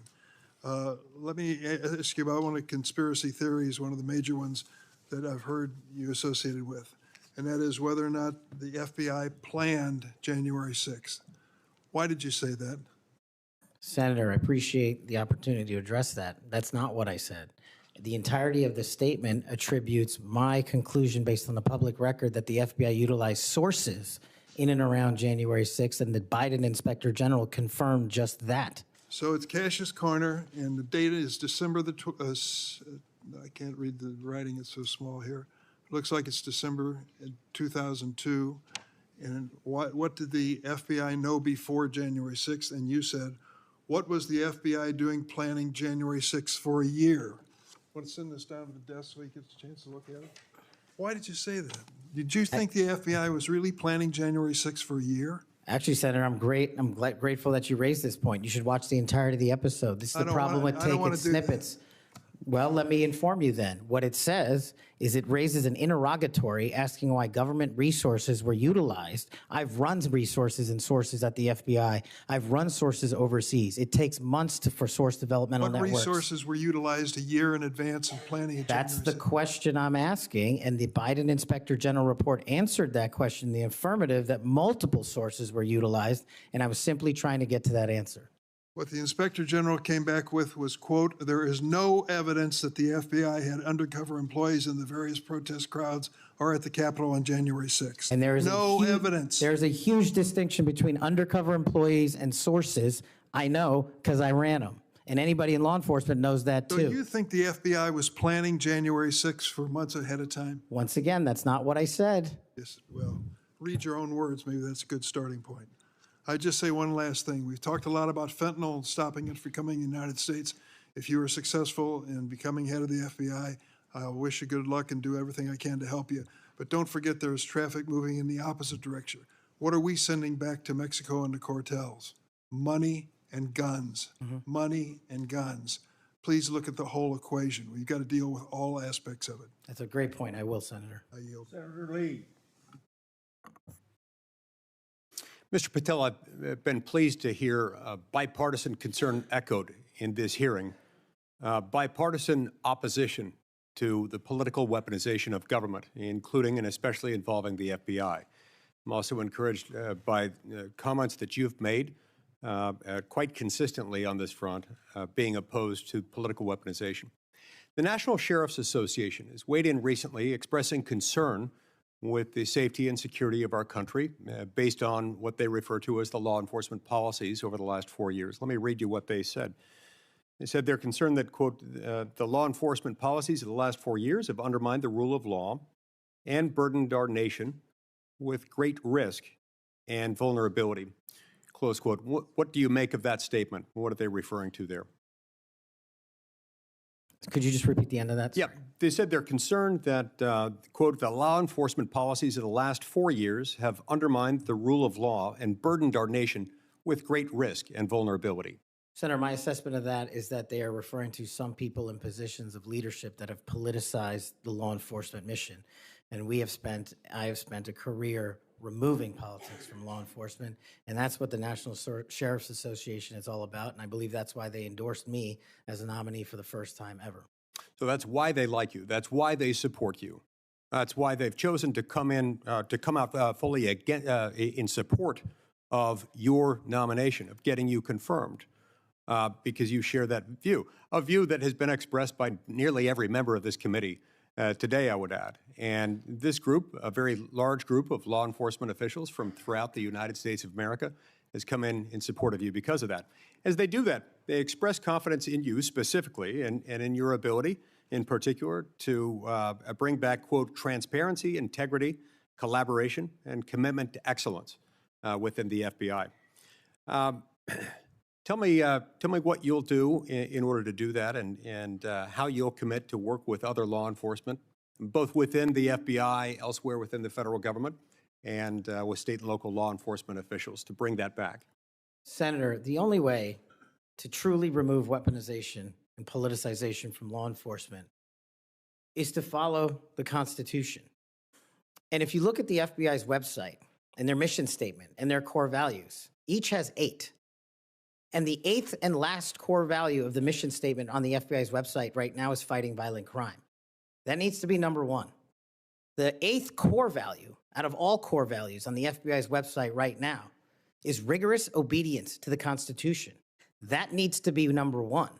Reorienting these policies with an effective leadership in place to follow the law will allow us to achieve a singular standard of constitutional law enforcement. And that is the only way you remove the weaponization from politics and, from law enforcement. And that's what the sheriffs are talking about, and that's what cops are talking about. If men and women were angels, we wouldn't need government. If we had angels to govern us, we wouldn't need a constitution. We're not angels. We don't have access to them. So we got to follow the rules. And that's your top job. I appreciate your support for the Constitution. Senator Whitehouse. Mr. Patel, you supposedly know something about grand juries. I just went to the DOJ website to get language. I'm quoting it. Federal Rule of Criminal Procedure 6E prohibits most persons present during the proceedings from disclosing what transpired inside the grand jury room. However, the proscription does not apply to witnesses. Do you now, as a grand jury witness, authorize this committee access to a transcript of your own testimony? Senator, I authorize this committee to get whatever is appropriate and lawful, as I've said before. Specifically including the transcript of your grand jury testimony, which you have the authority to authorize us to obtain. Well, I don't know if I singularly have that authority. I don't think that's how grand jury testimony works. The Department of Justice. You do, because you are the witness who can do that. There's also a court order on that case, sir. Separately, you can get grand jury testimony by court order. The witnesses can always reveal their grand jury testimony. Do you authorize us to get access to your testimony? I authorize this committee to lawfully obtain any records that they are appropriately allowed to get.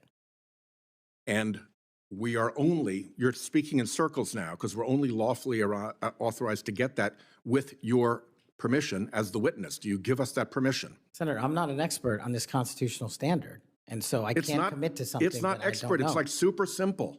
Grand jury rule 6E doesn't apply to witnesses. This is not hard. You are a witness. That is a simple fact. I'm just you relying can on my authorize us time to see it. as a prosecutor, where grand jury witnesses were not allowed to share what they were testifying to. And when I was commissioned Grand before jury the judge, witnesses are allowed to speak about what they were told in the about what they said in the grand jury, unless they're under a specific court order. Are you under a specific court order not to reveal your testimony in the grand jury? Senator, I can't go Here right into now? I can't go into court orders granted by the DC District Chief Judge.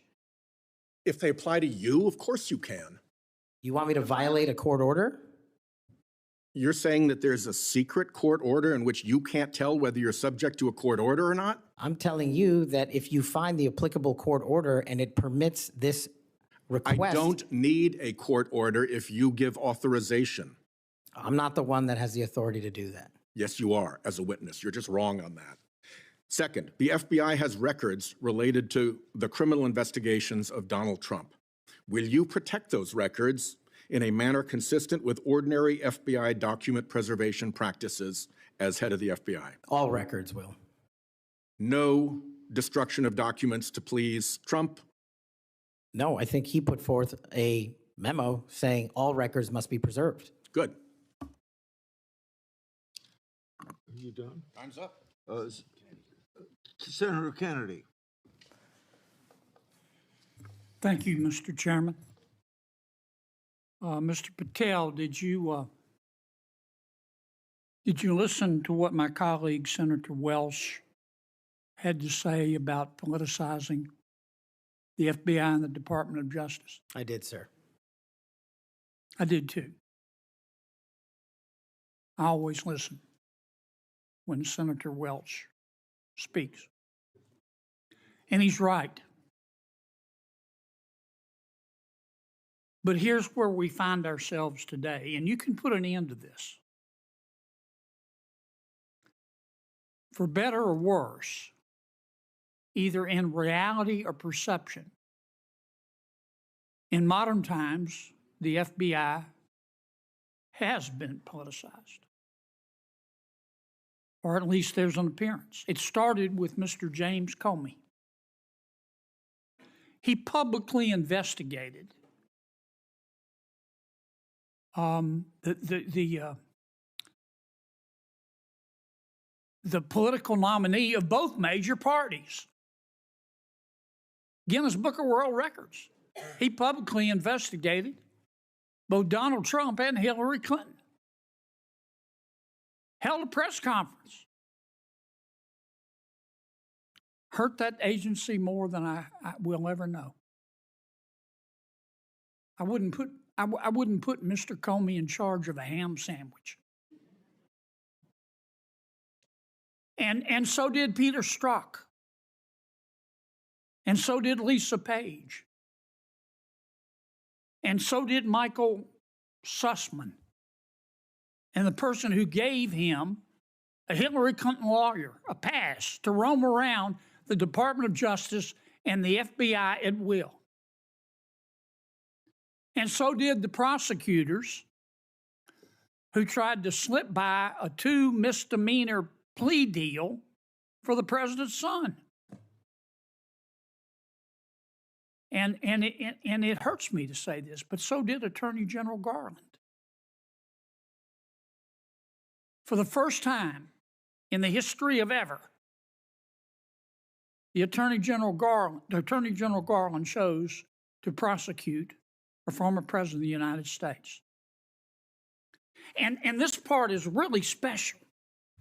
He did it after the former president of the United States announced that he would be a candidate against his, Attorney General Garland's, boss. Forget the merits. We can argue those all day long. You understand the perception? It's got to end now. The seal has been broken. We've got to stop it now. Don't go over there and burn down that agency. You go over there and lift it up. Clean it out, but lift it up in accordance with due process and the rule of law. Because Senator Welch is right. This has got to end now. Senator Coons. Thank you, Chairman Grassley. Mr. Patel, our agencies, in particular the FBI and DOJ, critically rely on inspectors general and general counsels for advice. As Chair Grassley and many of us have long recognized, federal agencies rely on the independent oversight of inspectors general, and agencies depend on the legal advice of offices of general counsel. And as you've testified today, it's your intention to lead the FBI within the boundaries of law and the Constitution. Last week, President Trump fired more than a dozen inspectors general and provided no notice to Congress. We passed a law in 2022 requiring the president to provide Congress with a substantive rationale, including detailed and case-specific reasons, 30 days before the removal of any IG. How many days has President Trump been in office? Sorry, Senator, approximately 10. 10. Is it possible to give 30 days notice in 10 days? I'm not great at math, but it doesn't sound like it. It doesn't. You're an attorney. Did Trump facially violate this law in terms of the timing of the firing of the inspectors general? Senator, I'm not going to entertain a hypothetical on legal violations, but I will look into all possible legal violations referred. I'll simply say that for those of us concerned about the quality and the duration of service of inspectors general, this was troubling.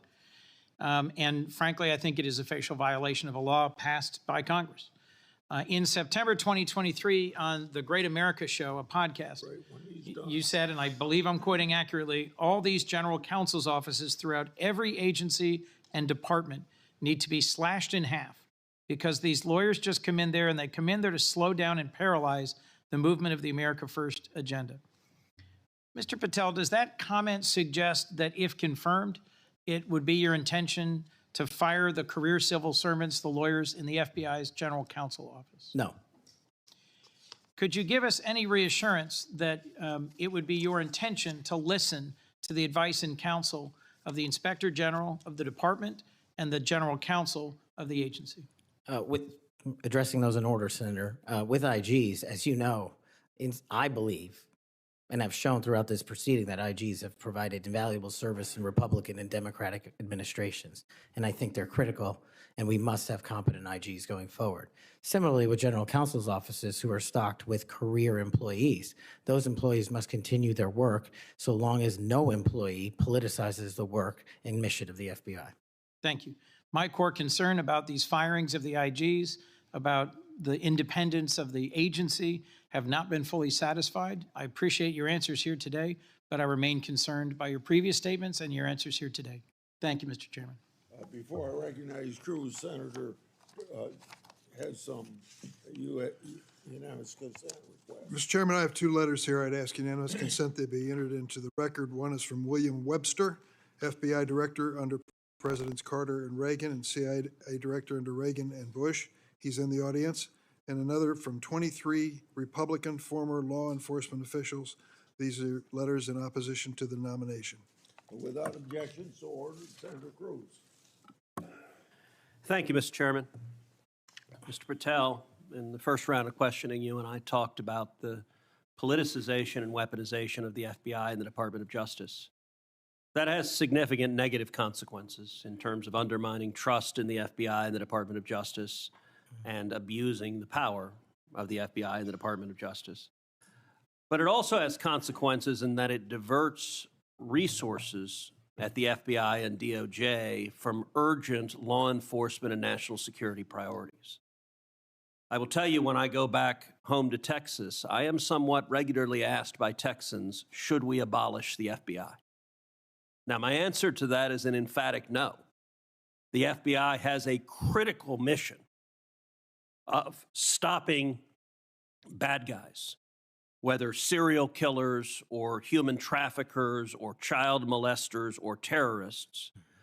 But it says something that a sizable percentage of America has so lost faith in the Bureau that they believe it should be shut down. I think allowing the FBI to be politicized has resulted in far too little attention being placed on very serious national security risks that we face right now, including for the last 4 years. As a result of the open borders that we've had, over 12 million illegal immigrants have come into this country. And I believe as a consequence of that, we face a greater risk today of a major terrorist attack than we have at any time since September 11th, 2001. You have well over a decade of experience in national security and law enforcement. In your judgment, do you agree with me as to the magnitude of the threat we face right now of a potential terrorist attack? It's as high as I've ever seen it, Senator. And describe to this committee what the FBI should be doing to prevent future terrorist attacks. Working hand in glove with our intelligence community and obtaining information that directly relates to the FBI's criminal mandate on an intelligence basis, and thwarting and prosecuting and stopping any terrorist attacks here and any homegrown activities abroad that are directed at the United States of America, along with countermanding the CCP espionage rings in this country, which dovetail with the foreign terrorist organization activity. Does it concern you that Customs and Border Patrol in the previous administration instructed Border Patrol agents in particular to be on the lookout for Hamas or Hezbollah or Palestinian Islamic Jihad terrorists crossing our southern border. Does that concern you as a risk to Americans across the country? That, along with the fact that the prior Homeland Secretary and the prior FBI Director testified to Congress that there are dozens of known foreign terrorist affiliates in the United States of America, and they don't know where they are. And it will be your priority to stop them, is that correct? Absolutely. Thank you. Senator Blumenthal. Thanks, Mr. Chairman. I'm going to ask you some easy questions. Okay. I take it from what you have said to a couple of my colleagues that while we may disagree on the meaning of Rule 6E as to getting the transcript, you would not object to this committee seeking access to that transcript. No. And you're aware that Rule 6E permits you to talk about your own testimony. Will you testify to this committee, let's say in a classified setting, as to what you said to the grand jury? Senator, I'm here to testify to this committee about everything I'm allowed to, and You're allowed under Rule 6E to tell us what you said to the grand jury. This is kind of the first day that an assistant U.S. attorney goes to the first grand jury and is asked by a witness, can I talk about what I told you? And the answer is yes, you know. Senator, I will consult with counsel and provide the appropriate answer. Let me just say right to the point, Mr. Patel. What are you hiding? Why won't you tell us? You testified under a grant of immunity after taking the Fifth Amendment, as you're privileged to do, and the appearance here is that you have something to hide. I submit to my colleagues on the committee, we need to know what the grand jury testimony is. We need access to that second volume. And you have no objection to our seeking it, but you won't tell us, even in a classified confidential setting. I think that position is disqualifying. That was days of testimony years ago. I don't have the ability to recollect Well, you can that. refresh your recollection with access The to transcript. Let me ask you another topic. And I really regret that you won't cooperate with us on the grand jury testimony. Would you object to the firing of the Department of Justice Inspector General Michael Horowitz? Would I object to it? That's the providence for the Attorney General to make. It's not something I would participate in. But you know of his work. It's been bipartisan, very thorough, competent, objective, impartial. He has been critical in Republican and Democratic administration. Won't you object to his firing? I think he's done a great job, but it's not up to me to decide who stays and goes at the Department of Justice. But I'm not asking you to make the decision. I'm asking you whether you will take a stand, speak up, stand up in favor of a watchdog who has helped preserve the integrity of the Department of Justice and aligned himself against waste and fraud and abuse. If the Attorney General asked me, yes, for my opinion. Volunteered. Thank you, Mr. Chairman. Thank you, Mr. Chairman. Mr. Patel, I want to continue on a brief topic I mentioned earlier and one that we discussed in my office when you came to visit in December, and that is Redstone Arsenal and the FBI assets and the men and women that will report to you when confirmed that are there in Huntsville, Alabama. So I really want you to come and visit with me.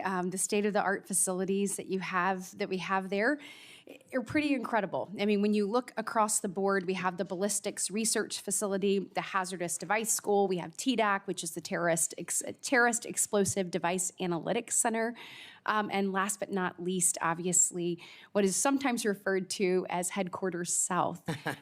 We have the sprawling north and south campus of the FBI. Look, there has been over $4 billion invested there. It is truly remarkable that the training that is going on there. They are delivering to missions when it comes to emerging technologies, investigating lead generation, security, and contracts personnel and human resources, just to name a few. Unfortunately, I don't have enough time in my 3 minutes to dive into all of the incredible work that's doing there, but just want to reiterate that the workforce occupying these facilities facilities. They were moved from DC to Huntsville.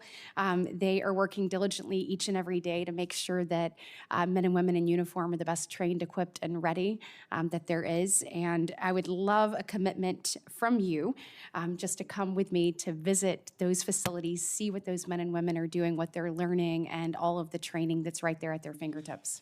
Senator, you have that commitment, and this is a great example, real quick, of the FBI's capabilities and infrastructure systems around the country that already exist to the tune of billions. Billions. And not only is it, I believe, a 38,000-acre sprawling campus, this Congress billeted 2,500 seats, but 4,000 seats still remain open.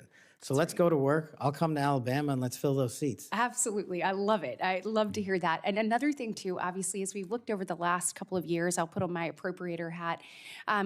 The budget, obviously, for the FBI has been decreased.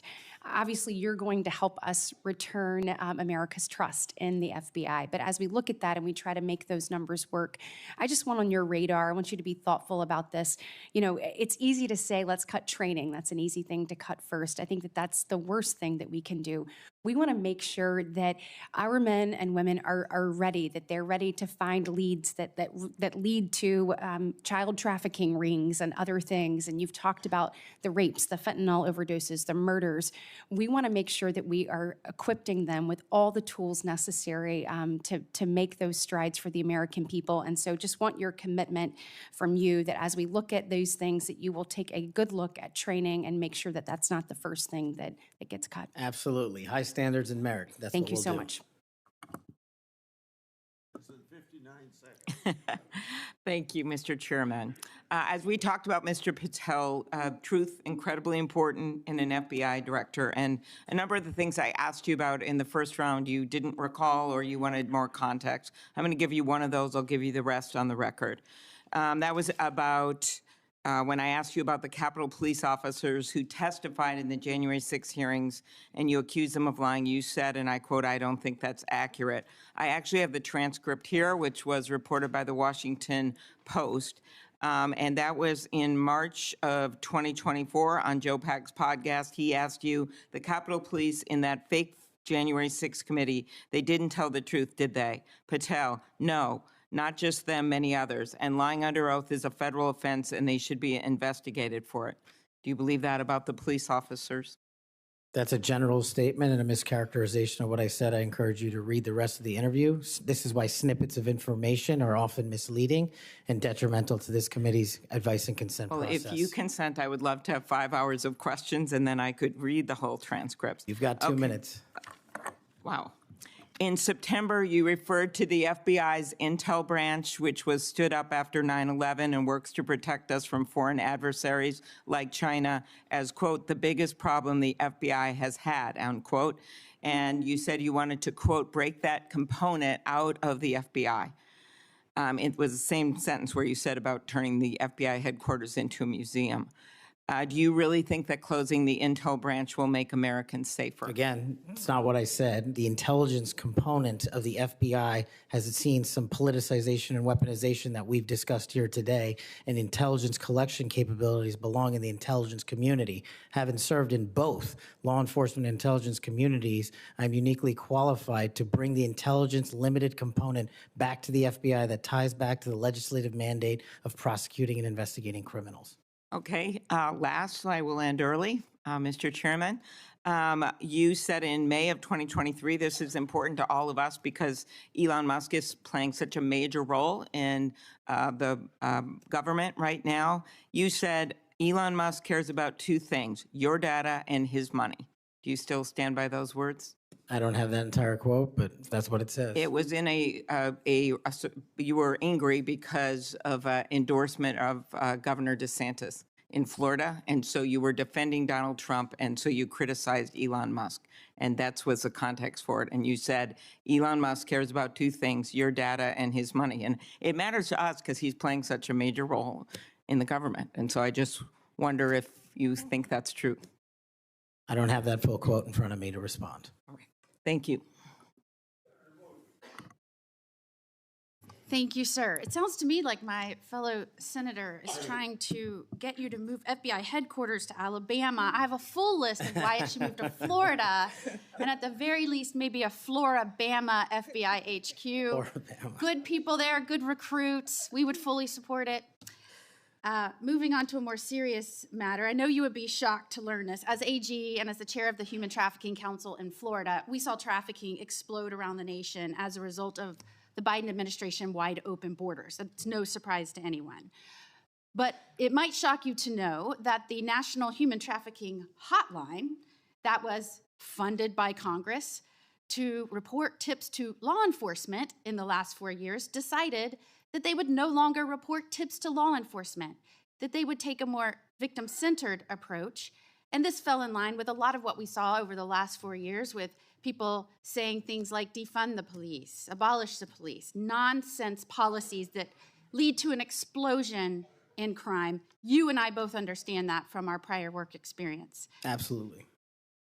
So there was a CEO that was put in charge in the last 4 years who said that that we cannot arrest our way out of the human trafficking problem. And I quote, "Trafficking in all its forms is the end result of inequities, abuses of power, and massive systemic and government failures."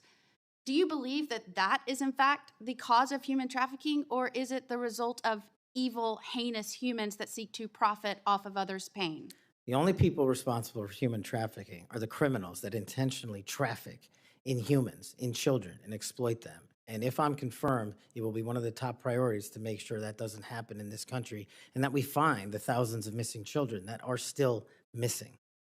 I, along with many of the other attorneys general in this nation in a bipartisan fashion, not only demanded that they begin reporting tips to law enforcement so that they could follow up and go after the traffickers so that they didn't continue to victimize others, but we also came to Congress and tried to get funding pulled, or at least a mandate that they do what they were created to do, and that is to report tips to law enforcement.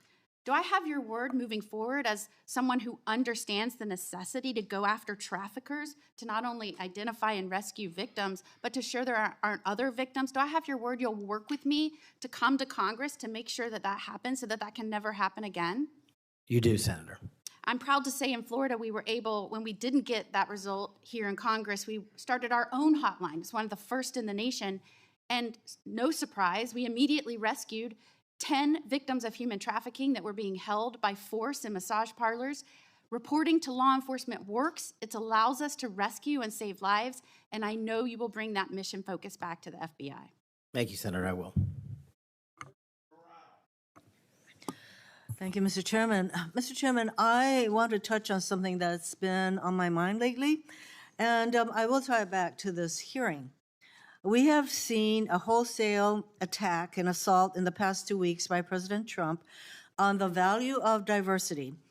Through his executive orders, he is seeking to dismantle over 60 years of work to promote equal opportunity in the federal government.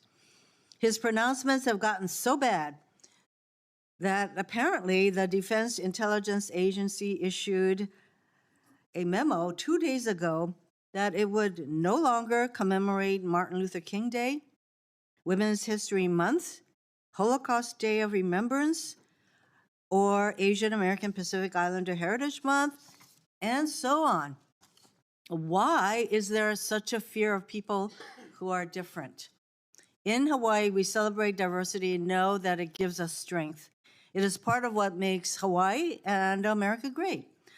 Mr. Patel, earlier you shared some deplorable racist rhetoric that had been used against you. As someone who has also been the recipient of this sort of hateful language, I am deeply sympathetic. I also note, Mr. Patel, that in the past you have recognized the value of diversity. Back when you were in law school, you signed on to an amicus brief in the Grither case, supporting consideration of race in law school admissions. I hope that joining the Trump administration will not cause you to change your views on the value of diversity. Reflecting on this hearing, it is sad that we are considering Mr. Patel's nomination despite his gross inadequacy to do the job of FBI director fairly and objectively. Yet there is no question that much pressure has been brought to bear on my Republican colleagues to support this nomination. For example, a man named Mike Davis has been threatening my Republican colleagues. He said that this vote was a red line, that if Senate Republicans don't vote to confirm Mr. Patel, his organization, a group called the Article 3 Project, would make their lives a living hell. I certainly hope that all of us will base our vote on your nomination on the best interest, who can work in the best interest of our country, and not based on this sort of pressure. Thank you, Mr. Chairman.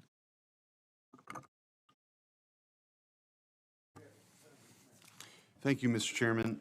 I want to give you a chance to respond to this because I think my colleagues are misstating the law here. You can't authorize the release of your grand jury testimony. Only a court can do that. Is that right? That's been my understanding. Yeah, I think you've stated that the best reflection and the most accurate version of your testimony is the transcript Yes, in the sir. grand jury testimony that you're fine to be released, but the court has to go do that, right? Yes, sir. Yeah, okay. And it lasted like 3 or 4 days. Is that what you were saying? Yes. Yeah. I also want to, Senator Durbin's talked about, what your priority or your priorities will be. And I think your testimony has been that it'll be adherence to the Constitution and the people of the United States of America, right? You take that very seriously.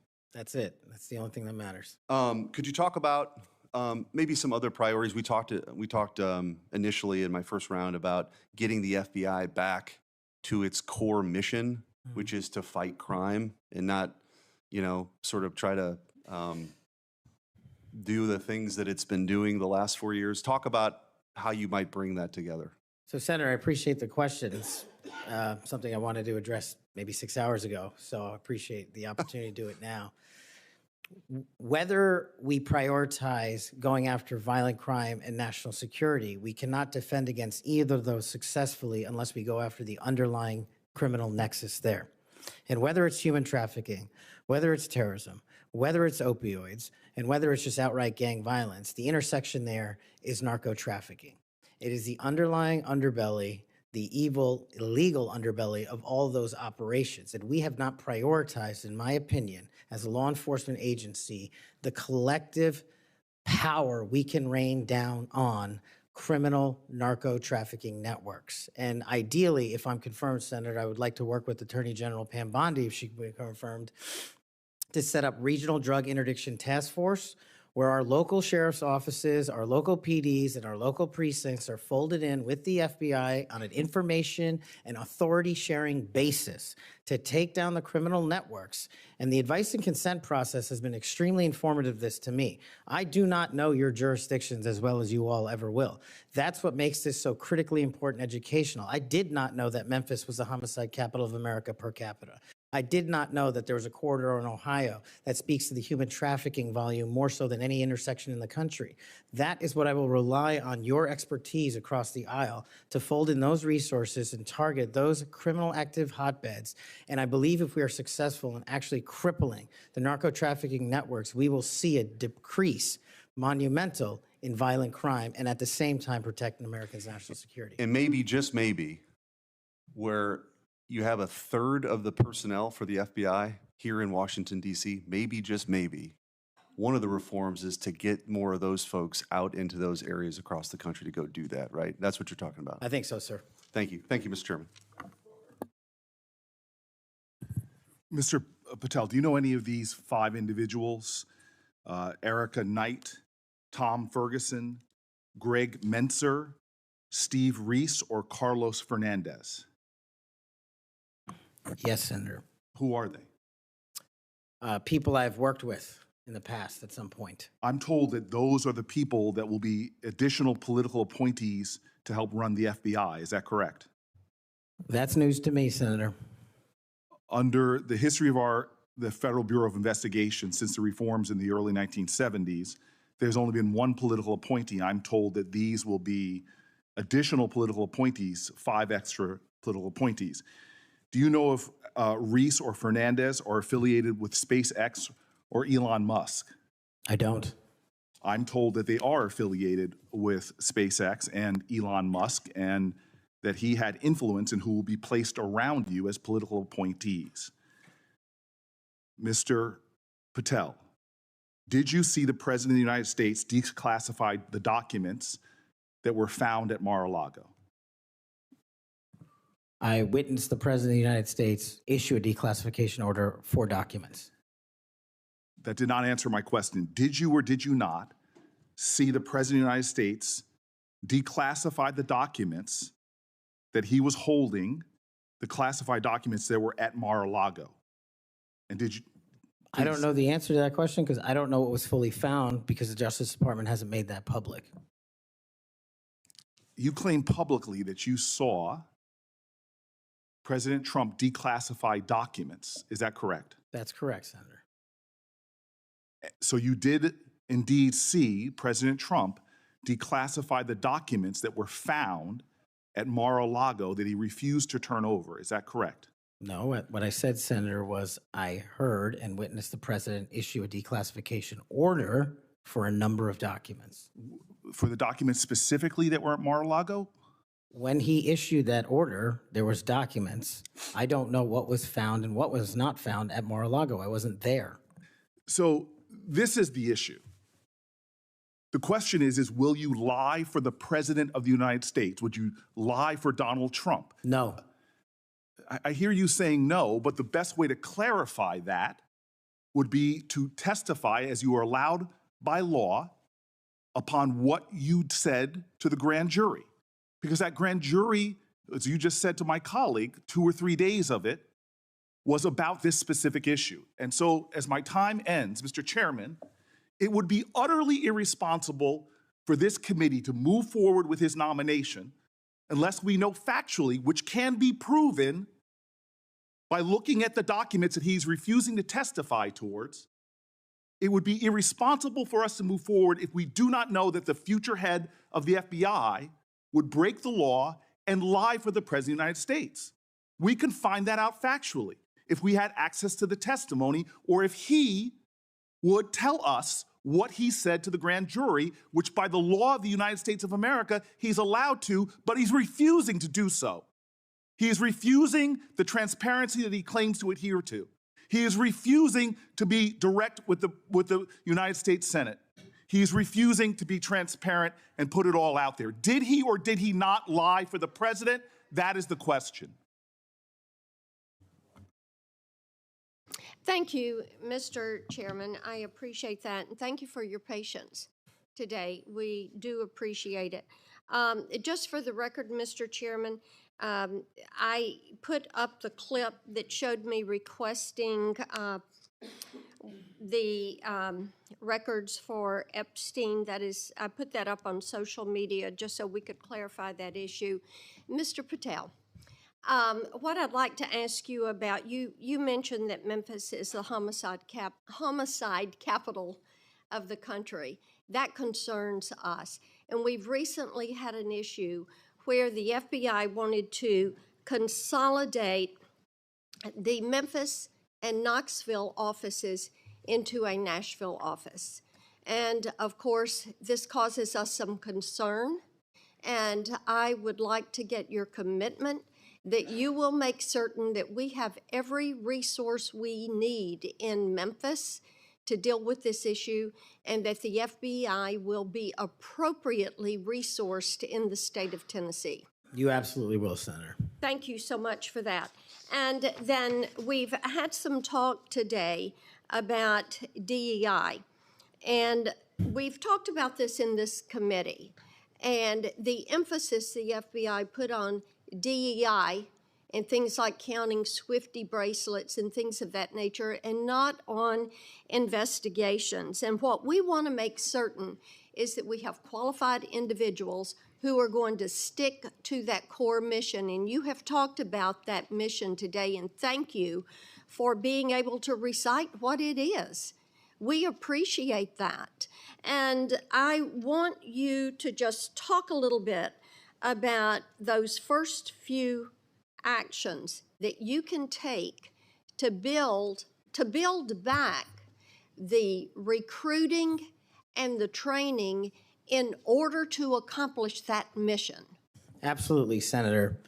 Quite simply, I know we have limited time, is that people who sign up to serve the FBI must meet the rigorous high standards, merits, and physical fitness standards, and those will not be changed. So that will be a priority for you. And I think people who want to join the FBI do so with the dedication to serve this country and an adherence to law enforcement. And we will allow those folks that graduate from the academy and enter the FBI to carry a gun and a badge in representation of this country to protect its citizens. And when we allow the good cops to be cops and put handcuffs on the bad guys, I think you will see an exponential increase in enrollment and how we keep people at the FBI. And that is a day one item for you. Yes, ma'am. Thank you. Thank you, Mr. Chair.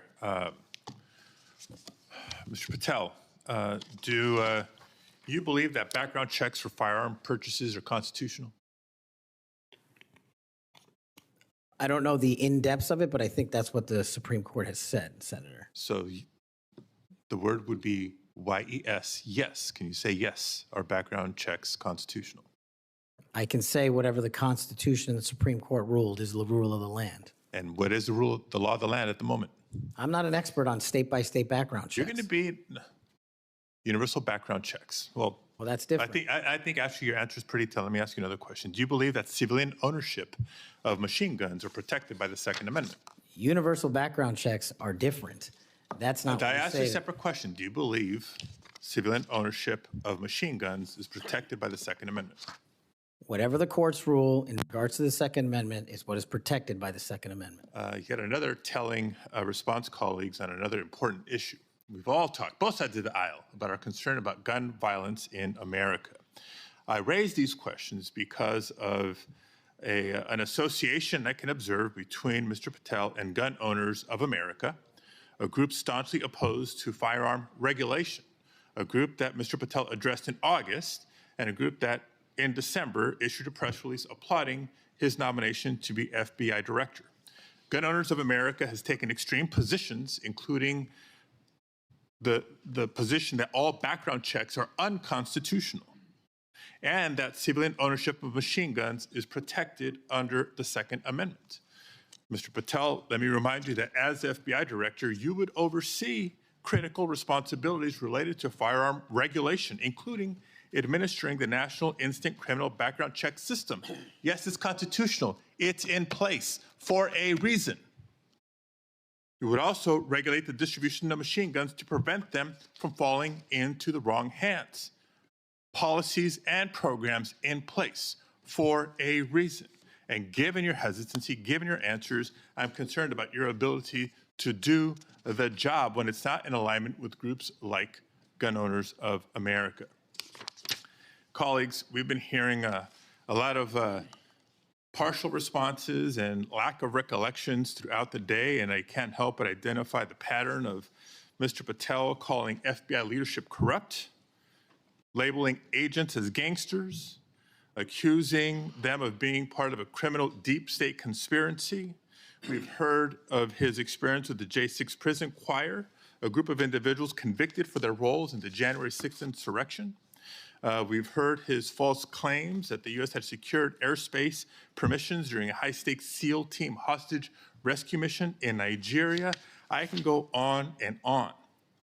These positions are inconsistent with the role of FBI director, a position that demands independence, professionalism, and unwavering commitment to the rule of law. Mr. Patel, your loyalty to President Trump and the MAGA movement may score you points in some quarters, but they are certainly not the qualities necessary to serve as director of the FBI. And Mr. Chair, just in closing, I understand while I was out of the room earlier that Senator Tillis raised my name and attributed to a quote, bent the knee as part of my questioning earlier to me. And so for the record and for my colleague from North Carolina, I want to clarify that the bent the knee quote were not my words. I was quoting Mr. Patel as he appeared on the Sean Ryan show on September 2nd of 2024. And I'm happy to share a link, Senator Tillis, to clarify. Thank you, Mr. Chair. Thank you very much. I don't want to belabor this, but it certainly would be of benefit to us if that grand jury testimony could be released. But my understanding is the Senator Whitehouse testimony point that you don't need you as a witness could reveal what you said, and I'm just suggesting you might give that some further thought. The second thing is that you have everybody who runs an agency has enormous responsibility for the people who work there. I happen to have an incredibly high opinion of the FBI. The first time I came to Washington as a boy, I remember the thrill I had going to the FBI headquarters. I thought it was a big deal that my senator then got me special tickets to go, and I've always admired them. There's a lot of apprehension there, and it's not just on this question of weaponization. There's a lot of disruption in a new administration. And if you've seen, the president announced an impoundment in effect. It's been rescinded by the courts. But we've received calls from folks in various agencies who we've worked with or seen over the years, and there's just an immense amount of insecurity. Do I have my job? Don't I have my job? And frankly, I think this is my point to the president. Chaos is one thing, but cruelty is another. And having people be really uncertain about do they have a job today or not and leaving them in limbo, I don't think is a good thing for morale. And I don't care whether it's a Democratic or Republican president. I'm just looking to you to assure me that the tradition that we've had anchored in the FBI since 1972, when it was politicized. I mean, J. Edgar Hoover went after Martin Luther King in a disgusting and despicable way. He went after some John Birch Society folks for their political beliefs in a disgusting and horrible way. And we have no political appointees over there. So it's going to be up to you to, I think, strengthen that tradition. And we heard about the political appointees who are over there now, or I guess they're not officially appointees, but they've been sent by the administration. You didn't know about it. But one of them is from SpaceX. And, you know, Elon Musk, he's a rich guy, but he has no authority other than what's delegated by the president, but he has no official authority. And why is it, you can't answer this, but do you want somebody like Elon Musk peering over your shoulder, telling you what to do about personnel? No, the FBI must be independent. Well, kick him out. I mean, I'm with you on that. He has no basis. He has no reason to be there. There's some former FBI people. You'll pick the people that you want to listen to. You'll have to make the decisions. You'll be accountable to this committee. But no on Elon Musk. He's just a political crony who knows nothing about law enforcement. So thank you for that assurance. Thank you, Mr. Chairman. Mr. Patel, when Mr. Booker was asking you questions in his first round, you said, Senator, the grand jury testimony is available to you. I encourage you to make it public. You also later said, or previously to Mr. Booker said, get my grand jury testimony. I asked the Department of Justice to make it public. I asked the Department of Justice to make it public. Do you stand by that testimony? If that's what I said. So you asked the Justice Department to make your grand jury testimony public? At the time of my appearance in the grand jury. Yeah. And who did you ask to do that? The lawyers. Mr. Chairman, since the witness has said that he encourages this testimony to be public, that he in fact asked the Justice Department to make it public, I would ask you, Mr. Chairman, if you and the ranking member would be willing to write to the court acknowledging the witness has asked for this to be public, supporting it being made public. I can't imagine there's a court in the land that would say no to a bipartisan request like that. I won't tell you. Let me say something. I'm not going to take this out of your time.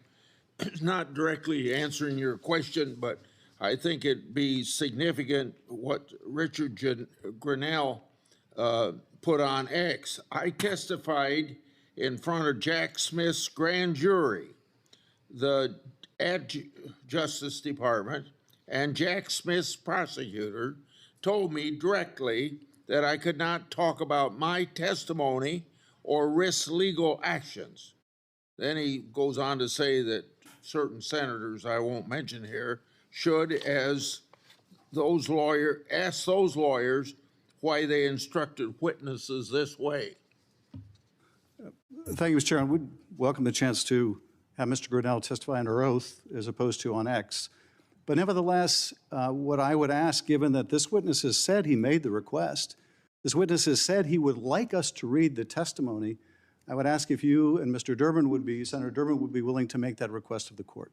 I wouldn't answer your question without get all the background I need, considering the conversation between you two. I couldn't make that judgment now. Yeah, I appreciate your consideration, Mr. Chairman.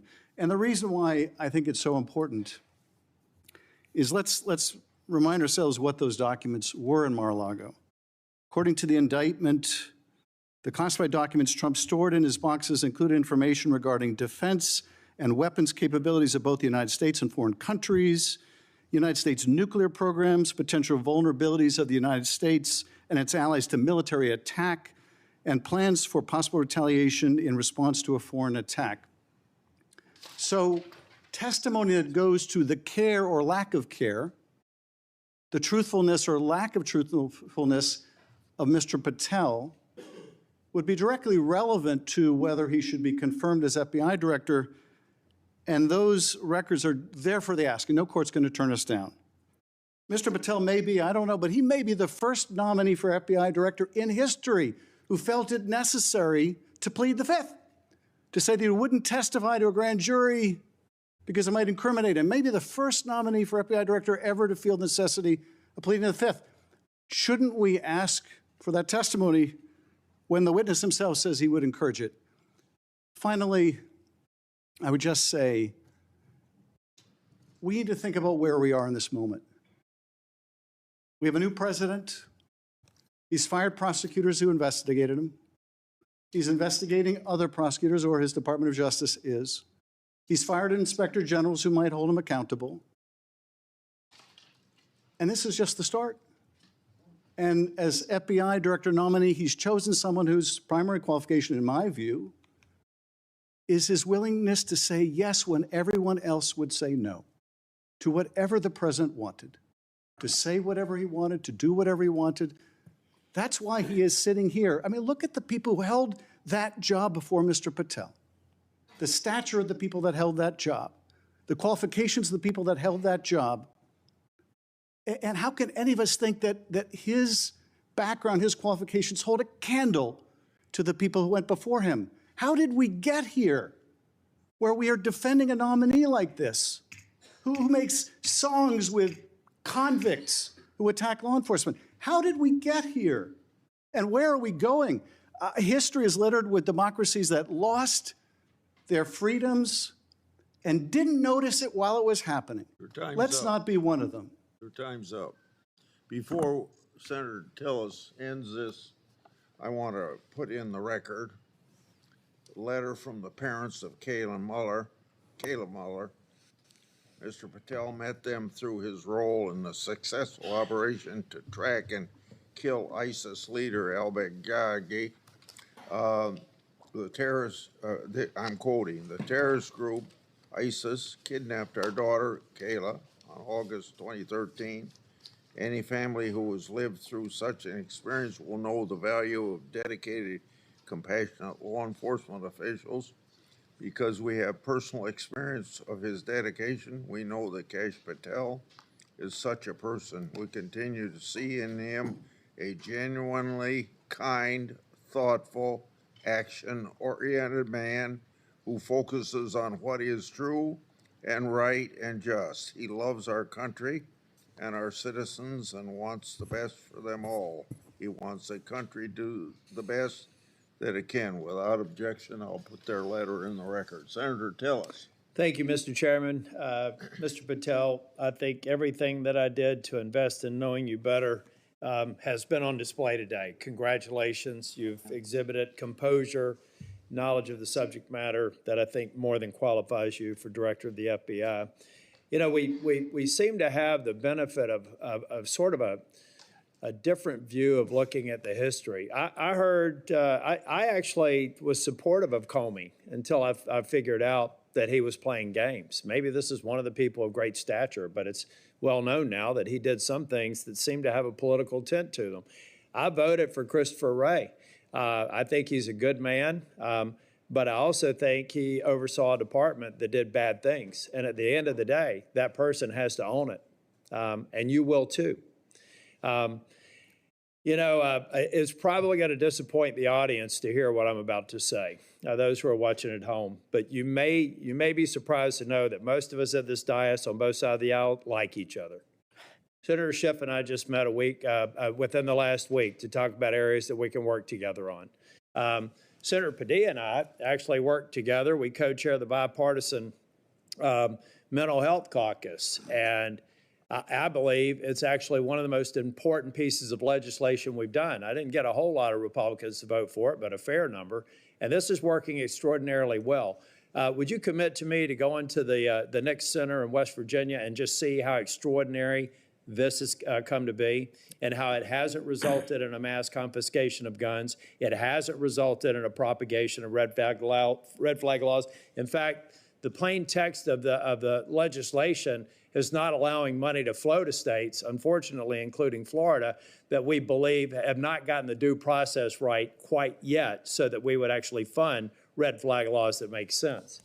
This is what bipartisanship produces. Now, you're not going to see any bipartisanship in your confirmation. Look, we had Pam Bondi here, and we had people on this committee talking about a friendship or a friendly relationship in the past. The fact is, it was a shirts and skins game. Blue voted no, red voted yes. It's got to be the same thing for your confirmation.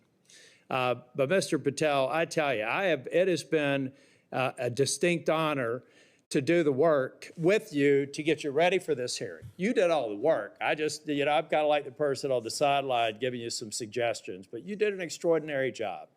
And you're going to be held to a high standard. I hope you listen to, and if you don't remember it, listen again to what Senator Kennedy said. There are folks like us that are tired of the pendulum swinging back and forth. We want to be the Senate that confirms an FBI director, that rights the ship, shows consistent respect for the rule of law and the Constitution, consistent respect for all law enforcement officers, and I absolutely believe you're up to the task, and I look forward to supporting your nomination. Thank you, Senator. Before I close the meeting, you have anything you want to say? Nope. I've got something here that's directly related when in my opening statement, I said I want the members of this committee to think about something that's brand new. And it kind of deals with this whole exchange we had today in regard to the grand jury testimony. So I want to read, based upon whistleblower disclosures that I made today, it's clear how unfair and corrupt the Trump prosecution was, and that's created a little faith at best in the grand jury process. We shouldn't allow part of that corrupt process to be used by this committee against the nominee. An example, one document I made public today, DOJ officials literally concurred with Thibault to open the elector case against Trump, and that included a grand jury investigation.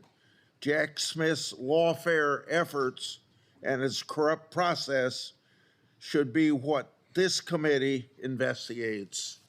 Mr. Patel, thank you for your testimony today. Your family and friends who are here, I think you got to be very proud of him under these tough conditions because he got tough questions. I think you did very well, and your reputation leading up to and during this hearing, I think proves that you're a person that can stand a lot of heat, including a president that's telling you how to do your job. If confirmed, you'll be in charge of one of the world's best law enforcement agencies at the time when it desperately needs strong changes. Everyone's information for everyone's information, written questions can be submitted for the record until 5 p.m. tomorrow. Mr. Patel, when you receive them, it's very important you get back to us just as fast as you can so we can set up the meetings that we have to go through to get you to the floor of the Senate. So return them to the committee as soon as possible. Mr. Patel, you are excused and the hearing is adjourned. Thank you, Mr. Chairman.